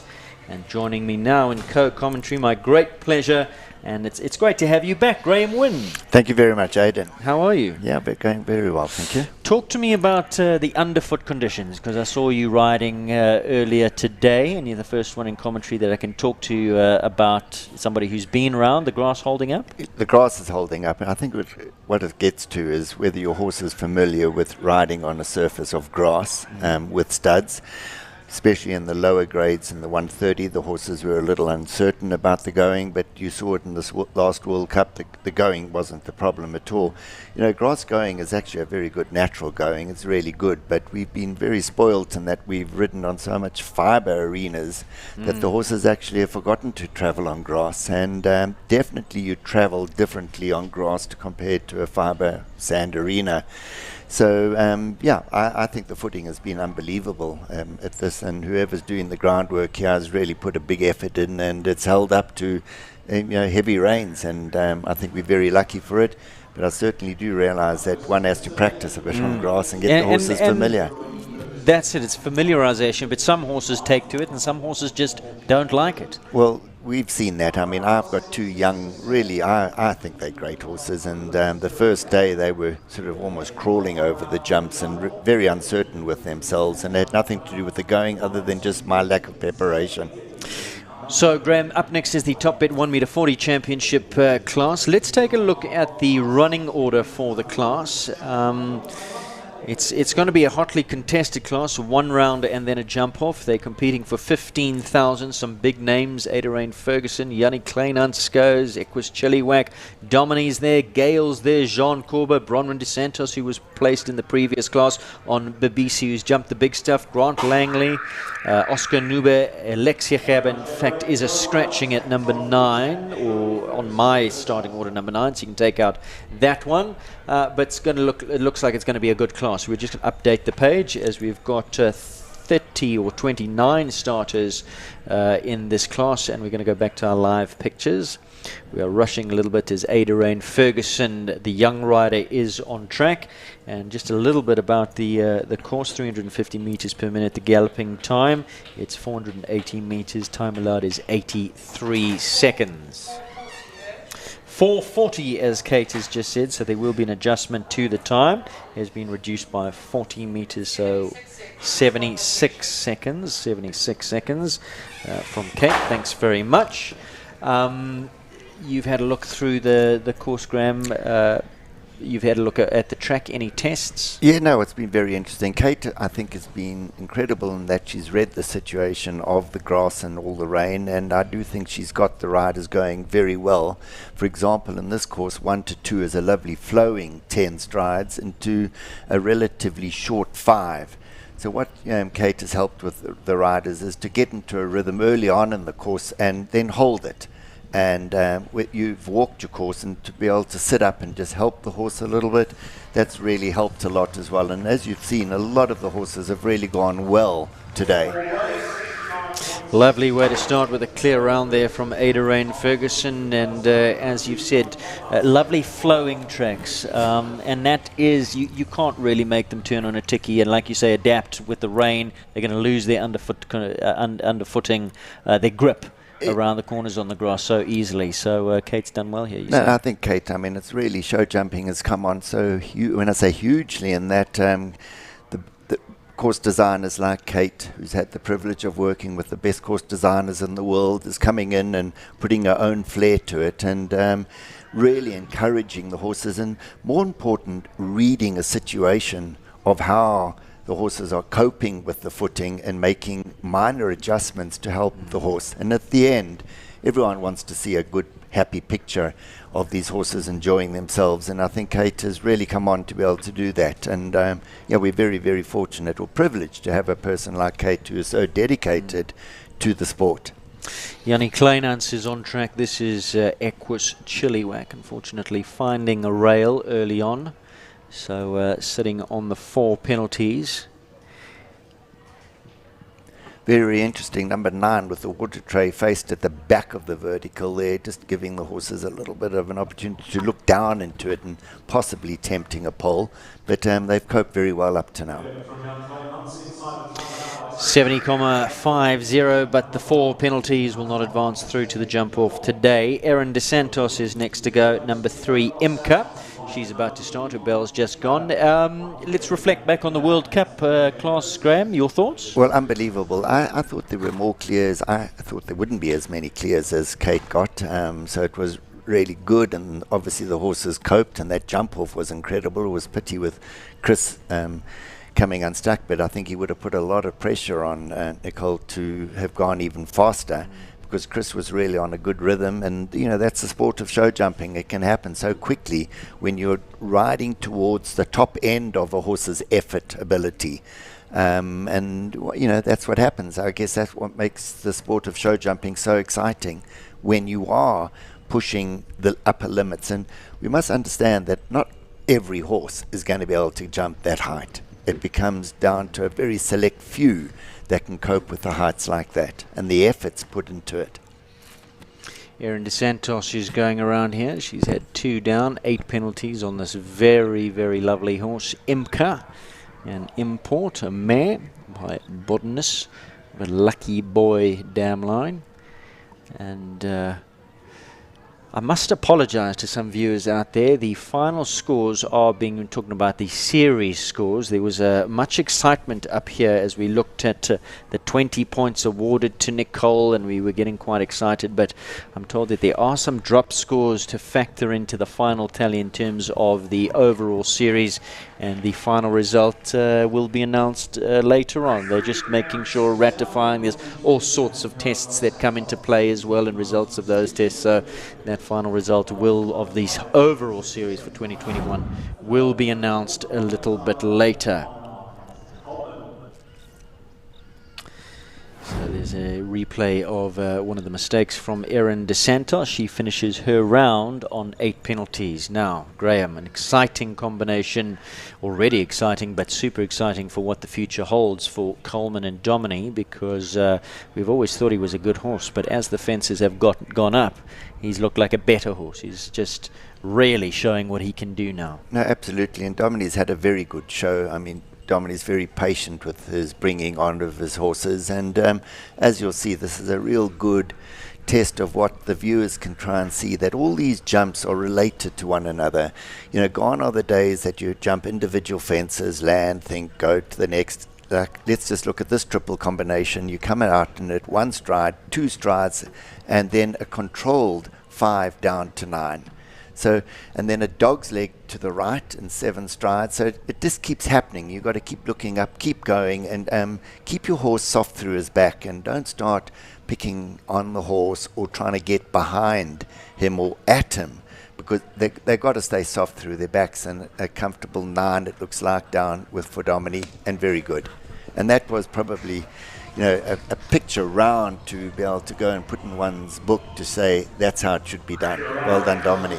Coming on the right way, Capital Coleman, and Domini Alexander, who he rates as one of the best horses he's ever had. So really exciting times. He's still a youngster. Coleman coming up the right way and really hitting his straps, getting stronger and better and better. And on that note, you said you've also got to be a thinking rider today. You can't stop thinking. You can't take a breather and go to sleep for 1 second. Well, that's what seems to catch me out. I'm a bit slow in thinking ahead, and you've got to land and think and keep going. And here we have Gail. I mean, I can come to say Gail and I have similar age, and I mean, we've been going at it for a long, long time. Gail has show jumped a lot more than I have. I came out in an eventing background into this, but yeah, I mean, you just look at Gail. I mean, and it's just so lovely about our sport that we can ride with the top young riders, and there's so many coming up at a good age and still be competitive, and that's what makes the equestrian sport, especially show jumping, just stand out and be incredible, that you can keep riding at the top of your game provided you stay healthy and fit.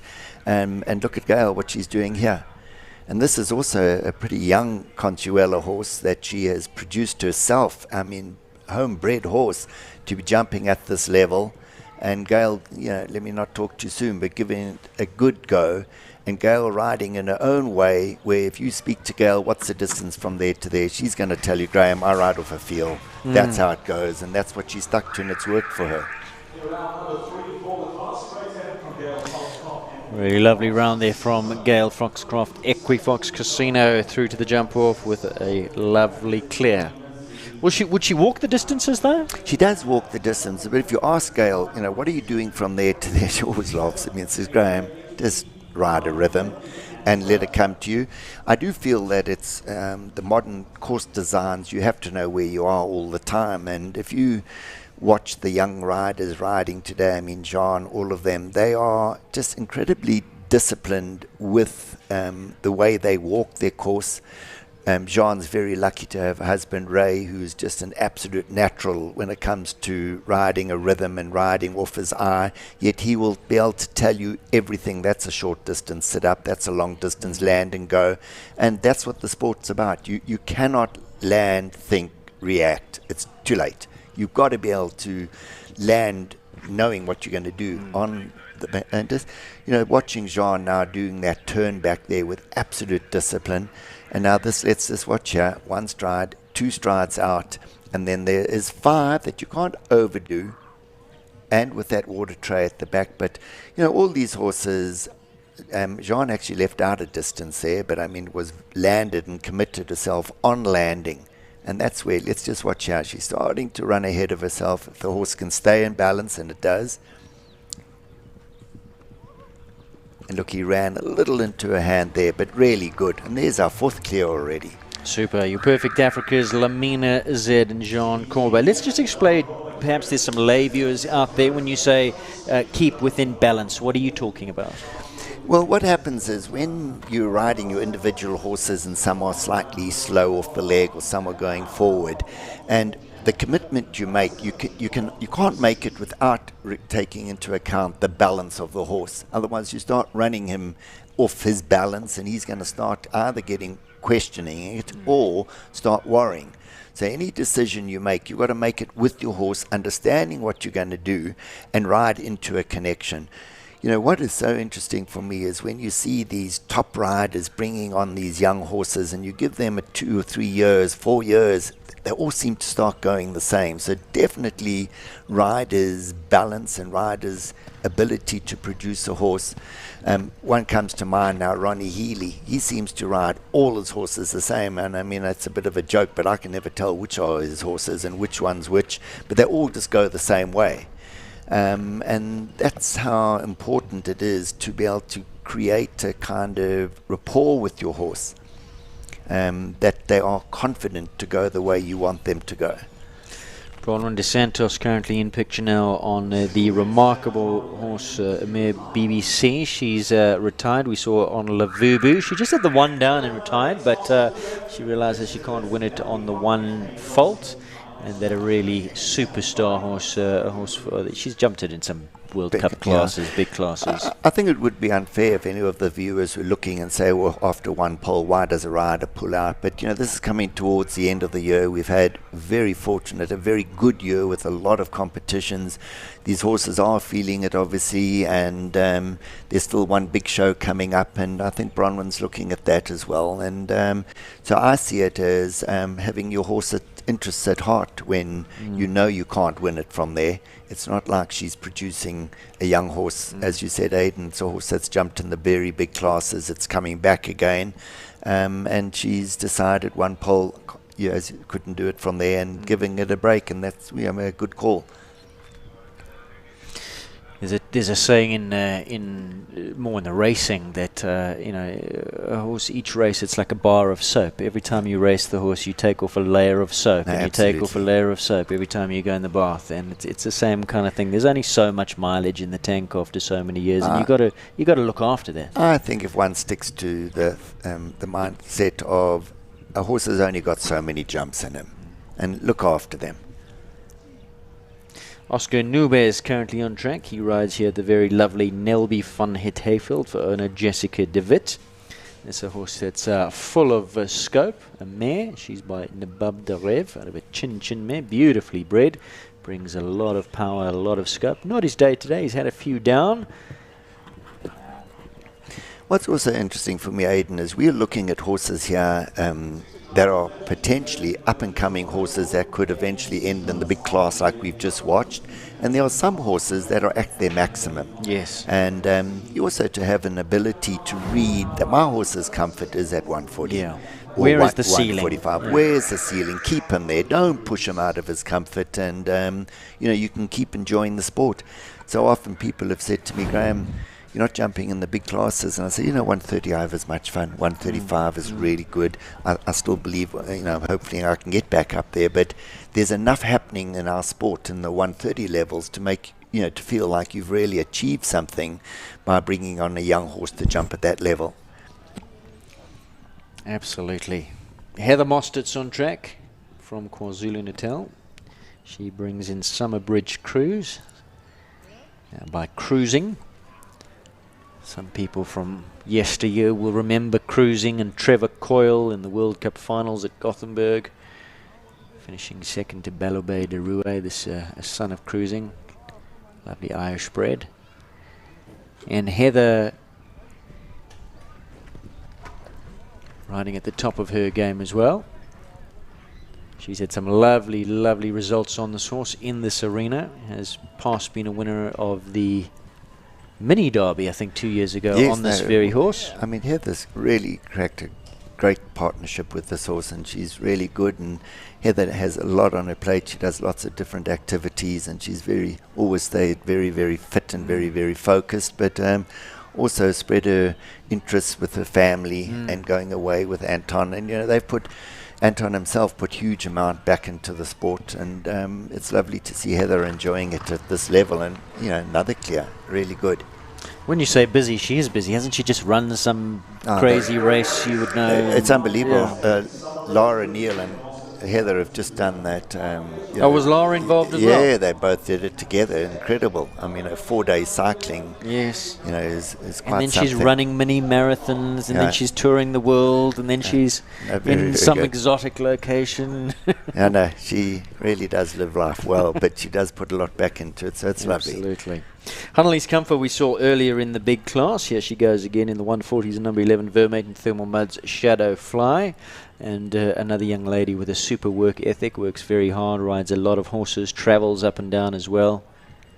And this particular partnership is lovely that her mum Cry and her put so much in and travel. They come all the way up from Nelspruit, and that's just the commitment that they do, and they put everything they've got into trying to get to be at all the shows and to give their daughter or her daughter the best opportunity she can. And it's really fantastic. And if you just me being, when I say knowing them well, I mean, Annalise has really come on. So, she was in the beginning, the first few years riding at this level, it looked like she was a little desperate. She's matured so much. She started to settle into a lovely rhythm and keep the horse balanced and contained. So, it's lovely that you can look from the outside and see that these young riders, they are improving. And the sport is just so healthy at the moment with the amount of young riders and good riders that are coming through on horses that are absolutely no reason why they can't eventually get to world-class horses. And just quickly, I think we've got the sport to thank for it with the studs farms that are breeding these world-class horses, and we're certainly narrowing the gap on the rest of the world. And it's getting better and better. We've got the two very big studs, but other players are coming into the game, and we've got some very, very passionate breeders, and some exciting things are happening in South Africa. Well, it's unbelievable. If I just think of like Gareth Triggol and with Reonet and his wife Aisling with Top Bet and all these people that they actually make the sport. These people that put so much in. And believe me, there's not much for them to gain by doing it, but it's just the passion for the sport. And if you talk to a person like Gareth and Reonet, he's doing it for bigger things. He's doing it to bring up the sport, to narrow the gap on the rest of the world. And as I said earlier, it certainly is. It's just so, I can only say it's an absolute privilege to be involved in the sport at the moment. with these big, when I say big companies, big individuals, Martin Swanepoel and Lowell Leifer, what they've just done for the sport. And I mean, Martin did it for eventing, and kept, believe me, kept eventing going for many years at a very high level at a time when we were trying to get to the World Equestrian Games. And that is how important sponsorship is for our sport. And we really have to thank these big sponsors so much for not only putting money into it, but for what they're doing long term for the sport. And thank you all very, very much. Savannah Gierke, we talked about Hannelise, a lady who travels up and down Savannah, based in Plettenberg Bay, which for those of you watching overseas perhaps in Europe is a long, long way away from where we are today. She and partner Ivan van der Sade do put in a lot of effort as well, and justly rewarded here with a lovely round. Unfortunately one down, but she's happy. Well, just look how she patted the horse. For me, anyone that didn't see that pole would have thought that she's just gone clear. Well done. She's complimented the horses and thanked the horses, and that's what makes the sport just so lovely to be involved with, is their work ethic with animals. It's really good. Tracy Carney goes next. Callagho Lamour had a Super Burlington Cup, is in hot form. She's a top-class rider, Tracy. Well, what I like about Tracy is, I mean, she asks and says, what you're going to do there, what you're going to do there, but she doesn't really need to ask, because she just does it with such a natural ability, and her horses like to go for her. You know, she rides so many different horses, and they all go well, and they all enjoy going for her and put in that extra effort. You know, it becomes that those days of forcing a horse to do something and making it happen, it's short-lived. You've got to encourage it. They've got to be part of the team. They've got to want to do it. And I believe that they really help. Anyone watching that last World Cup and watching Laura Neill on Ultimo chip in at that Hollard jump when she was going on 5 chipped in, popped over 1.58 m, made it look, and that's a horse that wants to help you. And Laura somehow makes her horses want to help, and they all help her. And she rides so many different types of horses successfully that, just for those viewers, you got to learn, if you want to do the sport, do it with your horse. Don't do it and force him.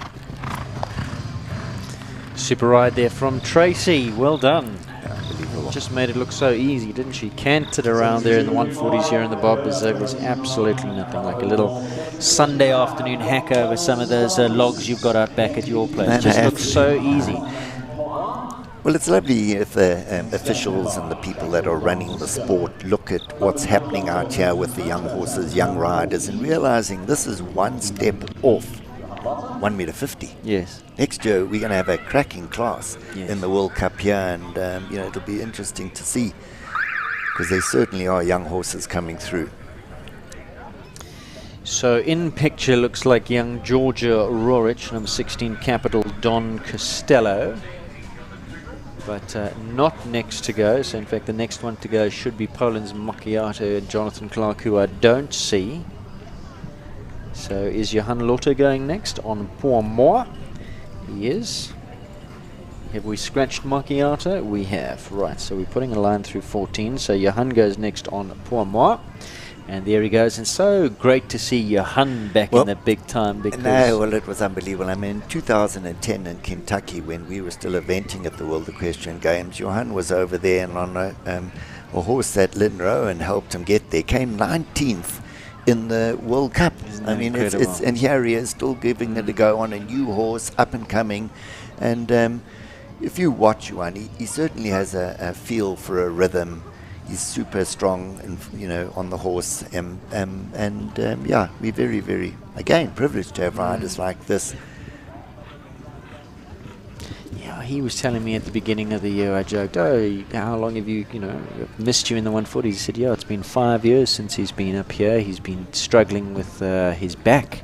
Yes. He's had a few back problems, and he says he's all good and good to go again, and showing what he can do. And he's another one of those riders, Johan. He just looks like he's not doing much in a jump off, and then cracks on with the fastest time, and you think, how did he do that? Yeah, no, absolutely. I think it goes back to his ability to ride a rhythm. And he has got strong legs, and that was an unfortunate knock. I think the horse, with him playing around and bucking and messing around in between the jumps, he often loses focus and doesn't always travel from Joanne's leg like he should do. But he's relatively young and at this level. So let's take a look at the replay there, Graham. You can talk us through what happened.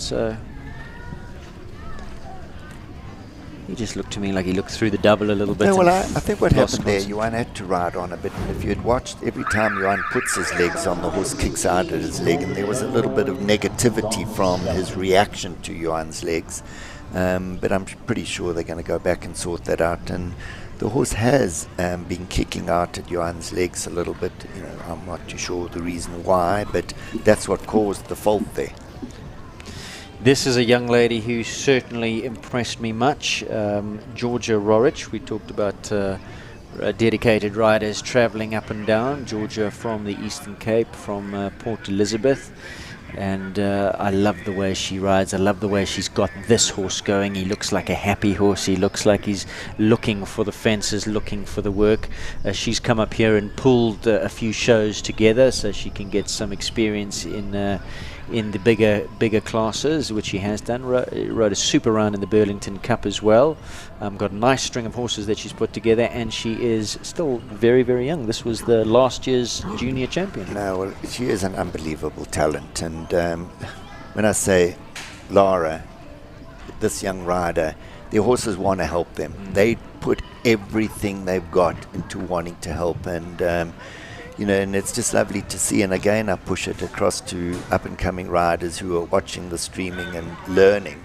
Just look how that horse helped her there. And that was, you know, from 9 to 10, it draws you in a little deep, especially near the old gate. And this horse is wanting to do its utmost to help here. And what is she doing? She's putting him in a good rhythm that's relaxed, that is balanced, and not getting off and letting him use himself. Look, she has run very close a few times. She stood off a few times, and so, you know, one might say, why put the horse into that position? But it doesn't worry the horse or the rider at all. And the horse has got, it really wants to do its job.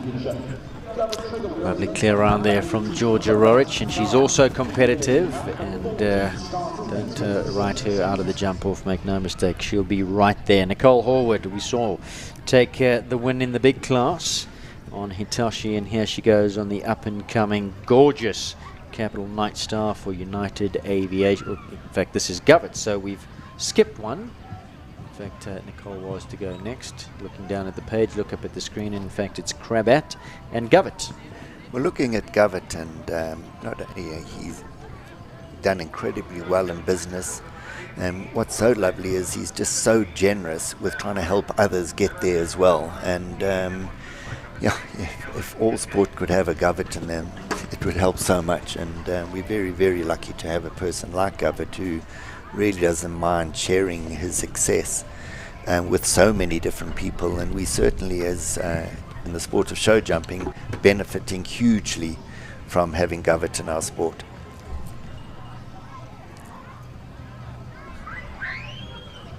And the future for what he's doing in the breeding game as well, he was telling me, is just so exciting. Oh, well, if you go into breeding and you look at what Capital and Cayleigh have done, and again talking to them, and I can assure you that neither of those big studs are making huge money, but they wake up every day with this desire or dream to breed the world top horse.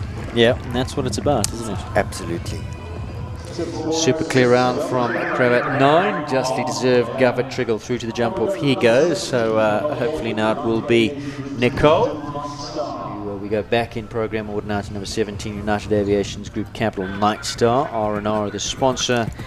Nicole Horwood, the winner of the World Cup class. And sure, how good is this horse? Well, the horse is pretty good, but Nicole's world class as well. I mean, to think a single parent with kids running a very successful business as well, and you know, it sounds crazy, she would be classified almost amateur in the way that she's a business person and rides whenever she can get time.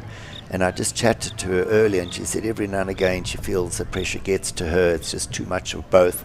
And but I believe it's what makes Nicole just so successful, and that she can ride so many different horses, and they all go, and she's competitive on all of them.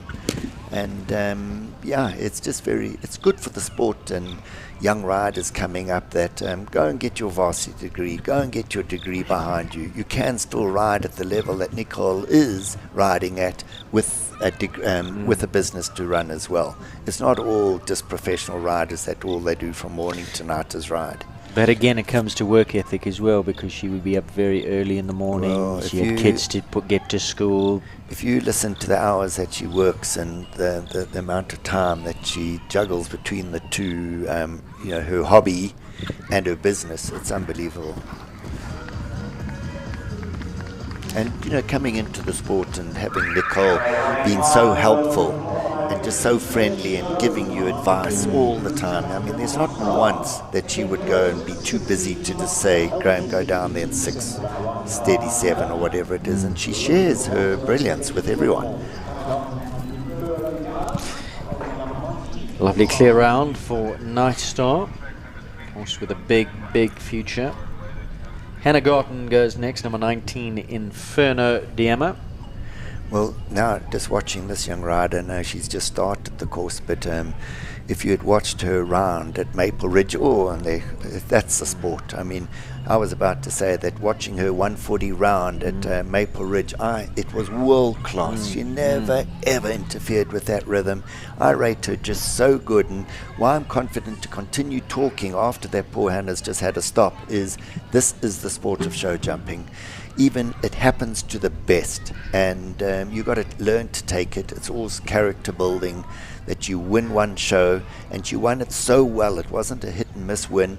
She rode, for me, a world class round, and to come out and then start saying, look, it's not happening today. But she'll go back, regroup. She's decided to retire and just have one jump, and good, lovely to see that a young rider like that can take the knocks, come back, pat a horse as well, look at that, and then say, come on, and you watch me, next year you're going to watch a lot from that rider. So we've got a replay of the mistake here, and Graham, you can talk us through it. No, this is number... That's number 1. Yeah, cantering 10 stride. She had a good ride all the way up in 10.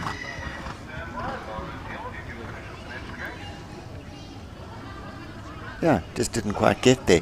Maybe not feeling great that day. I couldn't see she had done anything wrong. Just the horse didn't get there. And it was a relatively comfortable 5, and you would have thought she would have been able to do it. But obviously something not quite right with the horse.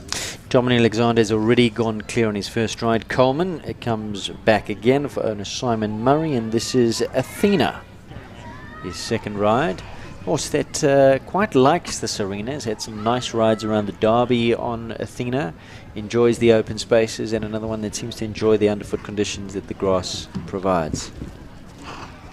Again, just talking of different riders, I mean, Domini instructs so many top riders. Lisa Campbell is under Domini, and Domini brings in huge experience with his dressage, his flat work, and just so much. How can I put it? He's so committed to the up and coming young riders. Ronnie Healy rides with him, and we again very lucky to have Domini as our coach and still competing. I don't always think this horse has top end power, and Domini has to really work hard to get everything out of him. But there he got his pat, and again, it's great. Do you think that's why he has some nice results on the grass as well? Just allows you to run onto the fences, it provides that space, gets a bit of the jump out of the run as well? Yeah, I think this is a horse that is definitely a little more comfortable at this level, and it relies hugely on his rider when you're jumping out of this level. Coming out of that triple, or the combination there, the triple, the back pole is a little far away for a horse without it, but some skip through there with no effort at all, and I think Domini had to work quite hard to get out that back rail with the horse. Now this is a horse that I rate very, very highly. A mug would rate this horse very, very highly because quality is easy to see. The brother Lakado was jumping in the big class out of the same mare, Willingen. And Tamara had her 23rd birthday yesterday. I can't believe when I see things like that and how experienced she is already and how many big classes she's ridden in when you see only 23 years young. Happy birthday, Tam. Well, again, you think of the young riders, up-and-coming young riders. I mean, we are in such a good position in our sport. And now this horse, plenty jump. A lot of it he generates just through pure athleticism. He is like an elastic band the way he can fold himself over a fence. I don't want to say he's unorthodox because this is the way he goes, but why he enjoys going this way is Tam doesn't interfere too much with trying to change what he feels head up, a little hollow, running, and just got such a quick step and he's super reactive. You know, when Tamar goes clear, then you know in the jump off, especially on this horse. You're going to have to do something if you want to win. Another clear, so let's take a look at the class stats. 19 have gone, 8 left, 11 clears, 57%. Lara Neill, we spoke about her earlier, number 22, Diamond Dundee, and a horse you know pretty well. Yes, we went overseas, Martin and I, and bought the horse from a stable in Italy, and a young horse, and it was really, I thoroughly enjoyed it, and I think the horse has got huge jump. He, very different to the horse we've just seen, does need someone like Lara to give him time to think. He's not as super reactive as the horse we've just seen with Tamara Wader, but that's what the sport's about, learning to ride different horses successfully, and yeah, there are not many who can ride so many different horses as Lara Neill. Having said that, I mean, he's a real jumper, isn't he? And this kind of going would suit him. He looks like a Grand Prix horse. He looks like big fences will suit him. He's got the jump and the power to jump in the 160 classes, and I still believe that Lara did jump in a World Cup and has decided to bring him back. You're going to find they'll do a little bit of work together and get going, and you're going to see this horse in the big classes in the future. It was an unnecessary pole at 9, but he has got a big step, and I think he's one that needs a bit of experience at this level. He's going to get there. He certainly will. Lovely combination for the future. I just absolutely love him. Interesting, Italy. Did you go to Italy just for him, or did he? What we did was we went over and we must have looked at 10 horses and looked at him, and I liked this horse. I think it was Martin sort of went along with me. It definitely, Martin is more suited on a horse a little quicker in step. If those that know Kyla, Flavio, Martin's top up-and-coming horse, that's the kind of horse. So you in the end have to try and buy horses that suit riders' personalities. We'll come back to that in a moment or two. 4 penalties for Dundee. John Bauer now for Colleen Fillion. Equestria's Franklin, a big horse.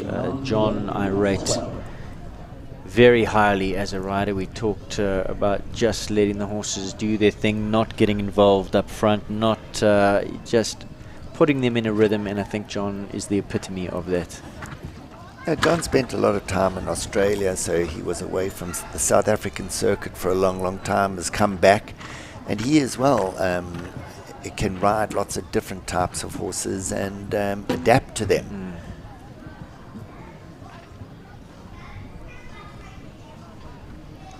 But doesn't interfere, just lets the horse be, uses his natural given attributes, and it's good I have such a bad memory, so I keep forgetting horses' names, but he's got a young horse, or not a young horse, that is so difficult in the warm-up arena, and Lord spins Grunus, it is called. And I don't think it would go for anyone other than John, because he's just so cool himself in the warm-up arena, and he just waits his turn and stays cool.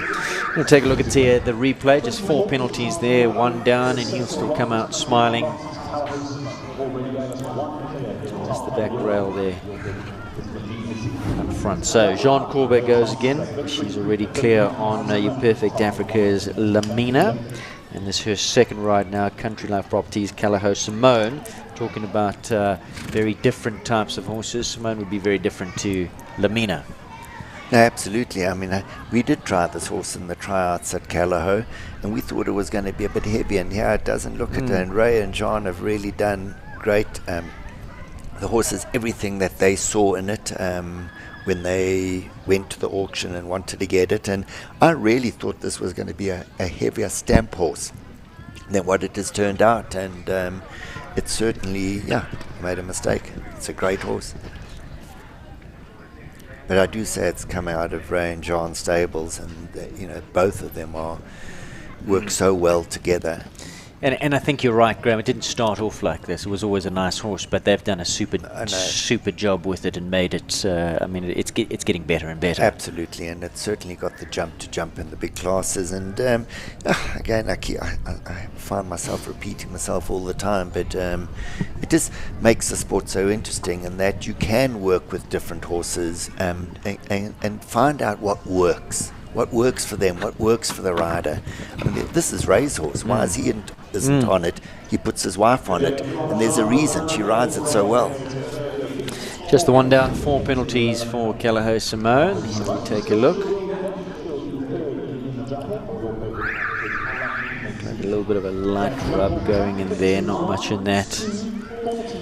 Well, you touched on that earlier when you said it's so important, and I wanted to come back to it when you say picking the right horses to match your character, your way of going is half the job, and perhaps Ray just felt Jean's a better fit. Absolutely. I think a lot of horses go so well for a gentler type ride with less dominance, and there are some horses that need the Barry Taylors on just to keep them confident and going, and that's the art of a good coach and someone that is dealing in horses, to be able to learn to match which horses suit which personalities, which riders.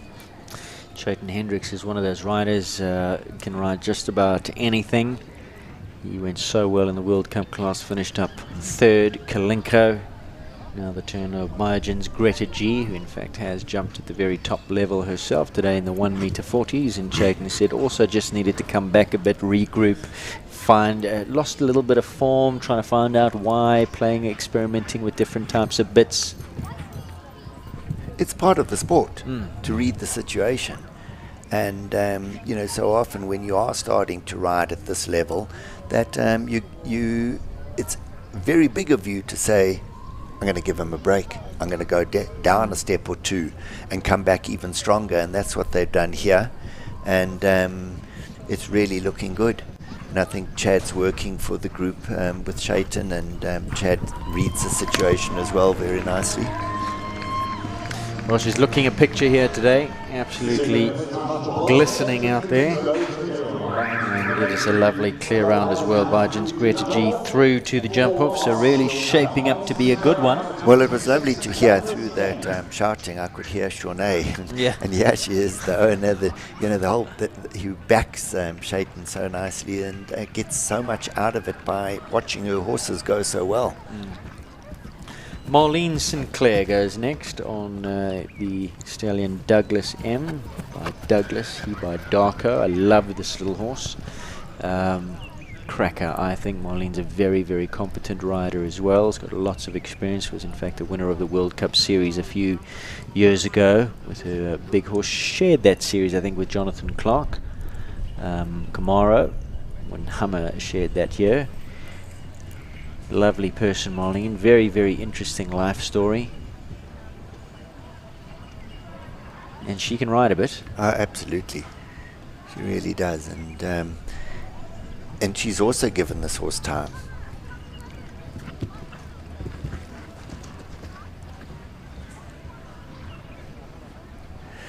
To be brave enough to get there to the jump and not press the horse through the front rail by trying too hard with too much leg is an absolute art in itself. And I just talking a little personally about myself, I still tend to think there are ditches under every jump and tend to put way too much leg on and push the horse through the front rail. And I get told all the time, don't use so much leg, don't use so much leg, but you just get drawn into it.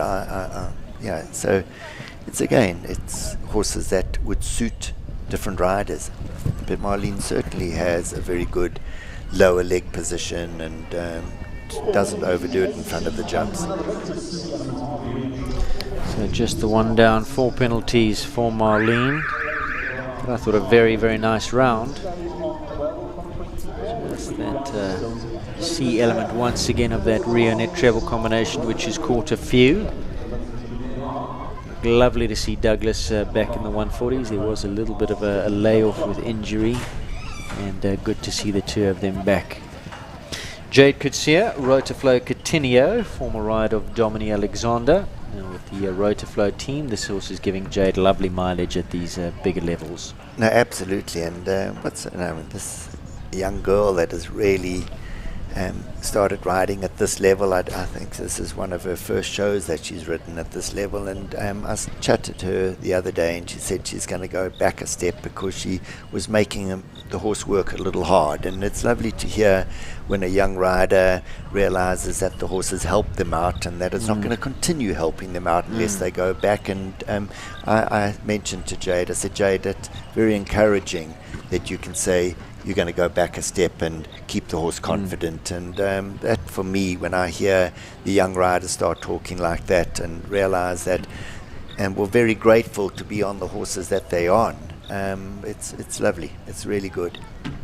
Well, that's the horsemanship coming through, and that's nice to see, isn't it? Which I find it's happening more and more in the show jumping, with everyone working together. And as I said earlier, it's really it's at a healthy level.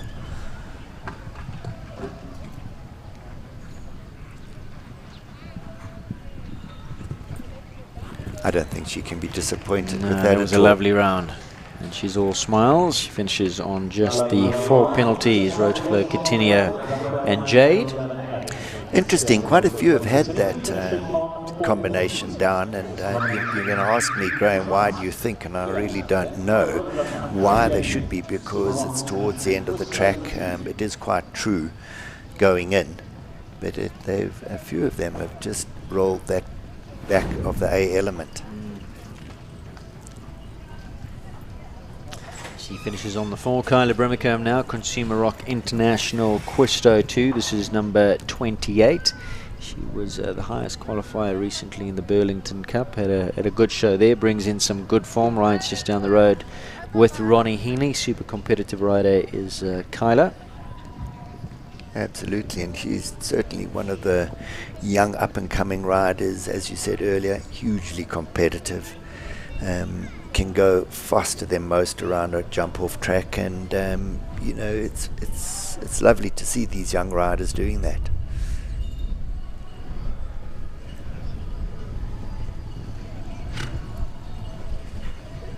Quisto 2, Holsteiner bred, imported.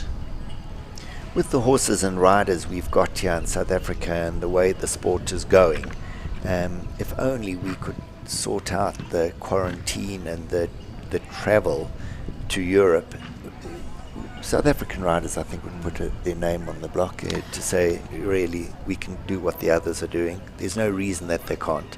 Graham, we can't even get ourselves to Europe at the current time. I'm staying positive. Hopefully not. You'll never get on a flight that way. You've got to be negative, Graham, negative. Super ride there, Kyla. Clear all the way for Quisto 2, and that's going to be super fast. She puts herself in a good position because she's towards the tail end of the field, so she's going to have the opportunity to watch a few go before her. Moon Zapper will be the very last to go. This is Rochelle Klook. This is another feisty individual, full of blood, not a conventional type of a horse. Takes some skill to ride a horse, but Rochelle really gets a good tune out of Moon Zapper. Can stop travelling in the hand, and then you shoot forward. It's as you said, a feisty little horse. Look at that. It tends to, if you overdo it, it bounces on the spot. Then you got to say go. Then it overgoes. Yeah. But Rochelle, so I think she's just, the horse likes her. Yeah. It also just tries and keeps going. That was unfortunate.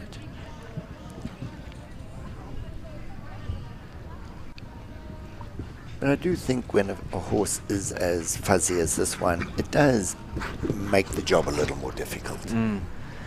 And coming off that turn to the hard arc jump, there was no reason, but its head was a little high, and it didn't just soften through its back enough. Oh, now it's certainly trying.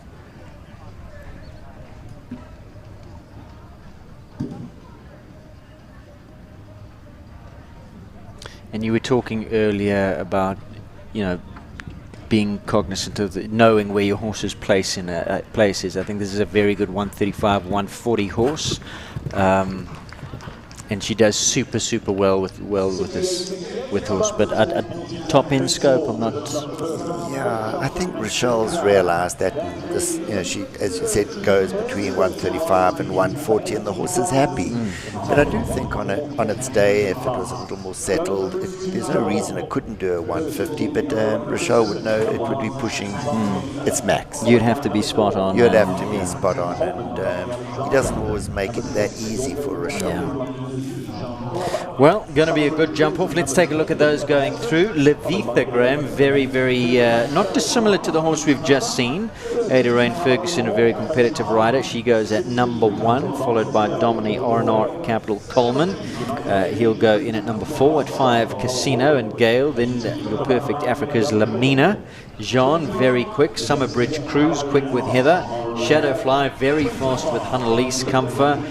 Callahoo Lamour, very fast with Tracy Carney. Don Castillo, Georgia Rorich, big stride there. Night Star, Nicole Horwood comes off a win in the previous class. Crab at 9, Gavin Triggol. Leantos, Tamara Roweda, Dynamite. Bigens, Greta G and Chayton. And then Consumer Rock International Quisto too. Some really fast combinations in amongst that lot. Well, I have to say, if I was in this class trying to win some diesel money to get home, I'd be worried, because there are some real fast horses here and riders, and if I look carefully, just about every one of them have had a good win throughout the year. So we're certainly in for something special. Yeah. Some nice money on offer. 15,000 Rand goes the way of the winner. Let's take a look at the jump off. It's over fences 1, 2, 5, 7, 8A, 8B, 9, 11B and 12. And Gail Foxcroft has scratched apparently, so will not be coming in on Casino. I've just been advised of that scratching. Course is currently being made ready. We're going to take a look at the jump off when we come back. Don't go far. Still to come the Top Bet 1 meter 40 championship jump off track.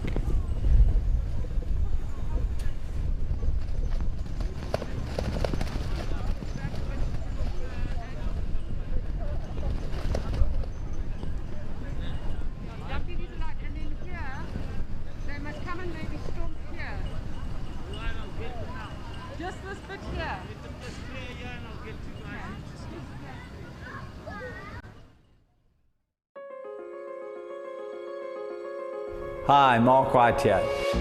It's again this time of the year when we can proudly say we're back involved with equestrian sport and show jumping in particular.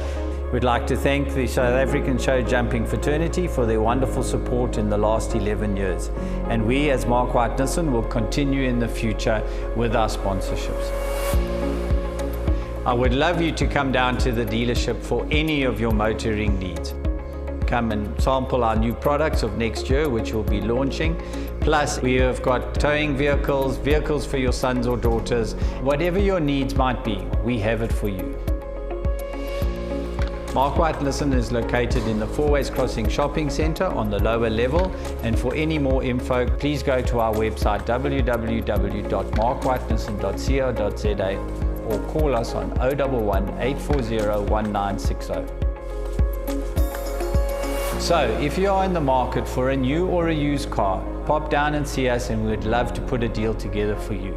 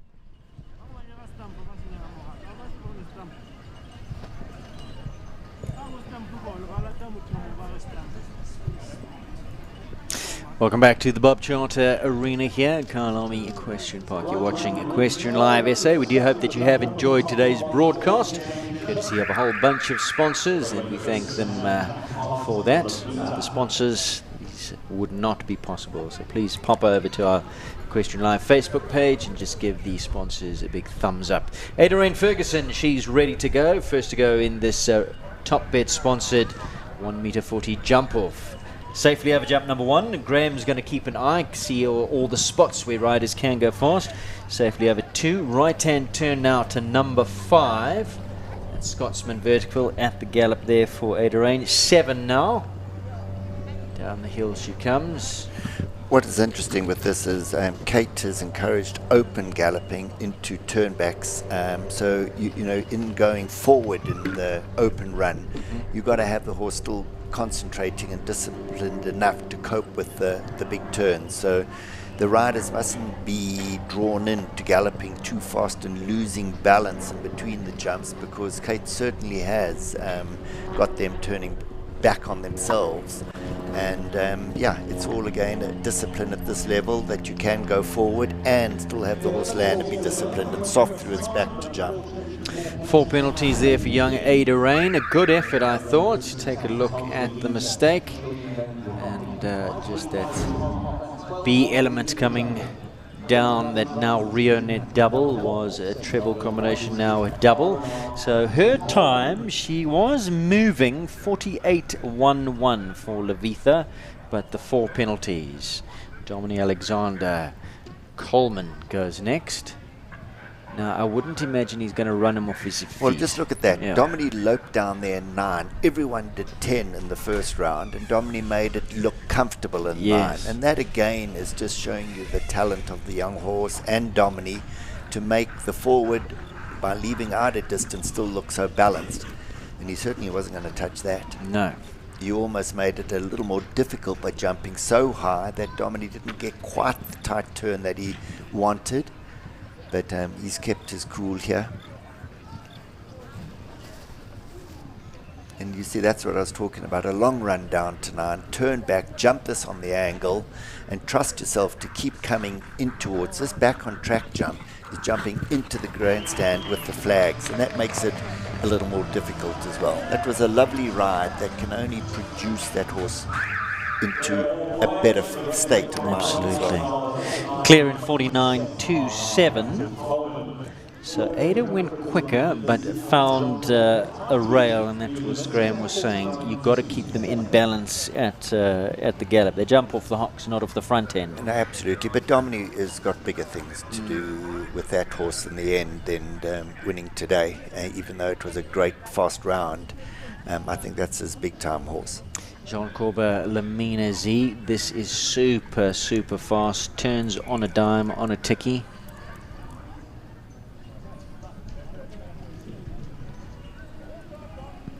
Yeah, that is a long run to this, to a turn back. It's almost, I mean, look at this, 360 degrees, and they turn. Yeah.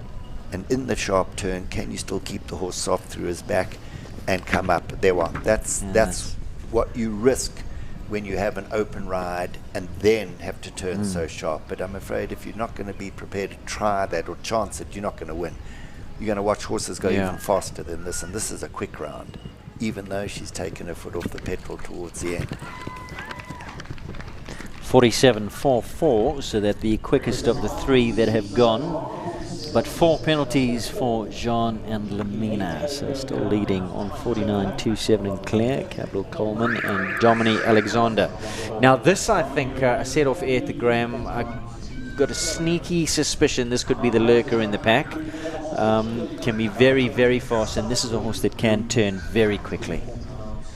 Heather's actually got to watch that she doesn't turn the horse too quickly in the air. That's, yeah. But he has a horse with a great heart and wants to do his job. I fall in the trap of watching and getting a bit anxious myself, then I stop talking. Oh, she just was a little bit undecided going down on the distance to that one. And the horse he didn't understand the question. He was saying, are you with me? Yeah.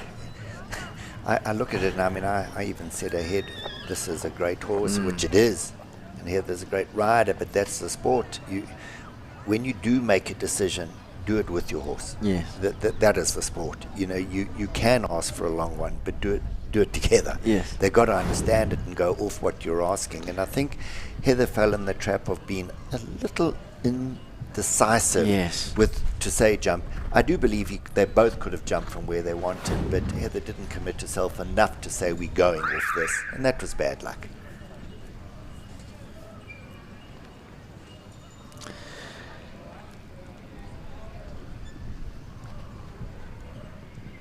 It hasn't fazed him at all.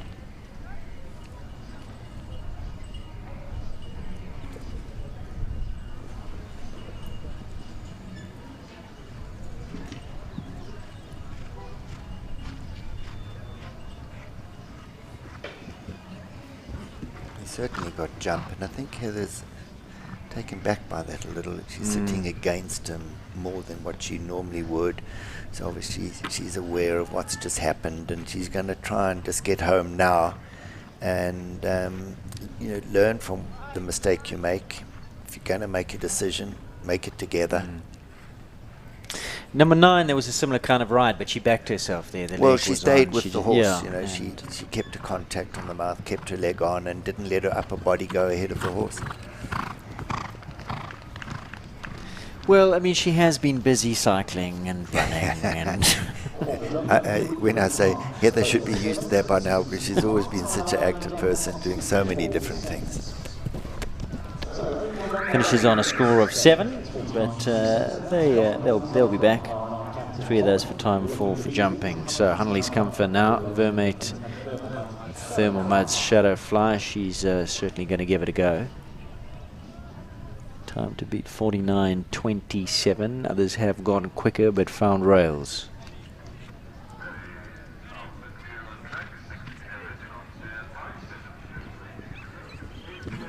I mean, I have to be careful I don't talk too soon, but I'm just pleased that she's not overdoing it. And she's certainly, for me, matured a lot in riding at this level.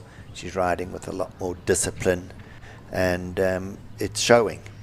You know, so you can be competitive and really go, but you've got to also, in the end, build these building blocks to become better, more competent, both horse and rider. And I think that was a very mature, educated, ridden round by the young rider. Really good.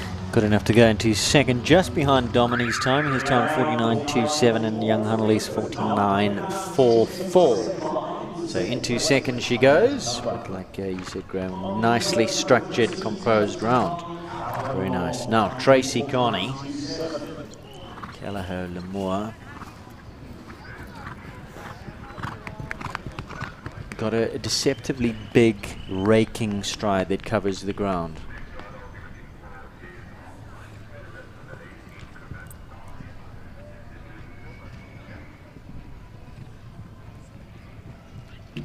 Oh, that was, I was going to say this is the horse.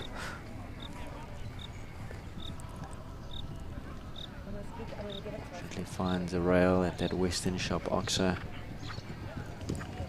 Super ride there.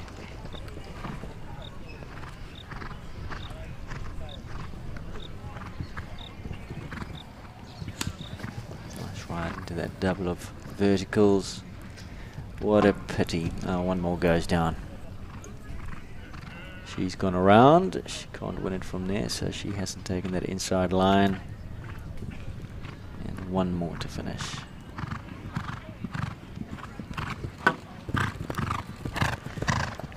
Still smiling, still patting, still enjoying. Absolutely.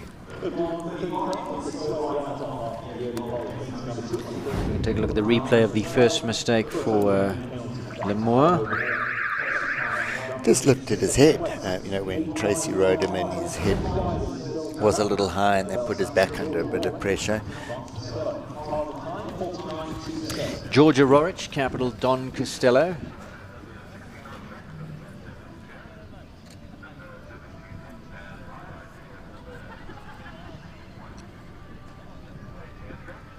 Nine strides as well.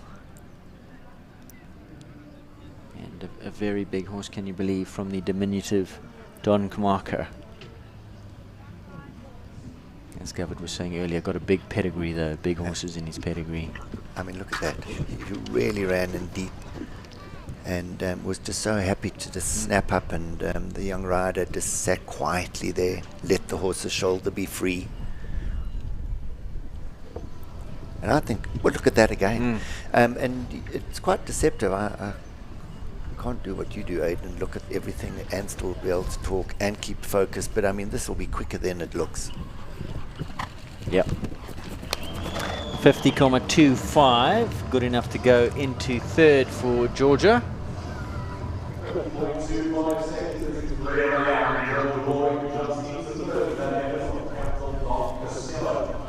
And nice rounds for her, still relatively new partnership. Of course, the horse previously ridden by Ian. I just like to see the horse try so hard. You know, 3 times he ran in really deep and just was confident to not get pressed through the rail, came up very confidently. It was great. Nicole Horwood, United Aviation Group's Capital Night Star. There again, canted down there, loped down at 9 strides and still got its shoulder way up. I mean, just again, look, landed very quickly. Let's watch Nicole's turn back here. Ran him in tight so it could land in balance.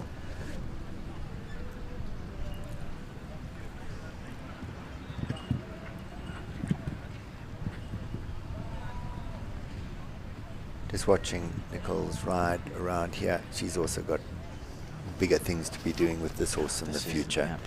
Even went round there. So, yeah, it's lovely. Again, here's those building blocks that they're building away, and you're going to watch this horse in the World Cup soon. Yeah. And again, for the young viewers, or any rider, just to watch Nicole. Here's the top rider in the world, well, South Africa at least, riding around, thinking of her horse, giving it a good clear round, but not being overridden. The bigger days, bigger things to come. And, absolutely. Yeah, so again, we go back to, you've got to read your horse and read the situation of where to go. Yeah, she's paying her school fees on that one. She doesn't need to, but the horse, she realizes that's not here to win 140s, like you say. Absolutely. That's an international horse. Ah, for sure. Tamara Rueda, Lientos. Now this is going to be quick. He's naturally quick, naturally electric-blooded. Dominy's still at the top of the leaderboards with Coleman in 49.27.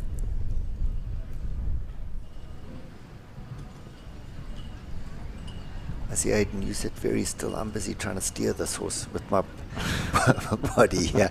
I battle with this. I mean, that was really close and tight. Brilliant ride from the Scotsman to that one. She took the Scotsman on the angle and came the straight line. She didn't ride on the loop down to the rubber ceiling. She would have gained a second or two there. That was good. Inside turn. And again, you just see what a course designer can do to make a competition. I mean, that was really good. And there's your new leader without trying too hard, 48.57. And she certainly didn't. She could have gone a lot faster, and I've seen her go a lot faster. Absolutely. So again, that was well calculated. Good ride.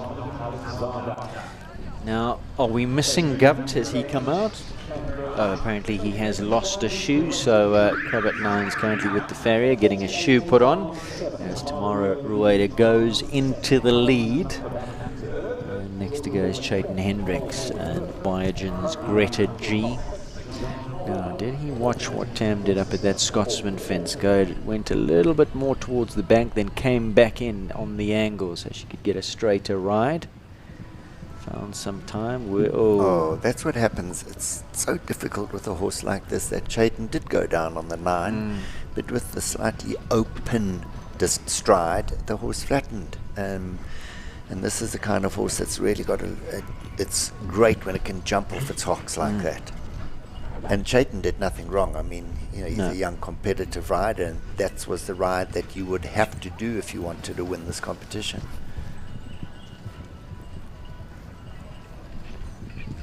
And that now he's sort of choked back a bit and gone around there, and again, well read.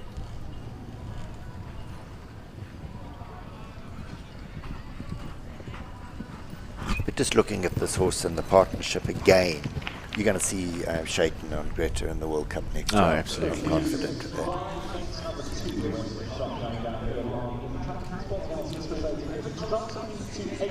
So his final score 4 in 52.65, having slowed up after that early rail.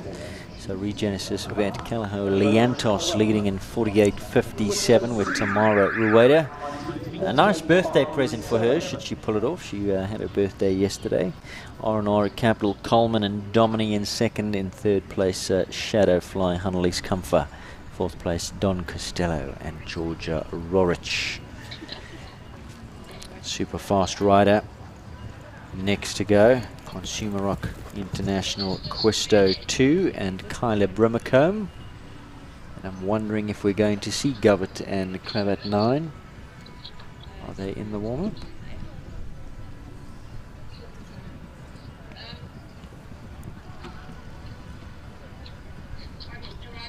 Looking to be Tam's time, 48.57.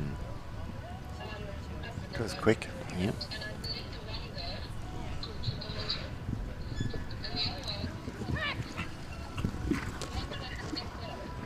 You know, there's such an art to riding a jump off where, oh, that was unfortunate, where you go on the open distance and you might get a real good jump over the jump, but not land as balanced as one would for these turns. And that's what Kate's done in a very nice way, is that she's encouraged you to open the stride, like from number 1 to 2, where 10 strides in the first class, 9 is what a few have done, and you have to do that, but she has encouraged you to open that stride. Can you still contain it? Can you still keep it balanced? And most important of all, can the horse still accept the discipline of what is required in the turnbacks? Kyla Brimacombe finishes on 6 penalties, 2 being for time. And I hope we've got a replay of that, because I'm not sure what happened there. The horse just seemed to run past the fence. She made the turn back after the rubber sealant jump onto Reonet, and not sure, just kind of went left past the wing. It really happened in the last minute, but I think with a lot of inside rein they kind of used in the turn back. That inside rein wasn't redistributed into the outside with the inside leg, so the horse's balance was on the outside more than it should have been, and took advantage to the left. But it's so easy to be from the outside, look in and say that, and yeah, that's the feeling I got. There was a little too much inside rein on that turn back.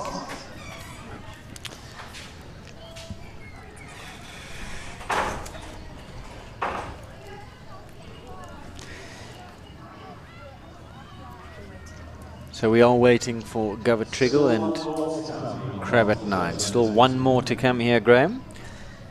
Fortunately, cast a shoe in the warm-up, so the ferry is attending. So let's take a look at the top 4. Regenesis vet Cayleigh Liantos leading with just Govert Triggol to come. Her time 48.57. R&R Capital Coleman sits in second with Dominion 49.27. In third place, Shadowfly Hunley's Comfort, good outing for her today, 49.44, and in fourth place, Don Costello, with one more to come. So we're going to take a quick break. Govert is back on. We've got an eye on him up in the warm-up, but there will be a little while until he ventures down. He's got to warm the horse up. So an opportune moment to take a little bit of a break and go and thank our sponsors. We'll be back.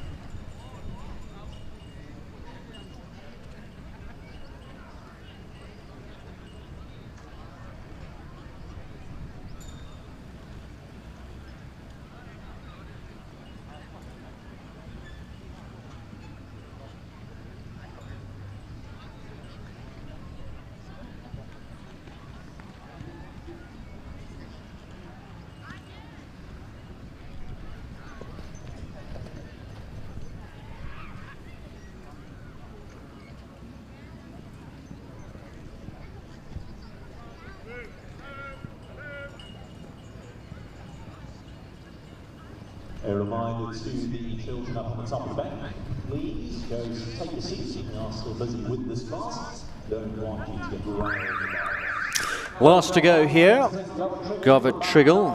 Time to beat to 48.57.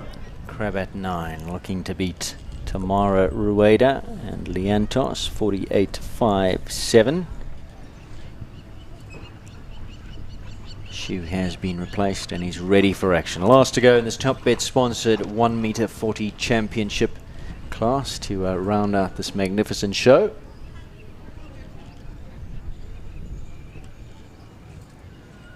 What's he going to do, Graham? Going on the 10. Yeah.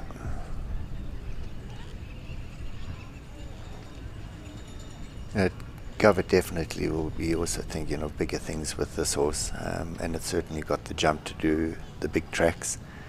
So, and he would know to go as fast as those first two horses would be a little against what this horse, what they're trying to achieve with this horse at the moment.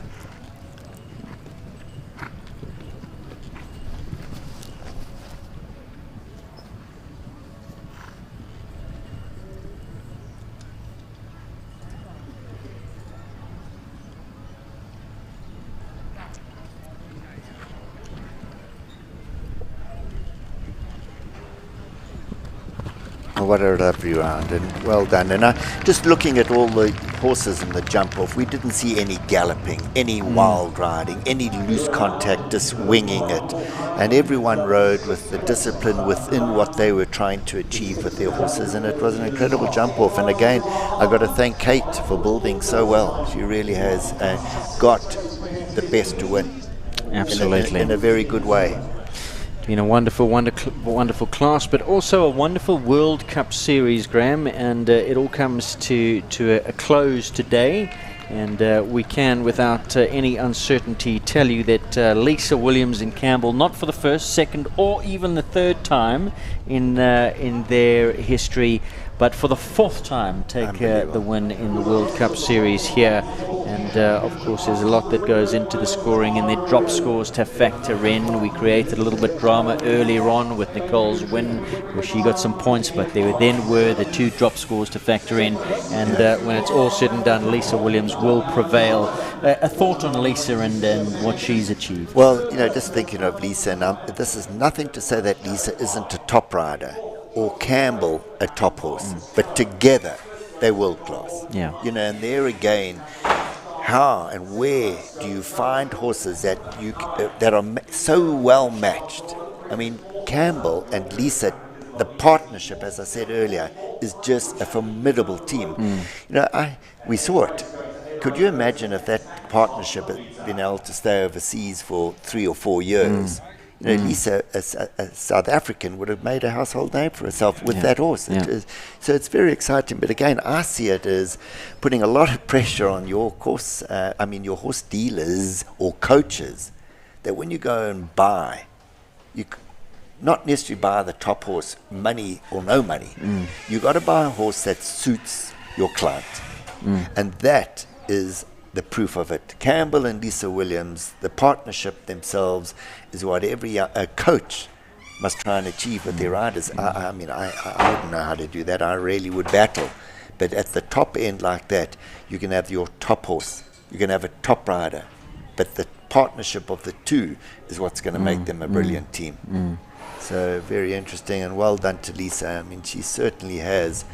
And again, just talking of Lisa, she went out overseas at huge expense. I don't want to mention the figure that it cost her. She was adamant, and she was offered so much money over there for Campbell, and she said no. And I mean, to bring Campbell back and then to continue actually thrilling the South African audience like this, we've got to thank Lisa for being so involved and loving that horse so much to give it that opportunity to come back to South Africa. Well, that's it. She loves the horse. I mean, you say it's a partnership, but that's like one of her children. That is no money in the world. And just look, people would be absolutely, we wouldn't believe the money that she was offered for it and that she said no to. Congratulations once again to Lisa Williams, her 4th win, and of course not only, so what a year she's had. This is recap. She's won three of the 6 legs. She's won, and of course the win in the Derby as well. What a year! No, unbelievable, unbelievable. But you know, don't get disheartened by that. You know, we can all keep working, and again, imagine try beating Lisa, and you then know what you've achieved. And again, strange that you'd have to say, well, she's a working woman, she's got a business, she would be classified an amateur. It's just and I think there's a funny story about her overseas when one of the riders came, oh, where are you from? I'm just a housewife from Joburg. You know, she's what a superstar. Well done, Lisa Williams and Campbell. They take the overall series win. She sat out of it today knowing that she couldn't be beaten. I made a panic a few times. I said, oh, has Nicole come in and upset the apple cart? No, there were drop scores to factor in, and all that scoring can be found on the various websites where it is available. Back to the class at hand, and the winner here, great win today for Tamara Rueda, Regenesis vet Cayleigh Liantos. They're coming in for the prize giving. Second place to Dominic Alexander on the up-and-coming R&R Capital Coleman. Again, didn't run him off his feet, just an easy jump off, canters into second. What a future they've got ahead of them. And that's what I said in the beginning, you know, not one rider, not even those that had the odd pole, did they just throw caution to the wind and just go. They all rode very disciplined, and it was lovely to be involved with, to commentate, to watch these top riders like this, and they certainly make the job easy for us. A podium finish for Annelies Comfort. She fits into 3rd. In 4th place, Don Costilla, Georgia Rorich, Nicole Horwood. Great day for Nicole. There she is in the 5th place on Night Star. But she's got much bigger things coming her way in the future on that horse. What a string of horses she has. She had to say goodbye to Don Camarco, but they've just stepped up. It's very difficult to step into his shoes, but Hitoshi wins the World Cup qualifier today. She's got Night Star, she's got Capital Impossible on the up, and that's what the game's about as well. It's also looking to the future as to what's going to fill the void. But like I said earlier, that it's incredible to watch these top riders eventually get the horses to all start looking the same and all going. Nicole's like that, isn't she? And definitely, if you watch her carefully, and of those that could rewind and watch her around, she never presses a horse through that front rail. She's always so in balance, so light, so soft, and she's got the most unbelievable balance in a quiet hip. Her hip never goes ahead of it. Her hip is always in balance, and that's why even if the horse is a little close or a little off, her balance as a rider is phenomenal. Top class stuff. One of the most decorated riders. Dominic just pushing Tamara out the way. He wants the top step. Great win for her today. It was, as we said earlier, her 23rd birthday yesterday. Tamara, Dominic in 2nd, and in 3rd place, Annelies Comfort. There they are, your podium finishers here in this Top Bet sponsored 1m40 championship class. Graham, we have enjoyed having you in commentary so much once again. And hopefully you'll be back for more. Well, thank you very much, Aidan. It was a pleasure doing it, and I'm not doing it without you, but thank you very, very much. Really, really appreciate your time and your insights. That's Graham Winn, who's joined me in co-commentary for the 1m40 championship class. We're going to say goodbye to Graham, thank him for his time. And as we take a look at these pictures, tomorrow on the top step of the podium in this Top Bet sponsored class 1m40 championship, they're going to remount and lead us off on a well-deserved lap of honour. And then we're going to take confirmation of the result, and hopefully we'll get a chance to chat to Tamara once she's dismounted her fantastic little champion horse, Liantos. Enjoyed that class, enjoyed the day. We hope that you did too. More to come. Stay tuned to Equestrian Live SA.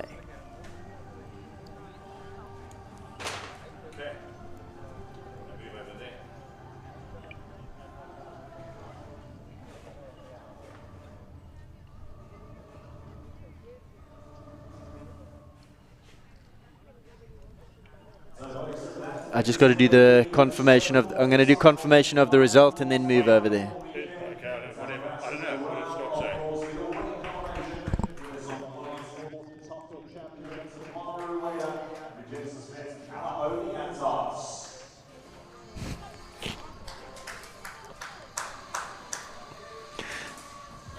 That's the joys of live broadcasting for you.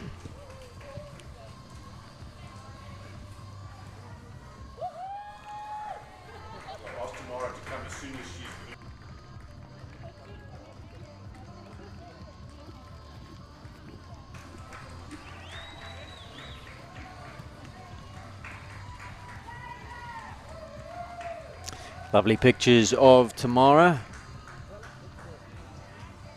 And there is the result of the top bet 1 meter 40 championship. Tam Rueda prevails. Regenesis vet Cayleigh Liantos. Well done.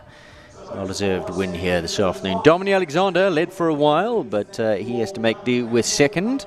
R&R Capital Coleman. Big future ahead of them. Third place to Hunnelly's Comfort, Vermeet and Thermal Mud's Shadow Fly. Well done, Hunnelly's. In fourth place, Georgia Rorich, Capital Don Costello. Nicole Horwood in fifth. United Aviation Group's Capital Night Star. She had a stellar day, Nicole, winning the World Cup class. And the sixth and final placing going to Gova Triggol and Crabat 9.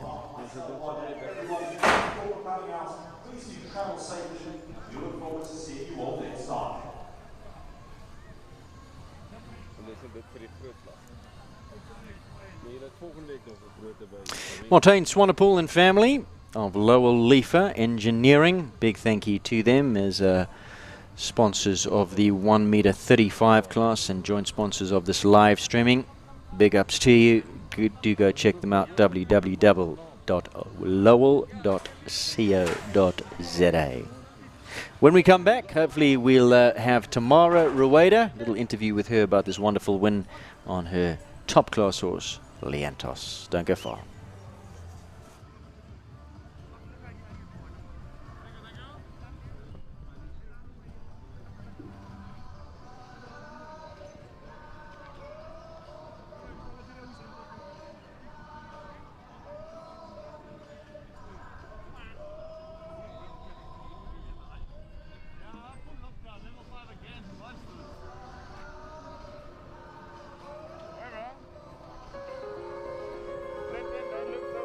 Hi, Mark White here. It's again this time of the year when we can proudly say we're back involved with equestrian sport and show jumping in particular. We'd like to thank the South African Show Jumping Fraternity for their wonderful support in the last 11 years. And we as Mark White Nissan will continue in the future with our sponsorships. I would love you to come down to the dealership for any of your motoring needs. Come and sample our new products of next year, which we'll be launching. Plus, we have got towing vehicles, vehicles for your sons or daughters. Whatever your needs might be, we have it for you.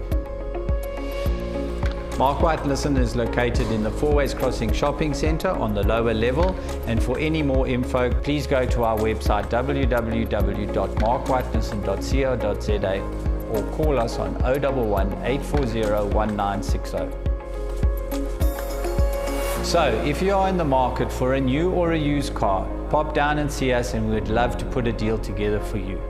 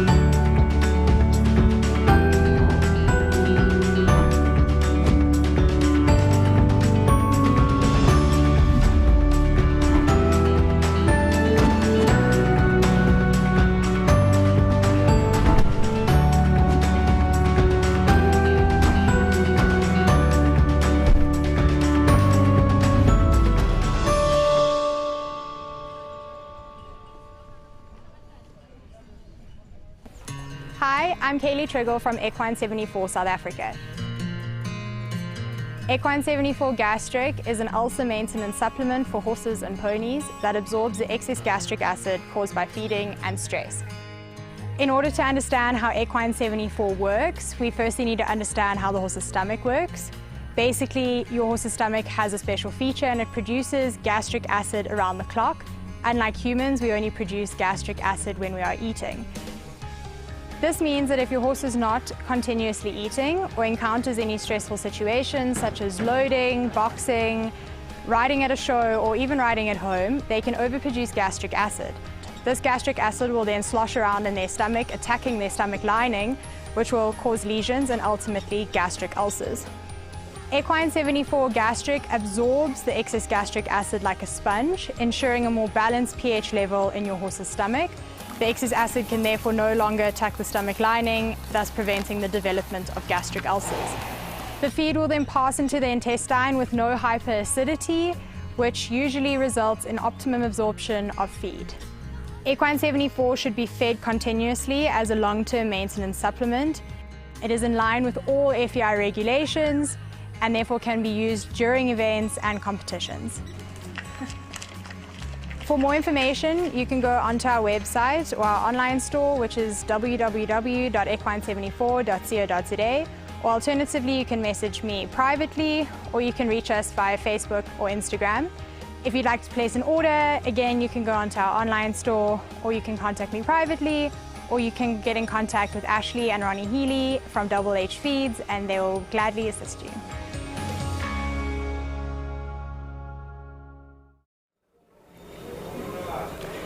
Welcome back to Equestrian Live SA. We've just wrapped up the final class. That's sponsored by Top Bet, and what an emphatic win by Tamara Rueda and Lientos. One day after your birthday. Happy birthday. What a great birthday present. Yeah, thank you. I'm so chuffed. Tell me about this wonderful little horse of yours, because championship win after championship win, he's just getting better and better, going quicker and quicker. He's just dynamite. Yeah, he's been incredible. I've had him since he was 4 and I got him off the Cayleigh auction. And since then, I mean, since a young horse, he's been amazing. He's so athletic and he's always one step ahead of me. So, but yeah, I love every second of riding. He looks like a fun horse to yeah, ride. He is. And so game. Yeah. I mean, yeah, and brave, which is, I mean, brave and careful. So it's a great combination. A brilliant effort. Talk us through your jump off. Domini was leading. I saw on the podium he didn't want to let you up when he thought he deserved it more. But talk us through the jump off. We've got a replay of your jump off, so you can talk us through it. So here you go into jump number 1. You knew what you had to do to beat Domini. Yeah, he was so good. I was worried about going too fast. Because I tend to do that sometimes and overcook it in the beginning. But he's so naturally quick as well, so as long as my turns are tight and things, yeah, he's pretty organized. Are there anything that you have to watch out? Does he have a chink in his armor at all? Does he get ahead of you, like he knows exactly how to do it? Any weaknesses in his form, in his game? He doesn't have many. I must say. He's very tricky in his mind, so you just got to keep him calm. But other than that, I mean, he does everything pretty perfectly.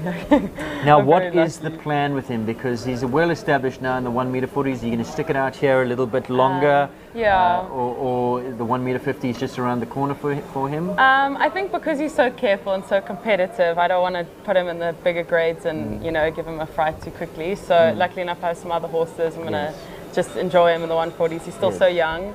So yeah. How old is he now? 9. 9. Yeah. And speaking about your other horses, tell us a bit about your string, because we didn't see you today in the big class. Why? Yeah, I was actually entered, but on Thursday my horse had a virus. So that was me out of the show. And my other grey mare also had a virus, and then I have a stallion as well, but he is finished for the year. So just Leandros, the last one standing. So anything left for you this year? Do you have Kawena next year? Is this it? You're going to take a break now and we'll see you next year? I think I'm going to call it a year and give the horses a break. They've had a very long year. Excellent. So, you've had a dynamic year, a brilliant year, lots of big classes, lots of big wins. It's been great seeing you. Congratulations once again. Thank you. I appreciate it. Thanks. And that is Tamara Rueda, who's just racked up a lovely win here in the 1m40 class, sponsored by Top Bet. What a brilliant, brilliant day we've had.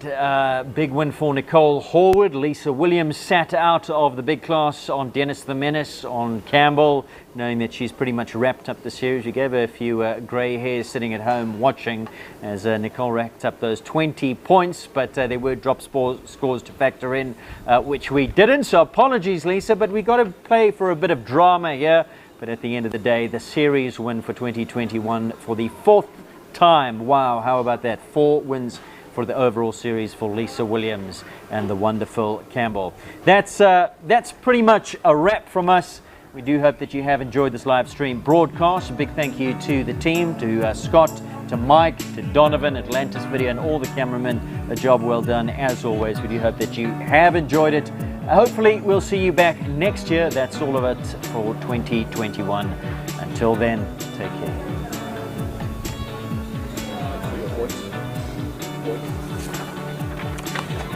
This was the Reonet FEI World Cup qualifier at Cayleigh Equestrian Park and was proudly sponsored by Reonet Equine 74, Top Bet, Lowell Leafer, Back on Track, and White Nissan.